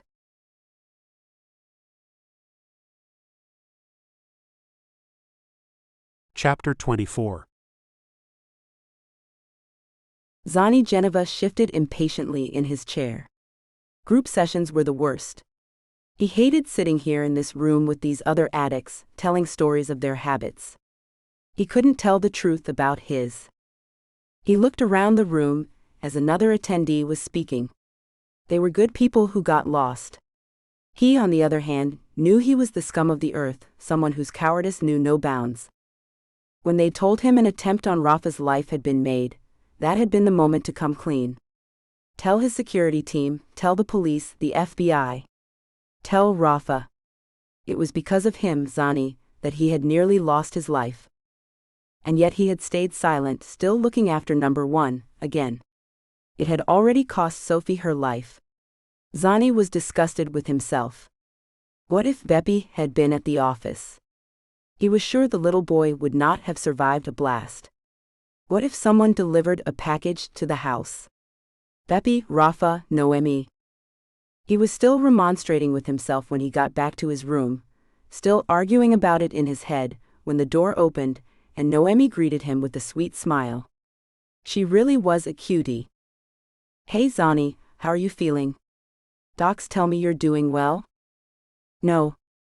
No, I'm not, and you could die because of me, lovely lady. I'm good. Getting clean was the only way left, really. How's Rafa? Her smile faded a little. He's okay. A little muscle soreness from being thrown around, but apart from that, he's good. She sighed. Zani thought her eyes looked a little puffy, and there was a deep line between her eyes. Hey, he said, forcing a smile. Never seen you in your doctor gear before. She was wearing her white coat, with Dr. Noemi Castor embroidered on the pocket. Noemi nodded. Time to get back to work. Stops me obsessing about who the hell would want to hurt Rafa. She looked down at her hands, then shot a glance at Zani. You don't have any ideas, do you? Zani felt dismay flood through him. Tell her. Tell her, and maybe you'll save everyone's lives. Noemi. Images of Sophie's dead body floated through his mind. No, he said, looking away from her. I don't. He couldn't bear to look at his brother's partner. Noe, I'm pretty bushed. Noemi got up, her lovely face sad. Of course. I'll come by later, if you want to talk. Noemi performed 2 simple surgeries on her first day back, and was glad she got through them without complications. Her head wasn't entirely in the game yet. She updated her charts, then went downstairs to take some blood samples to the lab. The lab was in the oldest part of the hospital, and the doctors and nurses had long nicknamed it the crypt. The long hallway that led down to the lab had lighting which was temperamental to say the least, and Noemi cussed softly now as the fluorescent tubes flickered and went out. It was pitch black, but luckily it was a straight walk to the lab. She ran her hand along the wall until she reached the lab door and pushed against it. Locked. She frowned. Odd. She banged on the door. Jeff? She called out to the lab technician she knew was on duty that evening. Jeff, it's Noe. Can you let me in? No answer. At the far end of the hall, the door opened and closed before she could see who had entered through it. Hey, can you see if the light switch will work? No one's in the lab. No answer. Her heart began to beat a little faster. Hey. She could hear footsteps, but no one answered her. Noemi backed up against the lab door. Jeff? If you're in there, now would be a great time to open the door. She kept her tone light, but her voice shook. He or she was close now, she could hear them breathing. Come on, man, talk to me. This isn't funny. She wasn't ready for the punch, and it knocked the breath out of her lungs. She doubled up, her arms folding protective over her abdomen. Please, she gasped, I'm pregnant. Her attacker threw her to the ground. Noemi curled up in a ball. To her great relief, her attacker took off, and she heard the door at the end of the hallway slam open as he or she made their escape. Noemi staggered to her feet and made her way back to the main hospital. Her stomach was screeching with pain, but she only cared about her babies. She ignored the startled look of her colleagues as she ran past them towards the gynecological department. Someone just attacked me, punched me, and I'm pregnant, she said in a rush to the first nurse she saw. I need someone to do a scan, to check me out. Please. The nurse, her expression shocked, steered Noemi into a chair. Okay, doctor. Just breathe for me, and I'll go find Dr. Halsbach. Please sit for me and take some deep breaths. We'll look after you. Noemi did as she was told, and wrapped her arms around her stomach. Please be okay. It had all happened so quickly that she was still processing it. What the hell? She felt a wave of lightheadedness sweep over her, and she swayed. Gosh, don't faint, don't faint. She felt a dampness seeping down her legs. Oh no, please don't be blood, that could only mean one thing. Noe? James Halsbach, one of the gynecology attendings, came to see her, but as she tried to speak, dark spots gathered in her vision and she passed out into his arms. James Halsbach yelled for help and picked up Noemi's slight body, carrying her into one of the rooms. What the hell happened? She said she was attacked, that she was punched. Doctor. The nurse indicated. She's pregnant. Right. He went into emergency mode, ordering blood, saline, and tests. And bring me a scanner, stat. He leaned over Noemi. Noe? Noe? Can you hear me? Open your eyes, sweetheart, we've got you. Noemi stirred. Pain, she whispered. I know, sweetheart, but we're going to help you. How far along are you? 8 weeks. All right, darling, hold on. The nurse pushed the scanner into the room. Halsbach pushed up her black t-shirt and stopped. In a voice that shook, he turned to the nurse. Get an OR ready right now. What is it? Is it my babies?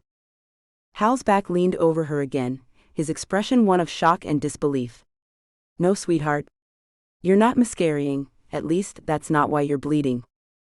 Noemi looked confused. Then why? Halsbach steeled himself. He couldn't believe he was about to say. Noemi, I'm sorry, but you've been stabbed. We have to get you into surgery right now. Raphael Geneva walked calmly, although his rage was white-hot and murderous. He kicked open his brother's hospital door, seeing Zani jump out of his skin. Rafa was grimly satisfied. Zani gaped at him. What is it? You are going to tell me right now what went on in Europe, and why the mother of my twins is currently being operated. You're going to tell me everything, Zani, or God help me, I'll make you pay. He grabbed his brother's shirt and got in his face. And if Noemi or my children die, God help you, Zani. God help you.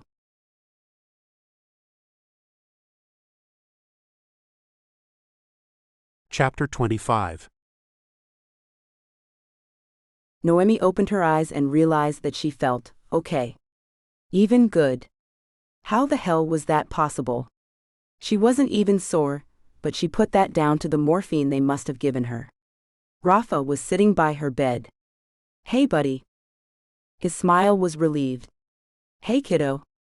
He kissed her. Thanks for the scare. Sorry. The twins? They're fine, growing and healthy. The stab wound wasn't even that deep, thank God. Maybe a centimeter or two deep. Docs and the police think it was a warning rather than a murder attempt. Not that it makes it any more acceptable. Noemi pulled herself into a sitting position and drew in a deep breath. But putting together this and the bombing. Rafa nodded, his face grim. Zani. He's admitted something? Singing like a bird to the FBI. Interpol is getting involved. Seems my delightful brother owes money to some psycho drug lords in Italy. They killed his ex-girlfriend. Noemi felt cold. Gosh. Rafa took her hand. Noe, The FBI thinks we may have to go into protective custody.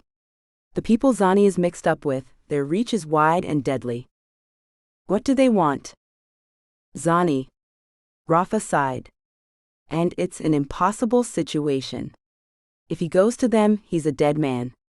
If not, then we have to go into protective custody in order to survive. You and I and Beppy. My parents. Your parents. Leo. Possible even more. Noemi looked at him, appalled. Solomon's choice. Oh gosh, Rafa. I know. Noemi put a hand over her belly, protectively. What did he do to them? He took their meds, enough to stop an army, and never paid for them. You don't mess around with organized crime in Italy. And Zani knew that. Knows that. He pinched the bridge of his nose, wincing at the thought of using past tense about his only brother. Noemi took his hand in hers. Do they want money? Rafa shook his head. We simply don't know. The FBI have told me to trust them, but they don't know these people. I've used contacts, reached out. If they want money, they can have it, every penny if they leave us in peace, but I don't know if they'll be satisfied with it. There was a knock at the door and Zani's security guard came in, his face grim. I'm sorry to interrupt, but you have to come now, Mr. Geneva. Rafa stood, alarmed. What is it? It's Zani, sir. He's on the roof. Rafa was led out onto the roof, and immediately saw his brother standing on the very edge of it. Zani? Zani turned, his expression one of desolation and shame. I'm so sorry, Rafa. I never wanted any of this. I was arrogant and complacent, and it cost Sophia her life. They'll keep coming for you, Rafa, and Noe and Beppy, and I can't. I have to take myself out of the equation. They'll stop if I'm dead. Rafa shook his head. No, they won't, Zani. Not this way. They'll feel cheated, and the price they'll force us to pay will be too high. This is not the way. Zani swayed, and the various people who had gathered to save him caught their breath. They hurt your girl, Rafa. They tried to kill you. They will never stop. They will. They will. Rafa was struggling to keep his voice calm, but he was terrified. Zani looked beyond hope. Everyone has a price, Zani. I'll give them every penny I have to leave us alone. But it won't come to that. The FBI, Interpol, the authorities in Italy. They want to take them down too. We're working together. Your death will only hinder that. We need your testimony, Zani. Just think, with your help we can bring them down, make them pay for Sophia's murder. Zani squeezed his eyes shut. When you told me they'd stabbed Noemi. Noemi is fine. The twins are fine. They won't be if you jump. He's right, Zani. Rafa turned to see Noemi being pushed in a wheelchair by Laszlo Merchant out onto the roof. Clearly the only way Laszlo would let her leave her hospital bed. She took Rafa's hand, but kept her gaze on Zani, whose face softened when he saw her. Noe. I'm so sorry. It's not your fault. And Rafa's right, I'm fine, it was barely a scratch. Just looked worse than it was. But you will hurt me, hurt Rafa, hurt your wonderful parents if you jump. Please, Zani. No one wants this. No one. It will be such a waste, and for no reason. Don't let those dirtbags win. I'm the creep, Noemi. No. You messed up, yes, but gosh, Zani, who hasn't? I know I have, over and over and over, and you know what? I'll mess up again. That's life. We can get through this, together. We are a family now. And now I'm going to use the best excuse for you to stay alive. And yes, it's totally manipulative. Don't let Beppy or the twins grow up without their uncle. They need you. A faint smile crossed his face. You're right, that is manipulative. Noemi fixed him with a stare. I don't care. Please, Zani, for them. Come away from the edge, and we'll face whatever we have to together. It seemed like an age had passed, but finally Zani stepped away from the edge. Rafa felt weak and relieved, but eternally grateful to the woman he loved. Noemi held her free hand out to Zani, and he took it. Noemi struggled to her feet and hugged Zani. Zani buried his face in her hair, and Rafa heard him sob, saw his shoulders shaking. Noemi held his brother tightly, whispering comforting words into his ear until Zani was able to calm himself. Downstairs they sat in Zani's room. "Call Mom and Dad please, Rafa," he said, looking exhausted. "It's time I faced up to what I've done." "Fine. The FBI wants to talk to you again, and I think we ought to crank up all of our security." Rafa stroked Noemi's hair. "Do you mind if I step out for a few minutes?" "Not at all, babe." Left alone with Zani, Noemi suddenly felt shy. "Zani, we don't know each other that well, but can we start again? I'd like to help you." "I don't deserve that, Noe, but thank you. I'll take all the help I can get." He nodded at her. "How are you feeling?" "Really? Honestly, it's nothing. The worst thing was not knowing what was happening." "How did it happen?" Noemi told him about the locked lab door and the dark hallway. "Huh." Zane looked confused. "What?" "No, it's just, if it was my enemies, they wouldn't have hidden in the shadows. They would want you to know who it was who was attacking you. And I hate to say it, but I doubt you would have gotten away so lightly." Noemi paled. "Gosh. I'm sorry, Noe. It could have been a drug addict." Noemi remembered the break-in at her apartment. Tramp. Could it be that her enemy was separate from the Genovas? Geez. Somehow she hoped not, because she had no idea who would want to harm her otherwise. She rubbed her face, sighing. "I'm at a loss, Zani. These past few months. Hell, these past 2 years have been crazy. Both ends of the spectrum, crazy good and crazy bad." Zani smiled at her. "I know the feeling." Noemi refused to stay overnight in the hospital. "No, it's just a small wound and I'm fine." Laszlo and Dr. Halsbach weren't happy, but they couldn't insist she stay. Rafa took her home. Rafa's parents had taken Beppy for the night, and Rafa made Noemi take a long bath while he made her some food. She padded out into the kitchen, wrapped in a robe, and he put his arms around her. "Feel better?" "Much." She kissed him. "You could have joined me." Rafa grinned. "If I had, we'd still be in that bath, and that wouldn't be the best thing for those stitches." Noemi pulled a face. 2 stitches too. Everyone made a big deal about an inch-deep wound. He laughed and drew her close. "Gosh, I love you." His lips found hers, then he sighed and leaned his forehead against hers. "You know what's weird?" "What?" "Now that we know who's targeting us, I just feel relief. We can do something about it, we know what they want. We have control back." Noemi felt her heart sink. She stepped away from him, her hands trembling. Rafa noticed. "What is it?" She told him about Zani's theory. "The more I think about it, the more it makes sense. Someone else is trying to mess with me." Rafa frowned. "So someone broke into your house and left you a message, a guy at the park stalked you, someone left a photo of you on your car. And now someone stabbed you." "Barely, but yes." Rafa was silent for a long time. "So who?" Noemi shook her head. "That's just it. I don't know. Let's look at this logically." Rafa took her hand, and they sat down on the couch.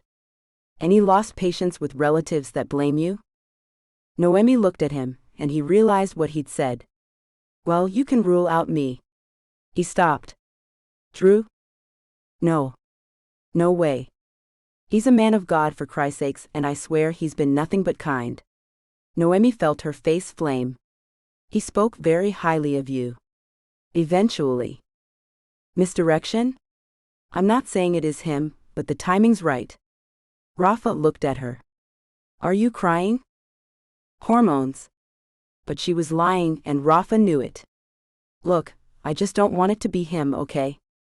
I thought I was a good judge of character." "All right, leave him aside, but I'm not ruling him out." "Who else?" "The guy in the park." Noemi grabbed her phone and slicked through to the photo. They'd already shown it to the police. Look at him again. Do you recognize him? No. You said he had an American accent? Yup. He was a delight, but he had no real reason to attack me. Rafa ran his hand through his hair, frustrated. What I don't understand is how the attacker managed to duck every camera in the hospital. And how the hell did they know that the lab door would be locked? None of this makes sense. Tell me about it. Noemi curled her body into his. I don't want to think about it anymore tonight. Rafa out his arms around her. You're safe here. Noemi looked up at him. I love you, Raphael Geneva. He smiled and kissed her gently. And I love you. When all this is over, we can start planning our future, and I swear, Noe, it will be the happiest future that I'm able to give you. Noemi wrapped her arms around his neck. Rafa? Yes, babe? Take me to bed. Rafa grinned. Stitches, he reminded her, and she grumbled. Screw the stitches. I want you. I'll go on top. Rafa gave a dramatic sigh. Such a wanton woman. You made me this way, she chuckled. Her smile faded as she gazed at him. Tell me everything will be okay. I promise, my darling. It will be.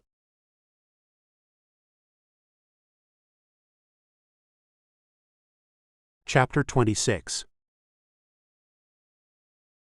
Even with his promise, Rafa didn't expect any progress on Zani's case soon, but he was surprised when the FBI turned up the next morning. Agent Dean shook his hand.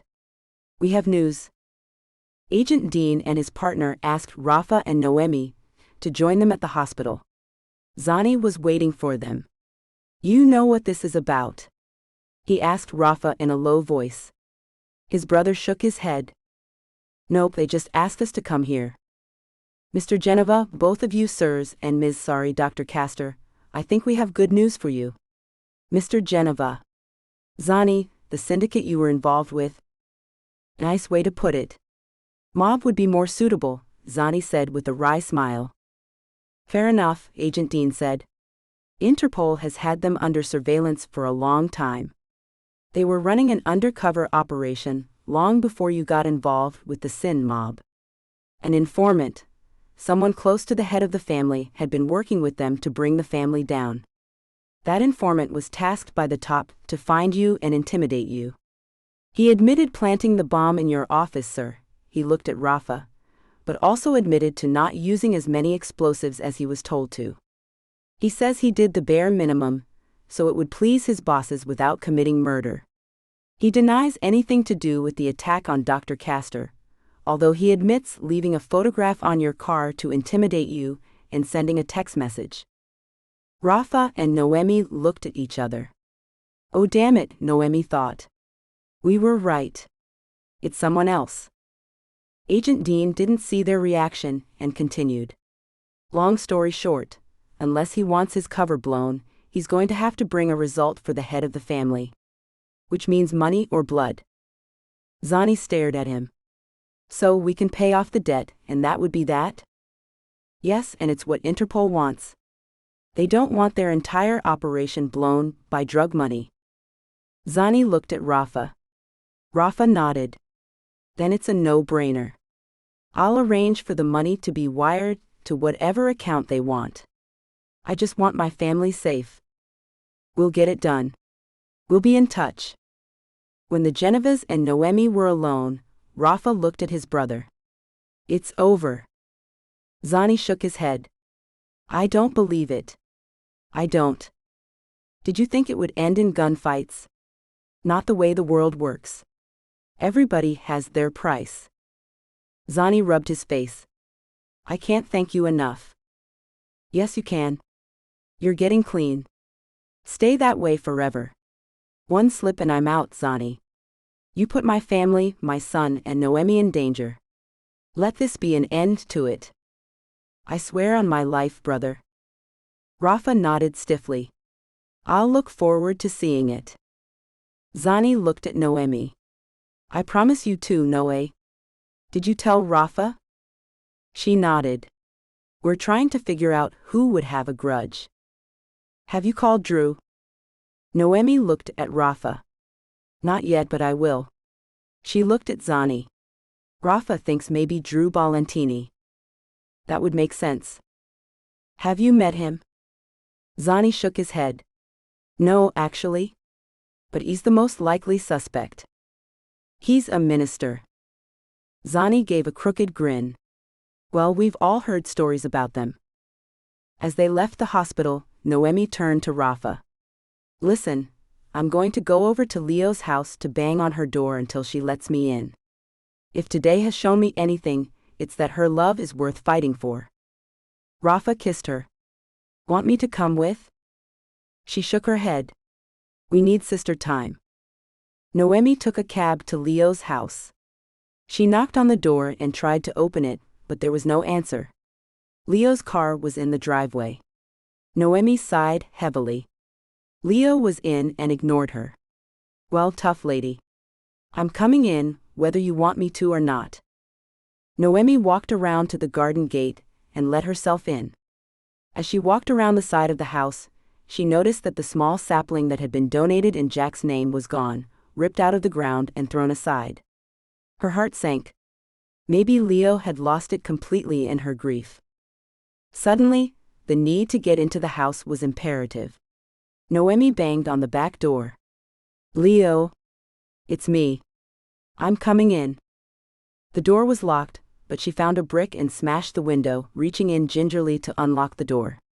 Leo, sorry about the glass, but if you won't answer the door. She walked in. The air in the house was musty and stale, and Noemi's heart began to beat a little faster. Leo? She moved through the utility room into the kitchen and stopped. The countertops were full of bowls of cereal, uneaten. Gosh. Noemi didn't need to count them to know there was one for every breakfast time since Jack died. Oh geez. Noemi's heart ached for her sister. Leo. She walked into the living room, which was in disarray, but couldn't find her sister. She went up to the second floor, checking the bedrooms. In Jack's room, she gave a cry of distress as she saw her sister lying face down on the bed. Leo?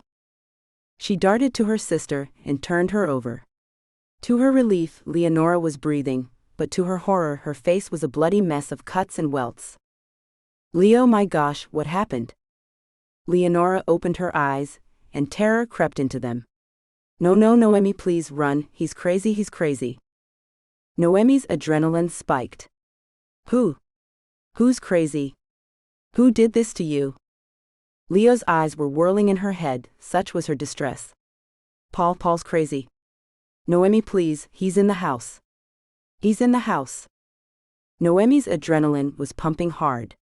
Then we have to get you out of here. She slid her arm under Leo and managed to get her to sit up. As she moved to pick her up, Leo's eyes widened, and she whimpered in fear, staring over Noemi's shoulder. Before she could turn around, she felt the muzzle of a gun being pressed into the small of her back. Don't move, Noemi, Paul said in a soft voice, or I'll blow those kids right out of your belly. Noemi went ice cold as she heard the safety being flicked off and realized, finally, who had tried to kill her.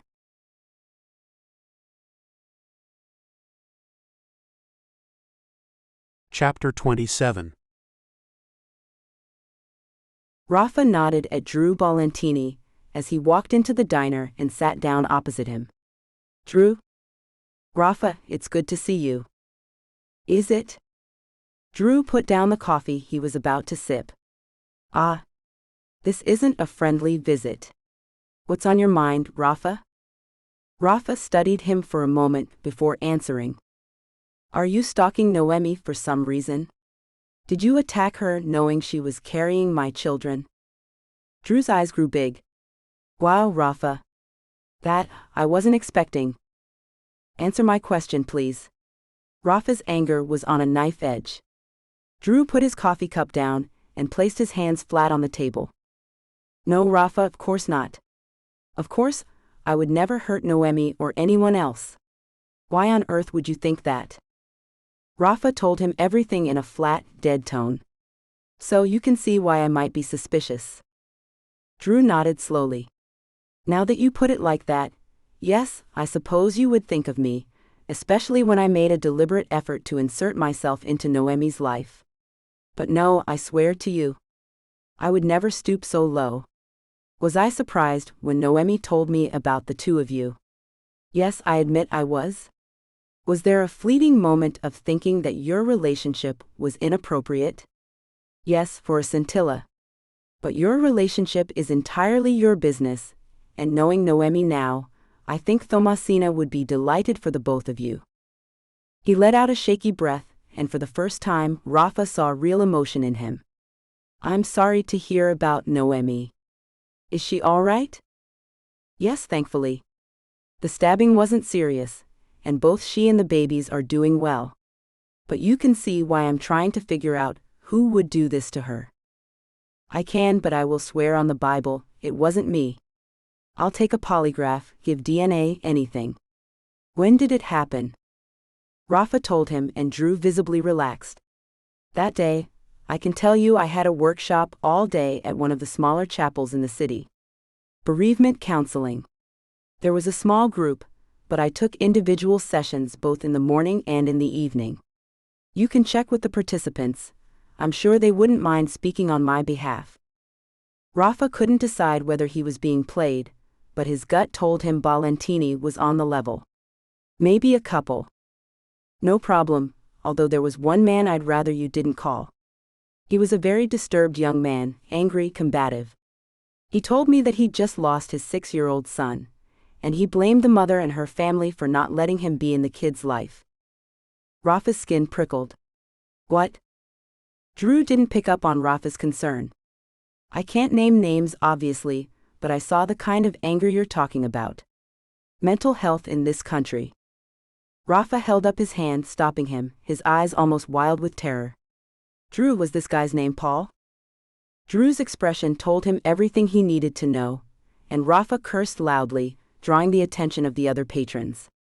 Rafa stood, but Drew was too quick for him. What is it? What is it, Rafa? It's Noemi's sister's ex. The father of her nephew who died.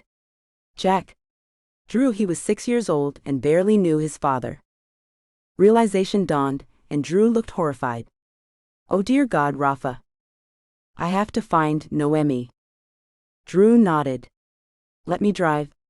You're in no condition. Come on, Rafa. Let's go find your girl. Turn around, Noemi. Noemi did as she was told, keeping hold of Leonora's hand. Paul smiled at her, but his eyes were cold, dead. He kept the gun leveled at the center of her belly, and Noemi couldn't help but put her hand over it protectively, knowing that if he shot her, she could do nothing to protect her babies. Paul. Shut up. I do the talking. 6 years of talking I'm owed. He looked at Leonora. None of you let me see him, until the day I got to kiss his cold little face. In his coffin. Gosh. We never stopped you visiting. Paul cold-cocked Noemi, and she fell back as Leonora screamed. Noemi's head spun and screeched with pain as she gasped, but she was determined not to lose consciousness. Paul aimed the gun at her head. Shut your lying mouth, Noemi, just shut up. I should have finished what I started in that hallway. Noemi swallowed. Why didn't you? Why didn't you kill me then? Because. He spat at her, but she saw the flicker of his eyes towards her stomach. Because I told him I was pregnant. It gave her hope. Did you break into my apartment? Paul smiled. I did. I was only looking for information on Jack's whereabouts. I had to improvise when I heard someone coming. Plus I saw you with Raphael Geneva. Gold-digging tramp. Noemi was confused, ignoring his jibe. Paul, no one stopped you from seeing Jack apart from yourself. He laughed. You can really sit there and say that? Noemi, please. You, Leo, your parents, all of you conspired to keep my son from me. Rubbish. Noemi was angry now. You are the definition of a deadbeat dad, Paul. Jack would have loved you to be. She had shot a look at Leonora, but her sister's expression made her falter and stop talking. Leo? Leo, her mouth swollen from her injuries, couldn't look at her. It's true, she whispered. I wanted Jack for myself. I didn't think Paul was good enough for him. She shot a look at the gun and gave a short, mirthless bark of laughter, and clearly I was right. Noemi looked at her, appalled. You kept Jack from his father? She felt the gun being pressed against her temple. Don't act like you didn't know, Noemi. It won't save your life. Leo looked up at Paul. She didn't know. I told her that you didn't want anything to do with us, with Jack. That you told me to get an abortion. That we meant nothing to you. Noemi didn't know. Nor did my parents. The pressure on Noemi's temple fell away, and she saw Paul, unsure, staring at Leo. She didn't know.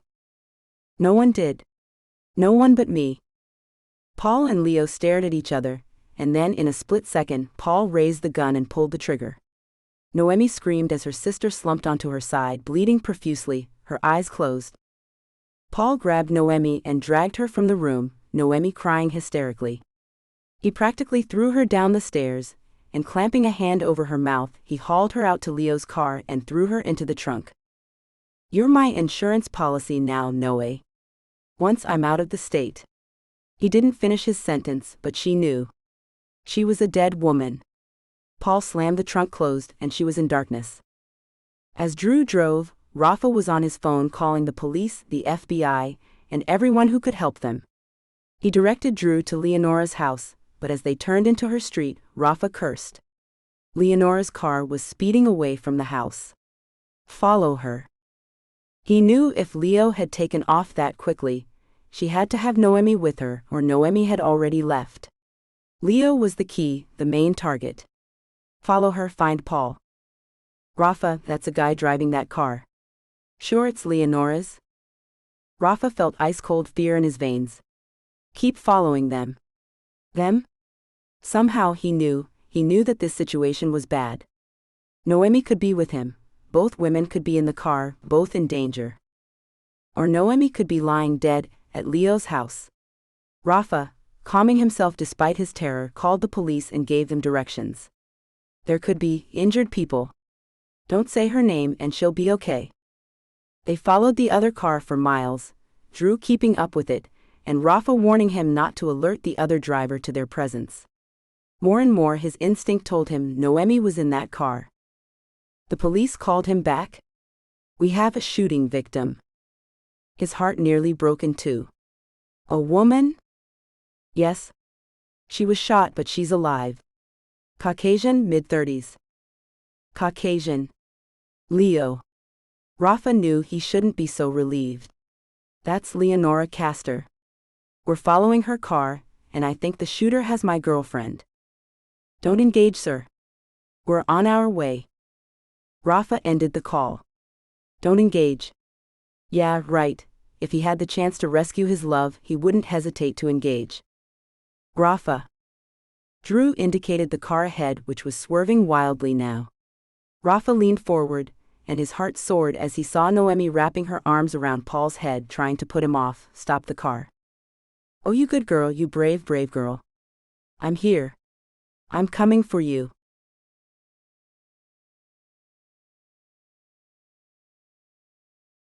Chapter 28. Noemi, trapped in the pitch-black trunk, calmed herself eventually and forced herself to think logically. Leo's car. She'd been in it 1,000,000 times. The back seats were tricky. She could push them down, sneak into the back seat, and she focused her thoughts entirely. She would wait until his speed picked up on a highway. He'd have to concentrate so that when she burst through, he wouldn't have time to react. She had to get to his gun or the steering wheel before he did. If she could crash the car, they might stand a chance. She would curl into a ball and protect her babies as best she could. It was either that, or resign herself to a bullet. No. No way. No way. She'd had her fill of hospital stays. Her life was with Rafa and Beppy and her babies, and being on the right side of the operating table now. This creep wasn't going to stop her. She counted down as she felt the car speed up. 10, 9, 8. As she reached one, she kicked out the seat behind the driver and threw herself through it.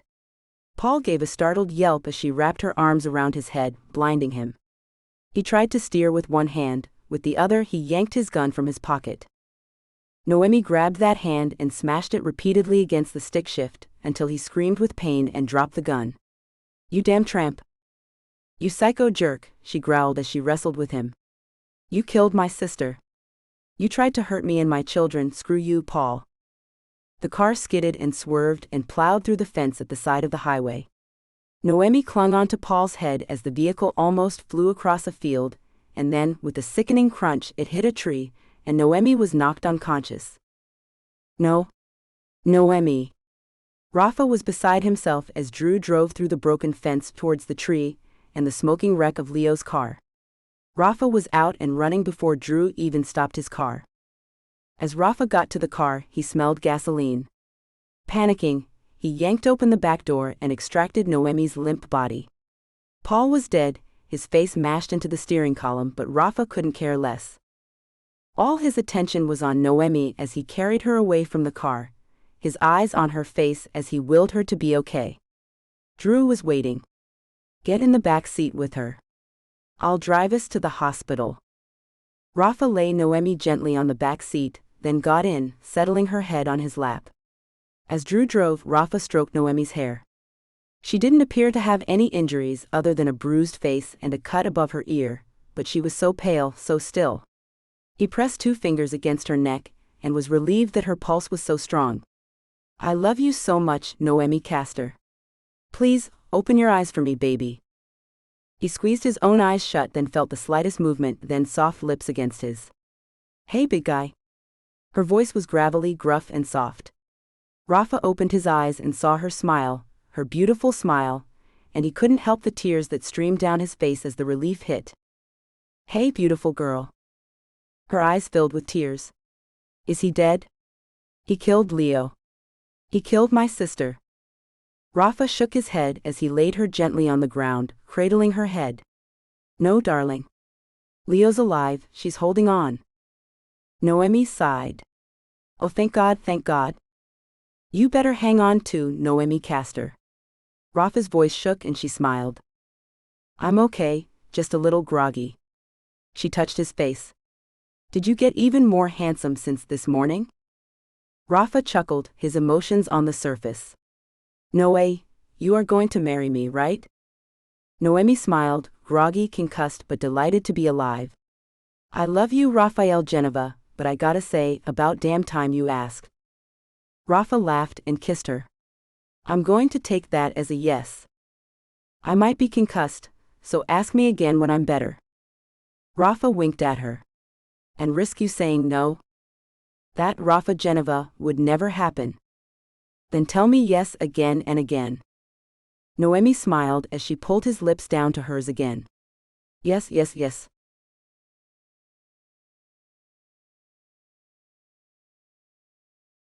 The Doctor's Promise Extended Epilogue. 6 months after the birth of their twin daughters, Noemi and Raphael are newly married and about to enjoy some alone time on their honeymoon. Delighted to be able to enjoy each other, they eschew the tropics and head to the snowbound mountains of Switzerland.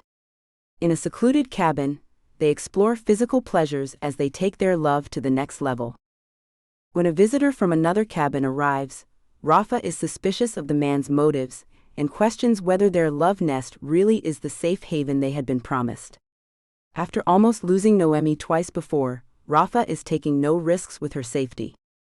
But are the man's intentions malevolent? Or he is simply a lonely man in need of company? Whatever the reason, Rafa and Noemi are determined that their dark days are behind them, and they soon find that their love can overcome any obstacle, as long as they are together. Noemi chuckled. As soon as they closed the door of their little cabin in the snowy mountains, Rafa kissed her neck, tugging at her padded jacket, eager to get her naked as soon as possible. "You are insatiable. I have the most beautiful woman in the world in my arms, no one would judge." He crushed his lips to hers as if they hadn't been kissing the whole trip over to Europe in his private plane. Get undressed, wife. Noemi giggled. They had been married for 48 whole hours, and now they were ensconced in the cutest little chalet cabin high in the Swiss mountains. It was secluded but not isolated, but Noemi reveled in the privacy of it. 6 months ago they had become parents to 2 adorable twin daughters, Maggie and Viola, and with their older brother Beppe, Noemi and Rafa were madly in love with their children. It was good to be alone together though, on this, their honeymoon. After a fraught year where Noemi almost lost her life and her sister, Leo, to a madman's gun, they were finally able to relax, knowing all was well at home. Noemi grinned at her husband and took his hand. Come on, stud, let's go find the bedroom. Later on. I've never wanted anyone so much, and I never will. Not ever. You are the love of my life, Raphael Geneva. Glad to hear it, he said, but she could see the depth of emotion in his eyes. There will never be anyone else for me either. We have our family, we have each other. All good things now. All good things. But in the middle of the night, she woke to find the bed empty beside her. She slipped from the bed and pulled her robe around her. She went to find her husband, and was surprised to see him sitting in the living room, staring out at the snowbound night. Hey sweetie, couldn't you sleep? Rafa turned to her and smiled, but she could see the strain in his eyes. Hey, what's up? He held out his arms and she went into them. They cuddled up on the couch. I'm sorry, Noe, I think it's just hit me. How much I lost, how much I almost lost. Don't worry, I'm not freaking out. It just took my breath away for a minute. Noemi studied him. You know, after everything happened, after Leo got shot, I had some counseling. Do you think you might benefit from some? Maybe. I didn't really have time to process anything after Tommy died, then when I almost lost you. And Zani. There's no shame in rocking back. And if you do it here, no biggie, you know. We're here for us, to relax, to take stock after everything that's happened. A lifetime's worth in just a few years. Rafa smiled gratefully at her. All I need is you, Noemi, and our family. This will pass. He looked as if he might say something else, but shook his head. What is it? He grinned sheepishly. I still watch every man who comes near you, and I know it's wrong of me, but I can't help it. I still have nightmares about finding you in that car wreck. Paul's dead and Zani's enemies are far away. No one's coming to get me, boo. She got up and offered him her hand. Come back to bed. I'll show you there's only one man who gets to be close to me. In the morning, she was glad to see that Rafa's mood had improved. He offered to drive down the mountain to get some provisions. Make sure none of it is healthy, she said with a wicked grin, and he laughed. Trans fats and refined white sugar coming up. She waved him off as he drove down the mountain, then made herself some hot chocolate and sat outside on the snowy deck. The view was beyond spectacular, with endless valleys between the mountains, everything washed in white. The sun beat down, its strength weak at this time of year, but it glared against the bright white snow. Noemi snugged down in her coat, cupping her hands around her mug. It was so quiet that the only sounds she heard were the slight squeak of her chair as she moved, and a faint breeze blowing through the pine forest that surrounded her. So when someone spoke, it was so unexpected that Noemi jumped up, startled. She turned to see a man walking through the snow towards her. He held up his hands. I'm sorry, I didn't mean to scare you. Rafa's mood last night had affected her, she realized, as she looked at the man with suspicion. The nearest other cabin was at least a half-mile away. She backed up a little, ready to scuttle inside and lock the door. Can I help you? Hi, yes, well, I'm in the cabin just over there, and I can't get the heater to work. Not used to it, I'm afraid. Wondered if you could give me some advice. I'm not sure. If I could just come in and see how yours works.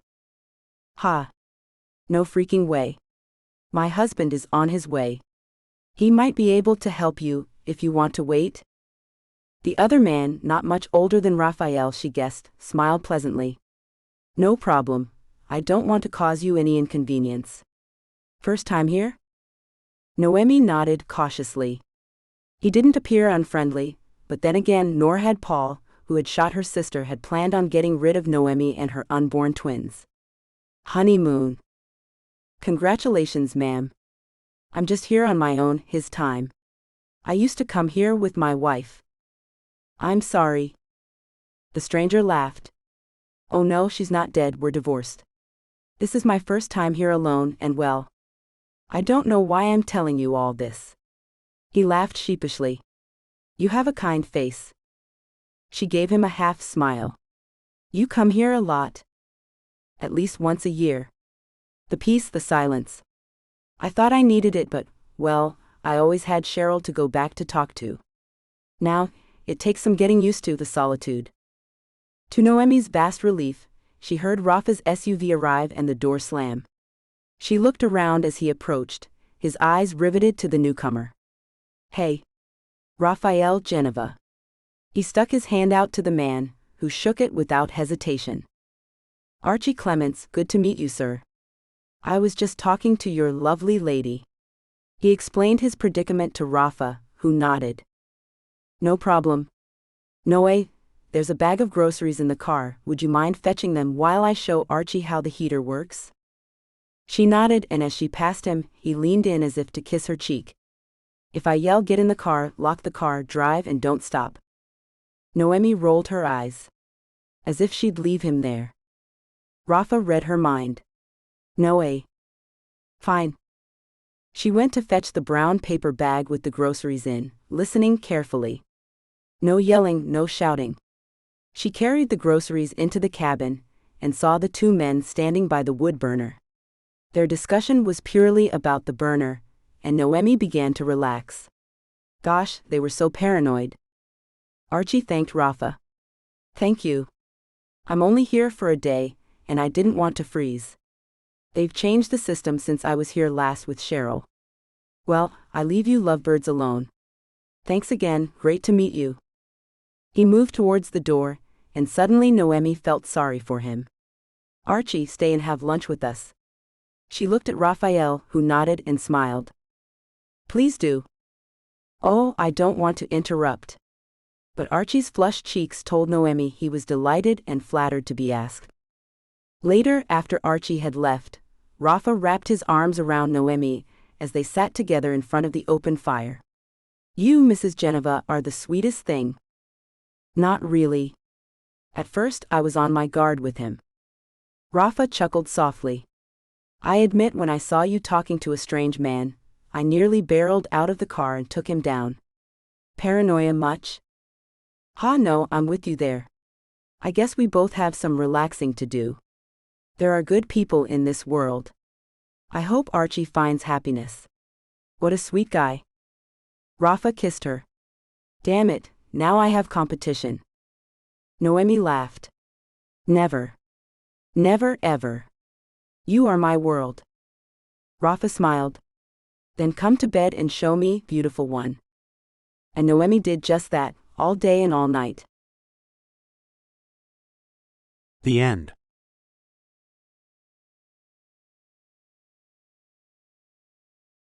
Sneak peek for the Doctor's Magic Hands. Chapter 1. The sun had not yet begun to peek through the bare maple trees on Borthwick Avenue, when 27-year-old Dr. Mark Cartwright stepped out of his Chevy Cavalier and started toward the massive buildings of Coastal Cardiothoracic and Vascular Surgery. Half the world never sees the best part of the day, Mark thought as he trudged through the crunchy snow that covered the parking lot. As he walked, he glanced up at the facility, a center of excellence for its multidisciplinary surgeons and dedication to the highest standards of treatment since 1998, and thought about early morning surgical rounds.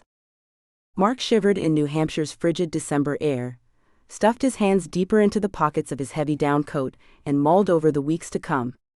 His usual Christmas routine involved work. He took double shifts to give his colleagues with children more time at home. However, very recently, Mark's father, always big, blustery, and larger than life, had been diagnosed with advanced pancreatic cancer. By the time Hugh was diagnosed, it had spread. As a result, Mark's typical Christmas plans had been upended. Now, he and his sister Cindy would be flying to Florida, she from Michigan, and he from North Carolina, to spend what could potentially be their last Christmas as a family. Snow stung Mark's face as he entered the sliding glass doors of the emergency department. It covered his curly blonde hair and melted down the back of his neck. He let himself believe the snow was also responsible for the sheen of tears, briefly in his green eyes. "Hi, stranger," Carrie LeBeau called teasingly from the nurse's station where Mark had seen her less than 5 hours ago when he'd been called in for a cardiac emergency. He debated even going home, but the veteran nurse, a grandmotherly figure at the hospital and especially to Mark, had shooed him out for at least a few hours of rest. "Hey, Care," he called back, nodding at various residents as he walked by them, noticing their various states of shock, so common for newbies. "Did the coffee machine ever get repaired?" In response, she raised a to-go cup from the local diner. "No, but I've got you covered." "You owe me, kid." "I owe you so much, you'll be a millionaire by the time I pay up," he replied with a tired smile, stepping into the locker room. With a sigh, Mark shed his winter layers and pulled on green scrubs. Thankfully, because the bulk of its patients were cardiac care cases whose body temperatures tended to be low, the hospital was kept relatively warm, unlike the place he'd done his own residency. That had been like a perpetual igloo. Walking back into the familiar hallways, Mark joined Carrie at her station. She didn't look up from the chart she was perusing, but nodded at the coffee she had waiting for him. "I love you," he sighed, taking a long sip. He didn't drink coffee a specific way, so she liked to tease him by mixing it up. This time it was apparently black with minimal sugar, which suited him fine. "I'm taken, boy. You need to get yourself a girl your own age," she said wryly, scrawling a note on the chart. The OR crews signed in and in surgery, doing prep for the first one of the day. Still not looking up, Carrie held her hand out and Mark placed his car keys in them. Photographic memory though he had, it was reserved for everything except everyday details apparently. He could recite a textbook or surgical procedure verbatim. But ask him where his car or car keys were and he was a lost cause. Carrie had long ago stepped in to help out, since time spent searching for misplaced keys or paperwork was valuable time he might instead have put to good use saving lives. Or she could have been helping out because it saved her her own time not having to call cabs for Mark. "Did you ever call that girl back?" This time Carrie lifted her head and pinned Mark with her warm gray gaze. He winced and she sighed. "Kid, you've got to get yourself laid. You might have stood a chance with her, but Jessica won't give you the time of day now." "I forgot," he muttered sheepishly. "I meant to." "No. You didn't." "I don't know why I bother suggesting possibilities," Carrie said dryly. "Go save a life. You're great at that at least."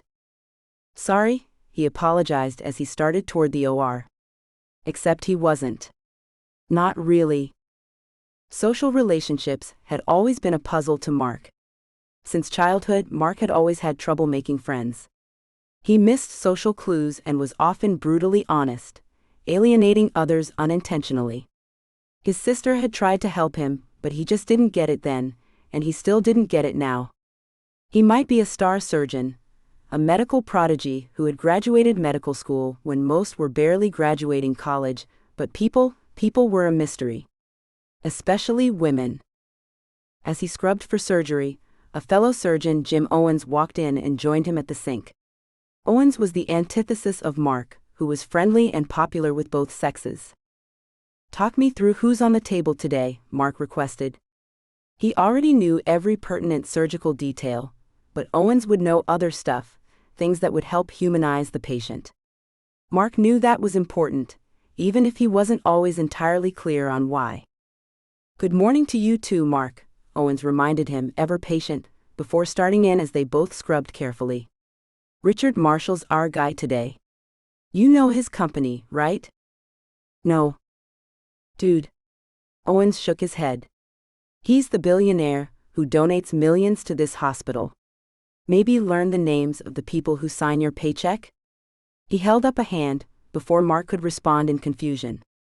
"No, he doesn't literally sign it, but he gives a lot of the cash that helps make it possible. He's 62 on his third wife and likes top-of-the-line things." cars, houses, medical care, food. The food is what landed him here today. That much Mark understood. Mr. Marshall was significantly overweight, and his heart was in bad shape, to the extent that he needed bypass surgery and a replacement valve. Normally this required 2 separate surgeries. But Mark and his team had perfected a procedure whereby they could do both operations at the same time, thus avoiding undue stress on his patient's compromised heart. "We've got his company's CEO, Willis Gerard, observing today," Owens went on. "Why?" Mark asked in surprise, though it was no concern to him who watched or didn't. He operated the same way, regardless. "Because Mr. Marshall is important to the company. If he croaks, life gets difficult for everyone there," Owens explained. "Don't ask how. It just will. Oh, and he likes the Ramones, so they'll be playing while we operate.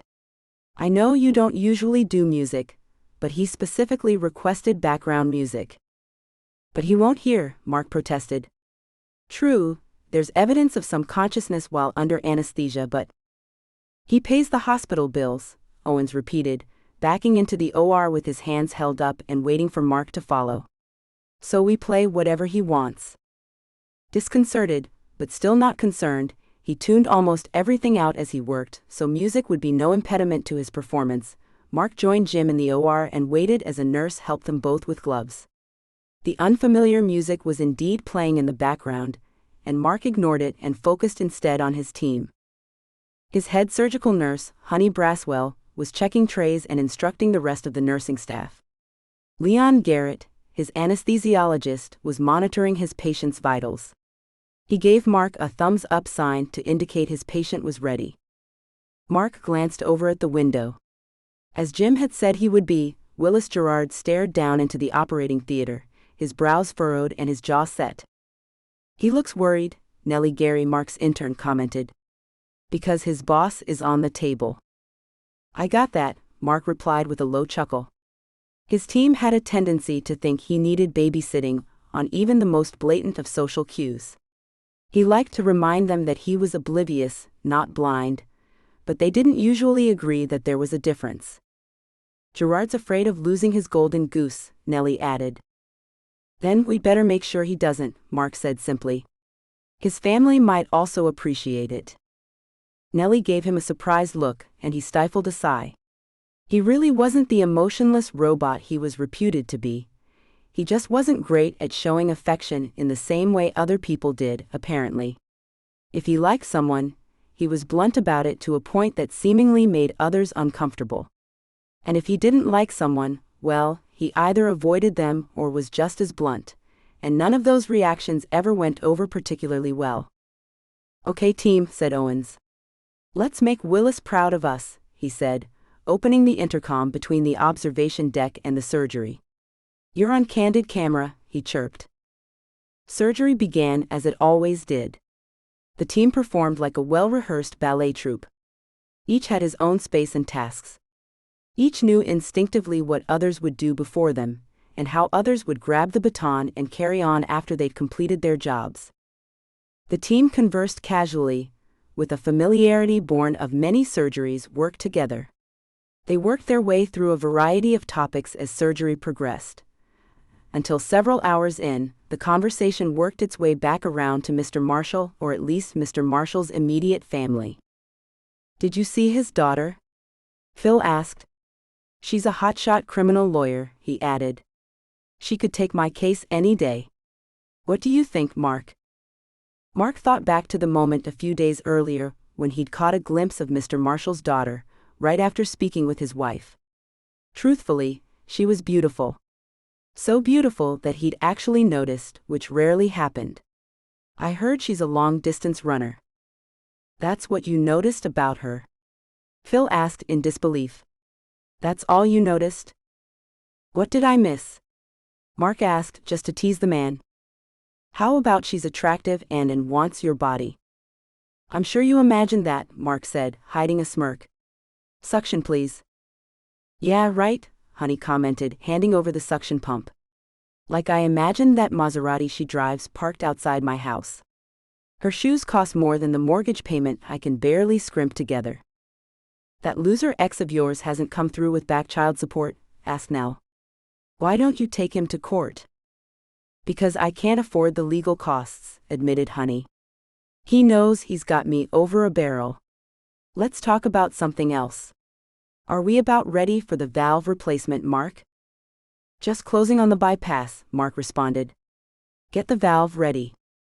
Are you still living in that old inn, Mark? Asked Susan. My mom is going to sell her cabin. Are you interested? Thanks, Susan, replied Mark. I think I'll just stick with my room at the Stratford Arms. Isn't it a little weird not to have a place of your own? Phil asked. Not at all, Mark replied, tying the last stitch in the valve replacement. I see no need for a house. I'm never there anyway. This way, the staff cleans the room, washes the sheets, and provides breakfast. I've got the best of both worlds.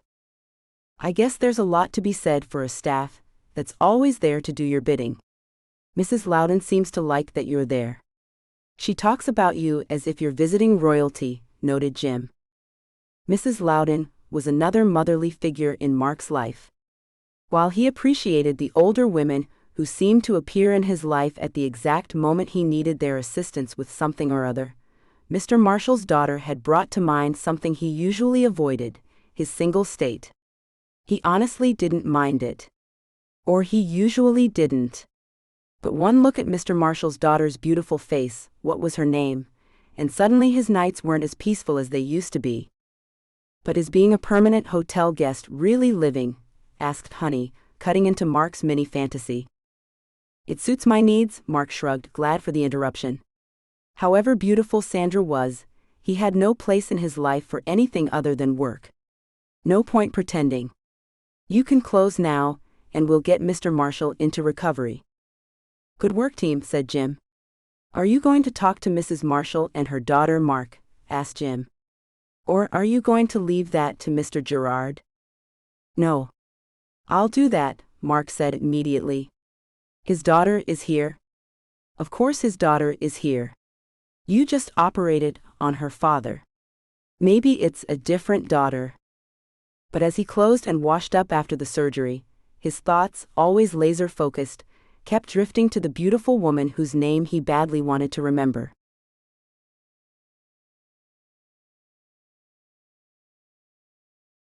Chapter 2. There she was. Mark took his time approaching Mr. Marshall's room, giving himself time both to build confidence. He really didn't do all that well with patients who weren't on the table, and also to appreciate how beautiful the woman standing in the doorway was. There were two women, but only one of them caught his eye. The older woman was Mr. Marshall's third wife, Vivian, and some might have considered her beautiful, even though her curves were very definitely silicone, and her face had had about as much work as Mr. Marshall's chest. Mark's surgeon's eye could see exactly where the incisions had been made, and what nips and tucks had been done. The second woman was Sandra. Mark had gotten her name from Carrie, and she was everything her stepmother was not. Though Sandra was also outfitted in expensive clothes, hers seemed to suit her well, her long blue peacoat molding beautifully to the natural curves that had sparked Mark's interest a few days back. He remembered her eyes and wondered if they'd match the coat. He got closer, and had just a moment to confirm that Sandra's blue eyes, though shadowed with worry, were a perfect match for the coat before both women started toward him. How is he? Sandra asked immediately, and Mark noticed hints of tears on her cheeks. That wasn't a surprise immediately after a high-risk surgery. What was a surprise was that he noticed. He also, oddly, wanted to offer her a tissue. She looked nervous and tense, hovering in the doorway as though she wasn't sure if she should flee or stick around. The operation went well, said Mark. There were no complications. Oh, thank you, Dr. Cartwright. Vivian grabbed his hand and wrung it, her own face overly made up, such that he struggled to read any sincerity on it. We're so grateful. He was the one who was grateful when she let go of him, and blotted invisible tears from her heavily mascaraed eyes with a dramatic flourish of a lace handkerchief. Mr. Marshall is in recovery now, Mark went on, looking between the two women and noting what seemed to be an undercurrent of tension between them. "You should be able to see him shortly. He'll be asleep for a few hours. Then, we'll transfer him to the ICU. If all goes well, he should be going home Thursday." "Thank you." Sandra's voice trembled slightly, and then, before he knew what was happening, Mark found himself being hugged fiercely by the woman who had been haunting his dreams for a while. "Ah," he stuttered, enthralled by the feel of her warm, soft body pressed tightly against his, while simultaneously praying she didn't feel his instant arousal and find it totally unprofessional. "No, thank you," Sandra repeated, stepping back and leaving Mark feeling oddly empty. Then she took his hand and pressed it warmly, smiling up at him. "Dad just doesn't take care of himself, but maybe this will be a new beginning." "We've kept the good doctor from his rounds too long already, Sandra," Vivian interrupted. "We should go and look in on your father. Aren't you worried at all about him?" Sandra's incredible eyes flashed, confirming the animosity Mark had initially noticed between the two elegant women who might have been sisters. Their ages were so close. If he still wasn't fully certain, Sandra's next words made it crystal clear. "I'm actually worried about him, yes, Vivian. But feel free to call Bank of America and let them know you'll still be getting your allowance this Sunday." Fixing Sandra with a murderous glare, Vivian flounced out of the room. Mark blinked and shuffled awkwardly, at a loss in the best of social situations. Obviously more adept at reading social clues than he was, Sandra turned to Mark and gave him an apologetic smile. "I'm sorry about that. It drives me crazy that she obviously married Dad for his money. I managed to get him to have her sign a prenup, which at least means she gets nothing if he dies. So she has a vested interest in his health. She really hasn't liked me since." With that, the tall blonde flashed Mark a dazzling smile and followed Vivian down the hall toward the recovery room.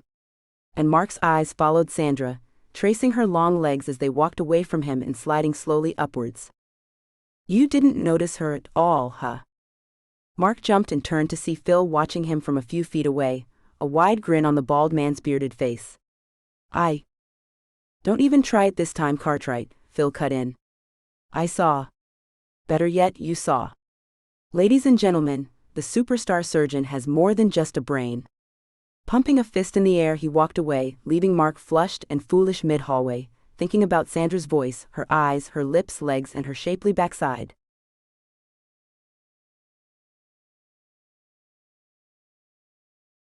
Chapter 3. "He's coming along fine?" Sandra started the water running in the bathtub and reached for a capful of bubbles to add as she and her best friend Rita talked. "You know Dad. He's badgering the hospital staff to release him and hounding his employees to bring him reports. Vivian is frantic about keeping him from overexerting himself." Through the phone, she could hear Rita smile as she replied, "That prenup was one of the best ideas you've ever had. So, tell me about this doctor." "What do you mean?" asked Sandra, playing totally dumb. Dr. Cartwright had been running through her mind non-stop since their 2 meetings. The man wasn't as tall or built as the men she usually was attracted to, but there was something about his curly hair, bright green eyes, and shy demeanor that had made its mark on her. That and his hands. Wow, the man had beautiful hands. She'd noticed them again today when she'd thanked him. "Hello," Rita said in her ear. "Anyone there?" Dragging herself quickly from her fantasy of hugging the surgeon again, this time with fewer clothes between them, Sandra quickly said, "Sorry, I'm running the tub," and almost dropped the phone. "What did you say?"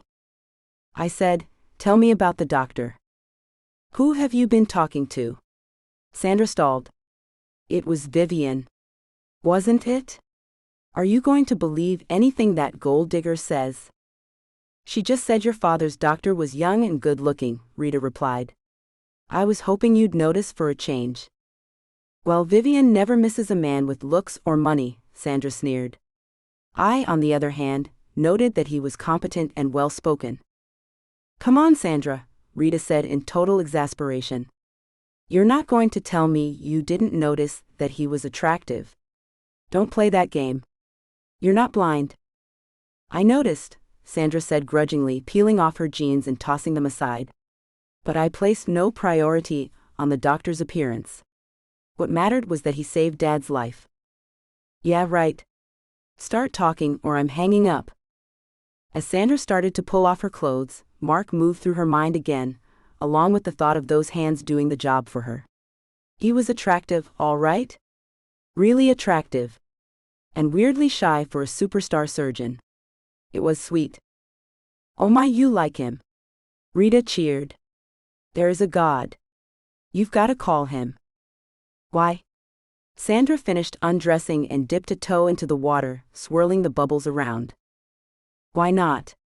Demanded Rita. You want to see him again, don't you? Yes, Sandra confessed. But I'm not going to push the issue. It's not my style. Vivian has the market cornered on that. Rita sighed. Maybe it's high time you took a page from her book. Why would I do that? Asked Sandra. You're on my last nerve, Rita warned. Just call him. Or else. She hung up, and Sandra put the phone aside. She grabbed her robe and wandered into the kitchen to pour a glass of wine, thinking things through as she located a fresh bottle, her last one having disappeared a few weeks back when she and Rita had an extremely rare girls' day. It had been nearly a year since she and Adam had mutually ended things.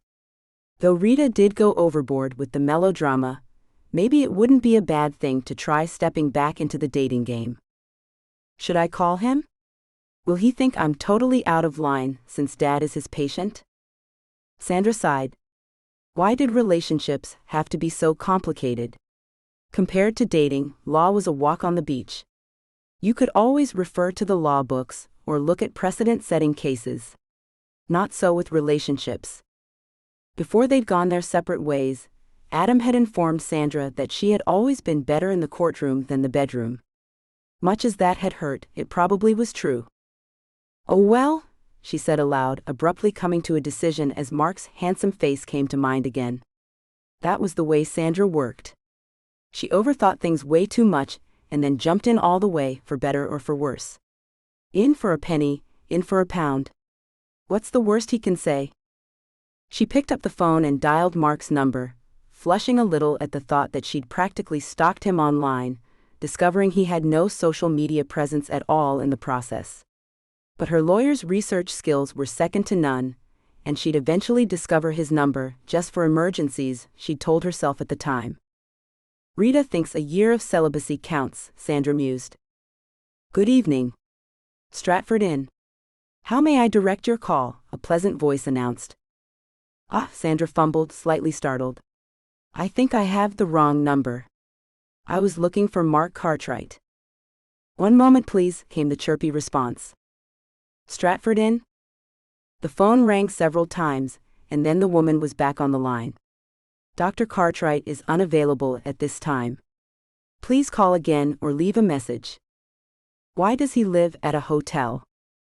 This is Sandra Marshall following up about. Oh crap. I can't tell this lady my business. About my father.